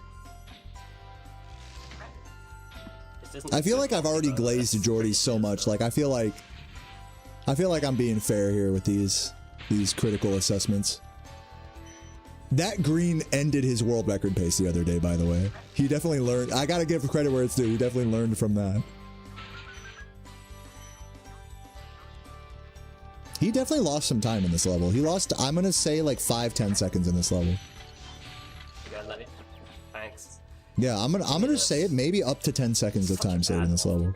So badly played. Up to 10 seconds of time save in this level, 5 to 7 seconds of time save in the homeworld and icy flight, another 5-ish, we'll say like 4 or 5 in treetops. So where are we at with that? That's like 20 or 30 seconds of that, just right there. Which is good. This is, by the way, don't take this as like me being overly critical. This is a good thing. When there's obvious time losses in a run of this caliber, that's a good thing. That means it's like, oh, okay, we have that literally to say. There's gonna reach a point where the runs that Jordy gets or that whatever record gets, like you don't see the time save anymore. It's gonna get to that point eventually. I'm proud to say, I think Jordy and anyone who speedruns this game will be thankful to say that that's not the case yet. The choke was real though.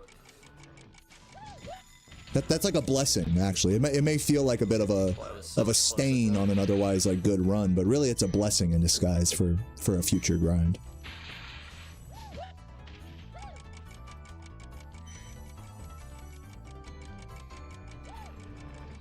He barely made that. That was I mean, to be fair, everyone always barely makes that. Nice. He's really good at charging. You know, Jordy and Composer are both really good at this, at charging into key chests before the first thing comes out of them. It's like, that's like very precise like movement to do that correctly. People sleep on that. Like in Metalhead 2, it's the same thing.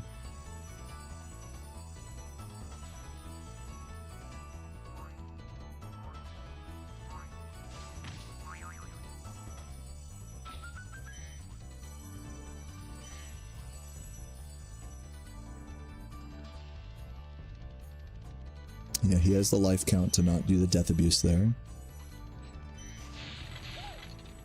Let's see this clean up here. There is technically a faster route here that we don't do. Another Wally strat. It's like marginally faster.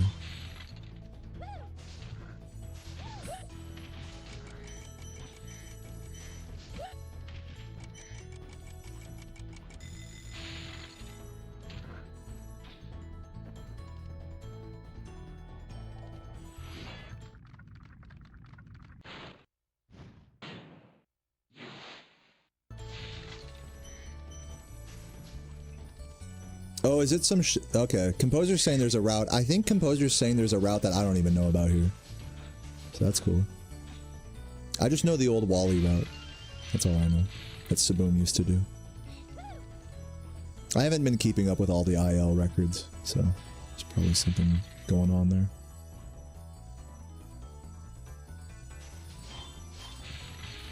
Nice. Ooh, barely catching that. Beautiful. And also not getting hit by the wind tunnel. They're really hard. With that, I'm going to go back just like a second or two. Actually, no, I'm not. Never mind. Oh, happens. It's really hard not to get caught by the wind tunnel there with taking a optimal racing line like that. Damn, he lost a lot of time on my record. What the hell? Yeah, dead even. Damn. This run is really like telling me that like if I'd have just gotten like the fucking single shot credit skip, I mean, this is going to be a total shoulda, coulda, woulda, right? Which is always going to be the case in PBs. But like if my record had just gotten the single shot credit skip, like Jordy still wouldn't have beaten it yet. Shoulda, coulda, woulda. I mean, that's not reality. Let's not, you know, kid ourselves. But yeah, this is literally dead even with my record right now. And he's been like well ahead of my record, by the way, going into North Cove. So it would just be a matter of time anyways, but interesting. I'm surprised he lost that much time on my record. But I guess I shouldn't be, because like I said, there's like, what, 15, 20 seconds there. From Beastmakers to that.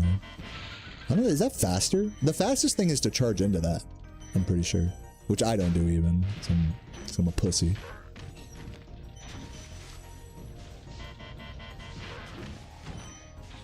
Nice, gotta love that jump charge there, getting assisted by the TNT crate. Nice little boost. Yeah, not a lot of people really understand how to like optimize North Cove, but Jordy does a really nice masterclass of it here, you could say. He's still getting the landing animation lag. Yeah.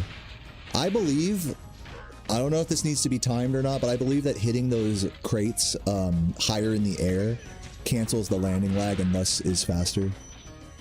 So like a lot of little things like that. Beautiful gem RNG from that bot. You rarely see the gems be that nice. There's always like one red that you have to like go out of your way for there. Yeah, smart wait there for the guy. This is something cool. He goes on the left side of that room instead of the right, which is fast. Nice catching the cycle. Oh, getting trolled. But he got it from because it fell off. That's crazy, dude. Yeah, that's insane. That never happens. That's insane.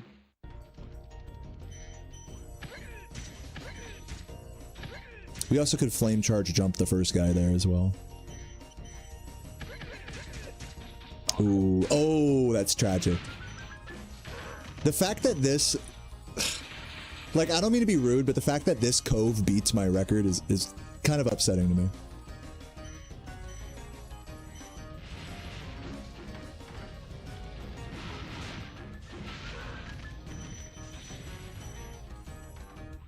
Like, he's gonna be behind my record exiting this level, I'm assuming.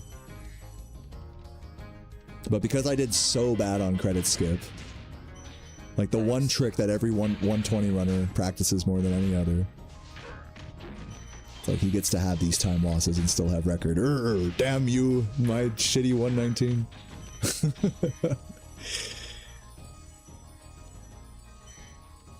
Yeah, the gem literally vanished. Like, I mean, pardon me, Nasty's World is really like that, where it's like you'll get like everything except one thing clean in it, and that just like mars the whole world.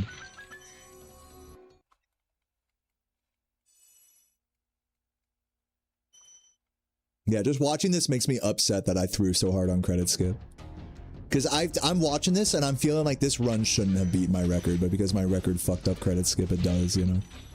And I hate to like boil it down to that, because it's obviously Jordy has worked so much harder than to boil it down to such simple terms, but I can't help but feel that. Oh, he does do this really cool route here, the proxy route, which I guess is like even technically slower than my route, but only if you do like the fast version of my route, which is like very rare. Surcharge jump. So this is a cool route. Cool. Yeah, shades of Saboom with the Twilight Harbor proxy, which is cool.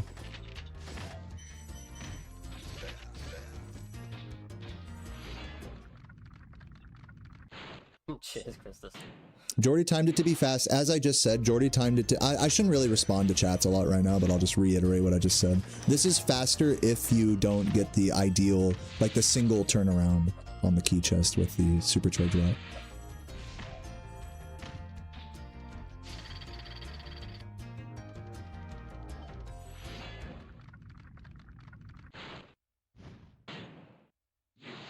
Which, granted, is very rare, so generally speaking, this will be faster.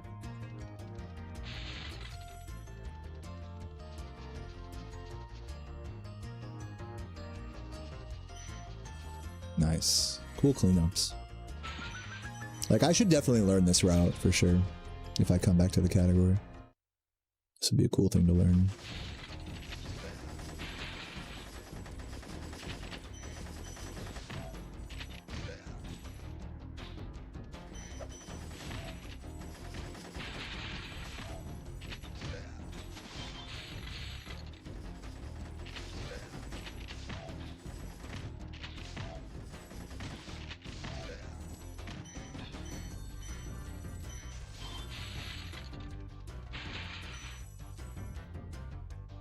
Yeah, Composer, I think you're confused. Like, Jordy and Tainu and I are all in agreement that this route is not the fastest route. It's just the most consistently fast route, if you can get the proxy every time.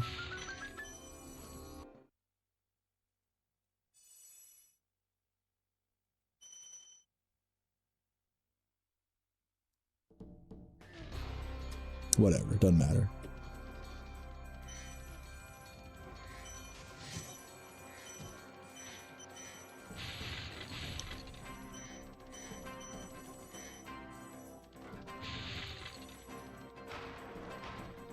Yeah, my route depends on gem RNG, whereas this route doesn't in Twilight. In other words.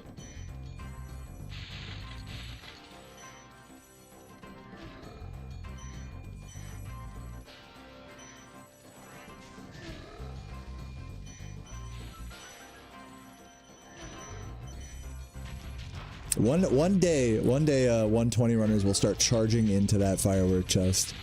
One day. I've never had the balls to do it on pace before. But it does save a second.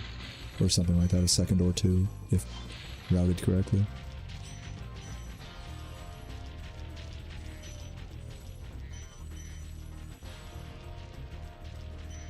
Do you guys think he's gonna get? What do you mean he? I'm the one playing right now.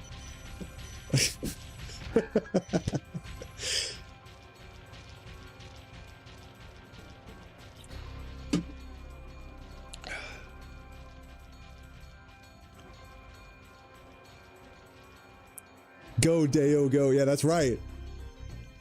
Go me. Oh, he also had a... Well, hold on. He'll get it here.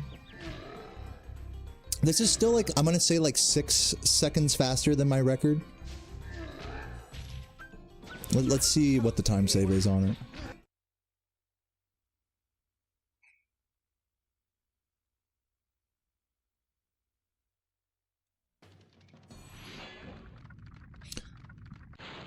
Looks like we split at different times. I'm assuming he like adjusted his splits to account for that. I guess I should say like sorry to every Spyro 1 player who's had to adjust, like whenever they're comparing to my splits, to like adjust my timing to like a more standard timing style. Sorry everyone who's ever had to do that. Saboom's had to do that. Jordy's had to do that, as you can tell here. Damn, -9. I had the worst credit skip ever. It's upsetting.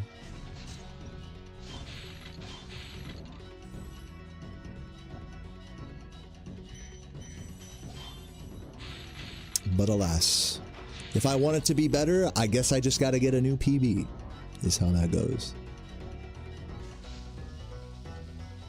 Love that early flame.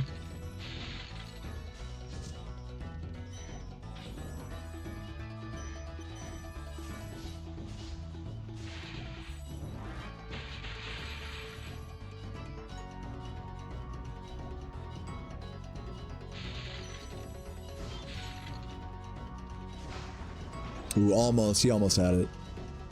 If he'd opened the door a frame earlier, I think that would have worked. Maybe.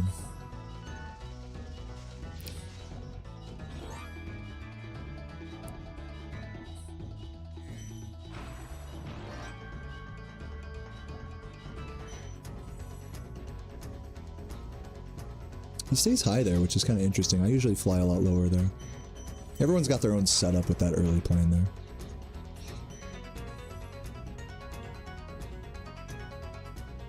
He turned the camera to make sure he had all the gems there. I like that. You could feel the nerves in that camera turn.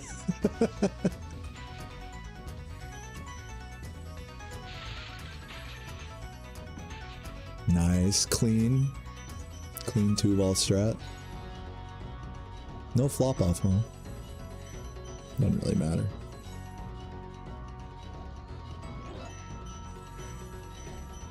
No rubbing against the wall here. Wonder what's going through his head right now. Nice cleanup here. Little sussy, but still good.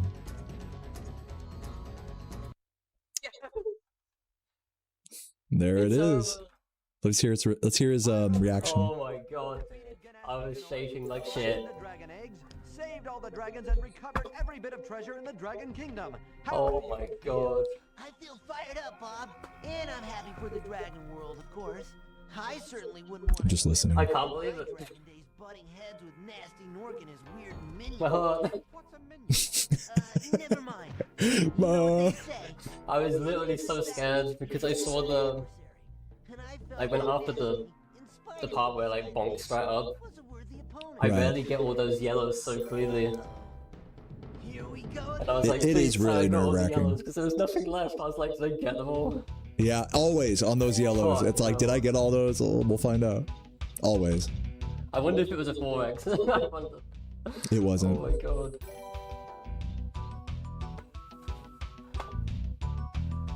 I probably would got my brother. I don't care. Holy shit. Let's read some of the I'm comments, surprised shall they we? didn't loot that well too, actually. It was such a good loot from me. Minus Yeah, this is the gems comment at I was the talking end. about from Potty. The gems at the end. What was he saying about gems at the end? Wow, Well- thanks everyone for all the subs. That's madness. Let me see if he gets into like a speech here or not. Holy shit. The noise just keeps on going. I didn't fuck that one up. I'll give my thoughts here in a moment. I just want to hear what he need a has to drink. say. I'm shaking so much you have no idea. Wow.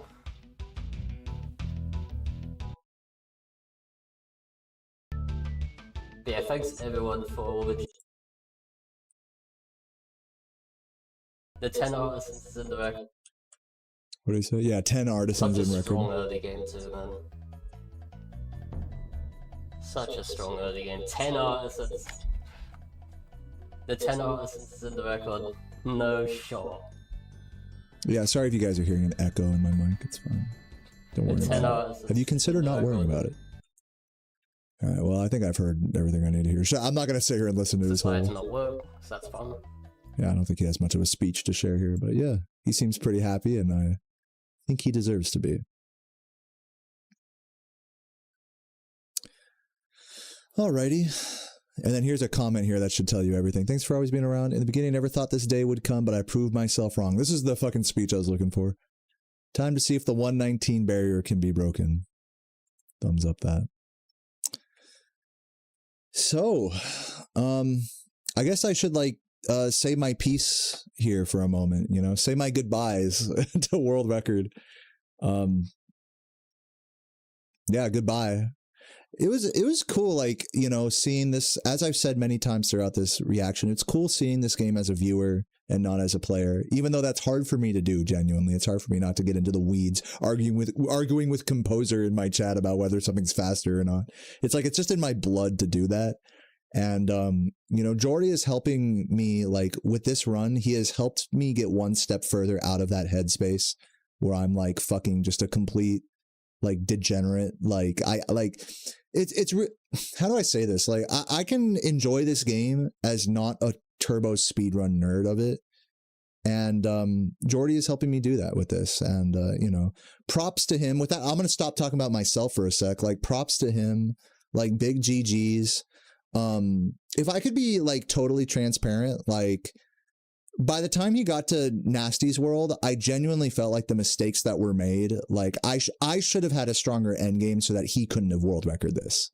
That's genuine. Now that I'm kind of upset watching that end game, like from like the little homeworld before Icy all the way to the end. I genuinely feel like, damn, if I'd have just played better on my record, like, this wouldn't be record. You know what I'm saying? So this run, like, and I know that sounds like, that might sound like kind of like there might be a tinge of animosity there, but I do want you guys to know that I'm fucking super happy for Jordy, and he's doing great and all that shit, and he's the god. And like, I'm really looking forward to, like, the next record. Like, once he gets into the 3Xs and beyond, because I think there's always, like, this, I hate this, but, like, there's always this flavor of, like, oh, well, if you just did this or that differently, then blah, blah, blah. Or if the run before you that you beat, you know, since you did something a little bit different. I remember this when I first started doing Rat Proxy. It's like, it didn't feel good until my run was, like, executionally better than Chris's without Rat Proxy. Now, this is not as an extreme version of that, but I definitely feel shades of that, like, from watching that end game. It wasn't a bad end game, by the way. It was just like me and his world records both had, like, not as good of end games as they could have been. And once Jordy gets a new record that has, like, that strong of an end game after such a good run up to that point, I think then I'll be able to say, like, yes, this is the run we want. You know, this is what the people want, you know? And so, yeah, like, and I'm really stoked for Jordan, just regardless of all that bullshit. regardless of that tinge of weirdness that I feel, both on my end and whatever, just watching this, I'm so happy for Jordy, man. Like, he really did good. I've gone through all my stages of grief, you know, losing record, and I've already assumed that I'm going to lose record for like the last like 4 months now. So, I've gone through all those stages of grief about it, and I'm just happy that that he's doing it, and that I'm happy that he's keeping it alive, dude. He's keeping this fucking category alive, and that I don't have to be the guy that does that anymore. Like, it's the life cycle of speedrunning like continues, and it's in good hands now. This category is in good hands now, and so that's a really beautiful thing to me. Regardless of, you know, any individual time saves, time losses, runs, whatever, you know, it's like the category's in good hands now. If I don't grind this category for world record ever again, like Jordy's got it, you know, Jordy's got this. You know, Jordy has a place for the Pace Pals to go, and, you know, I'm not letting anyone down. It's like, again, Jordy's giving me the chance to like spread my wings and do what I want to do in my heart, and that's a real honor that Jordy unintentionally has afforded to me, that I didn't realize his coming along was like a real catalyst for my own change, and that's a blessing. That was a blessing in disguise to me. So yeah, I lost custody of 120%. Jordy took the kids, man. So yeah, hopefully you guys feel everything I'm saying there, and yeah, props, man, props. I'm just so happy for him, man. Like, at the end of the day, you know, any little criticisms about time losses or what have you aside, like, you know, at the end of the day, he did what I couldn't do, you know. And or that's like kind of the wrong way to put it. Like, I think with this run, he did what I did. It's like the end time was a little better, but we both basically got the same record, the way I see it. We both had really strong runs with like kind of like end games that could have been a little better, the way I see it. So like, once he gets like a run that feels like so much more beyond that, that's when it's going to be like really, in my mind, as a viewer now, not as a fellow runner, that's when it's going to really hit like extra hard for me. That's when it'll feel like he did something I couldn't do, you know? But yeah, you know, comparison, of course, thief of joy, all that aside, you know, it's a major GG's to him, and just surreal for me after so many years to see someone do this. Someone that's only been playing for like a year or two or something, like, not even. So yeah. Anything else I need to add to this? I've pretty much said my piece. I mean, I will say, like, it is hard, you know, it is hard for me just like looking at this, you know. There'll always be a piece of me that's like, fuck, dude, like, I gotta go and turn on Spyro 120 right now and like beat this or something. Like, I think that part of me is never gonna, whatever the competitive spirit is never gonna fully leave me. But you know, all things considered, I think things are as they should be. So I think I'm gonna leave it on that note.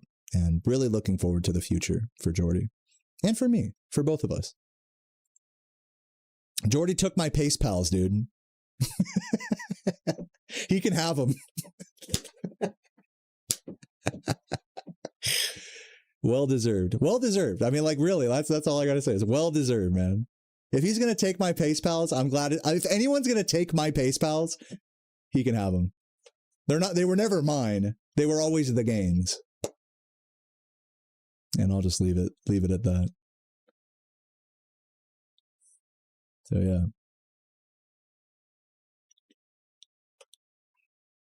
Should I do like a little YouTube outro? Guys, if you enjoyed this run, or you think I should come back to the category, or whatever you think about my reaction, was I rude? Was I too much of a glazer? Do I completely have the wrong idea about moving on from this game? Let me know your thoughts in the comments down below. And if you made it to the end of this reaction, you know, thanks for watching. You know, I'll obviously leave a subscribe and all that stuff, but just thanks for watching. Like, I really would not be here if it wasn't for you guys lurking through this whole process. So I'm very honored by your existence, dear person listening to me rant. So I raise my beer in honor of that and say one more time from the bottom of my heart, in honor of Jordy and in honor of Spyro 120%, chuggers in the motherfucking chat. And dude, keep on hyping, keep on being a Pace Pal, keep on being a homie that's there during the Oblivion streams, keep on being someone that'll fucking come in my chat and be like, dude, he's like on the fucking best pace ever right now. Keep being whoever you are. Like, really just keep being whoever you are. because you give me a reason to keep going, and I think Jordy could probably say so much as well. So GGs and chuggers in the chat. Thank you for watching.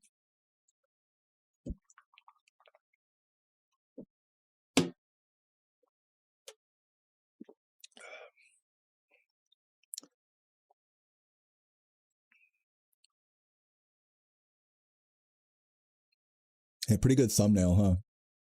That one. I remember being like really stoned on Microsoft Paint making that one. I was like masking Spyro to like make that thumbnail look all good. Very proud of that thumbnail. Stoner YouTube stuff. All right. Are we rating someone who we're rating someone now, right? We're done. I think we're done streaming. GG's.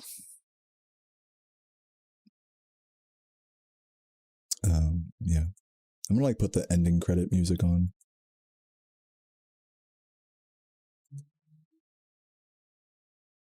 Let's just let the run play in the background, just so we could just. I feel awkward, like with nothing in the background. All right, let's see who we're rating here.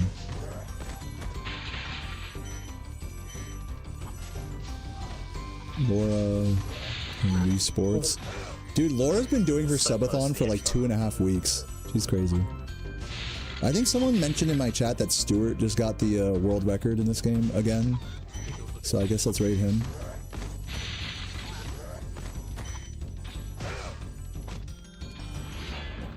Turn down Jordy a little bit here.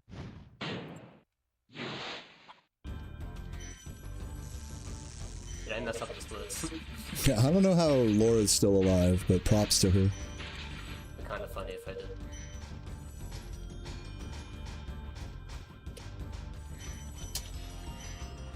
Is Stuart about to go offline? I'm getting like... Oh no, he's doing runs. Alright, let's send it. But if the layout was wrong the whole time. Bro, send message. There we go, there's Stu's stream over there. Alright guys, yeah, a bit of a funny kind of melancholy I have after watching Jordy's record, you know? I can't help but, like, admit that there is a strong mix of feelings of everything. Jordy's on. Should I just rate Jordy now? I might as well, right? I'm already rating Stuart. Let's rate Stuart, you know? I haven't rated him forever. You guys could... I know you guys are just gonna switch to Jordy's stream right after anyways. It's fine. But, yeah, like... Fucking... Dude. GG's. I'll just go ahead and pause it now. GG's. It's like you'd think I'm like feeling emotional, and I am, but like it's just crazy. I mean, I don't know. I don't have words for it. I feel a sense of melancholy. If anyone here wants to read overly deeply into that, let me know. Or go ahead and leave a comment or leave a message.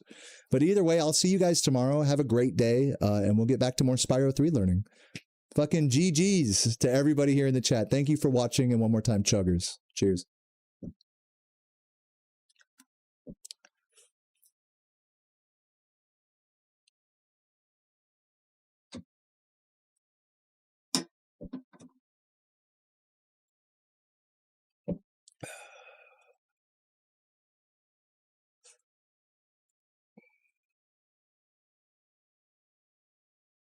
Well, thank you for the massive raid. Hope you had a good stream. Hey guys.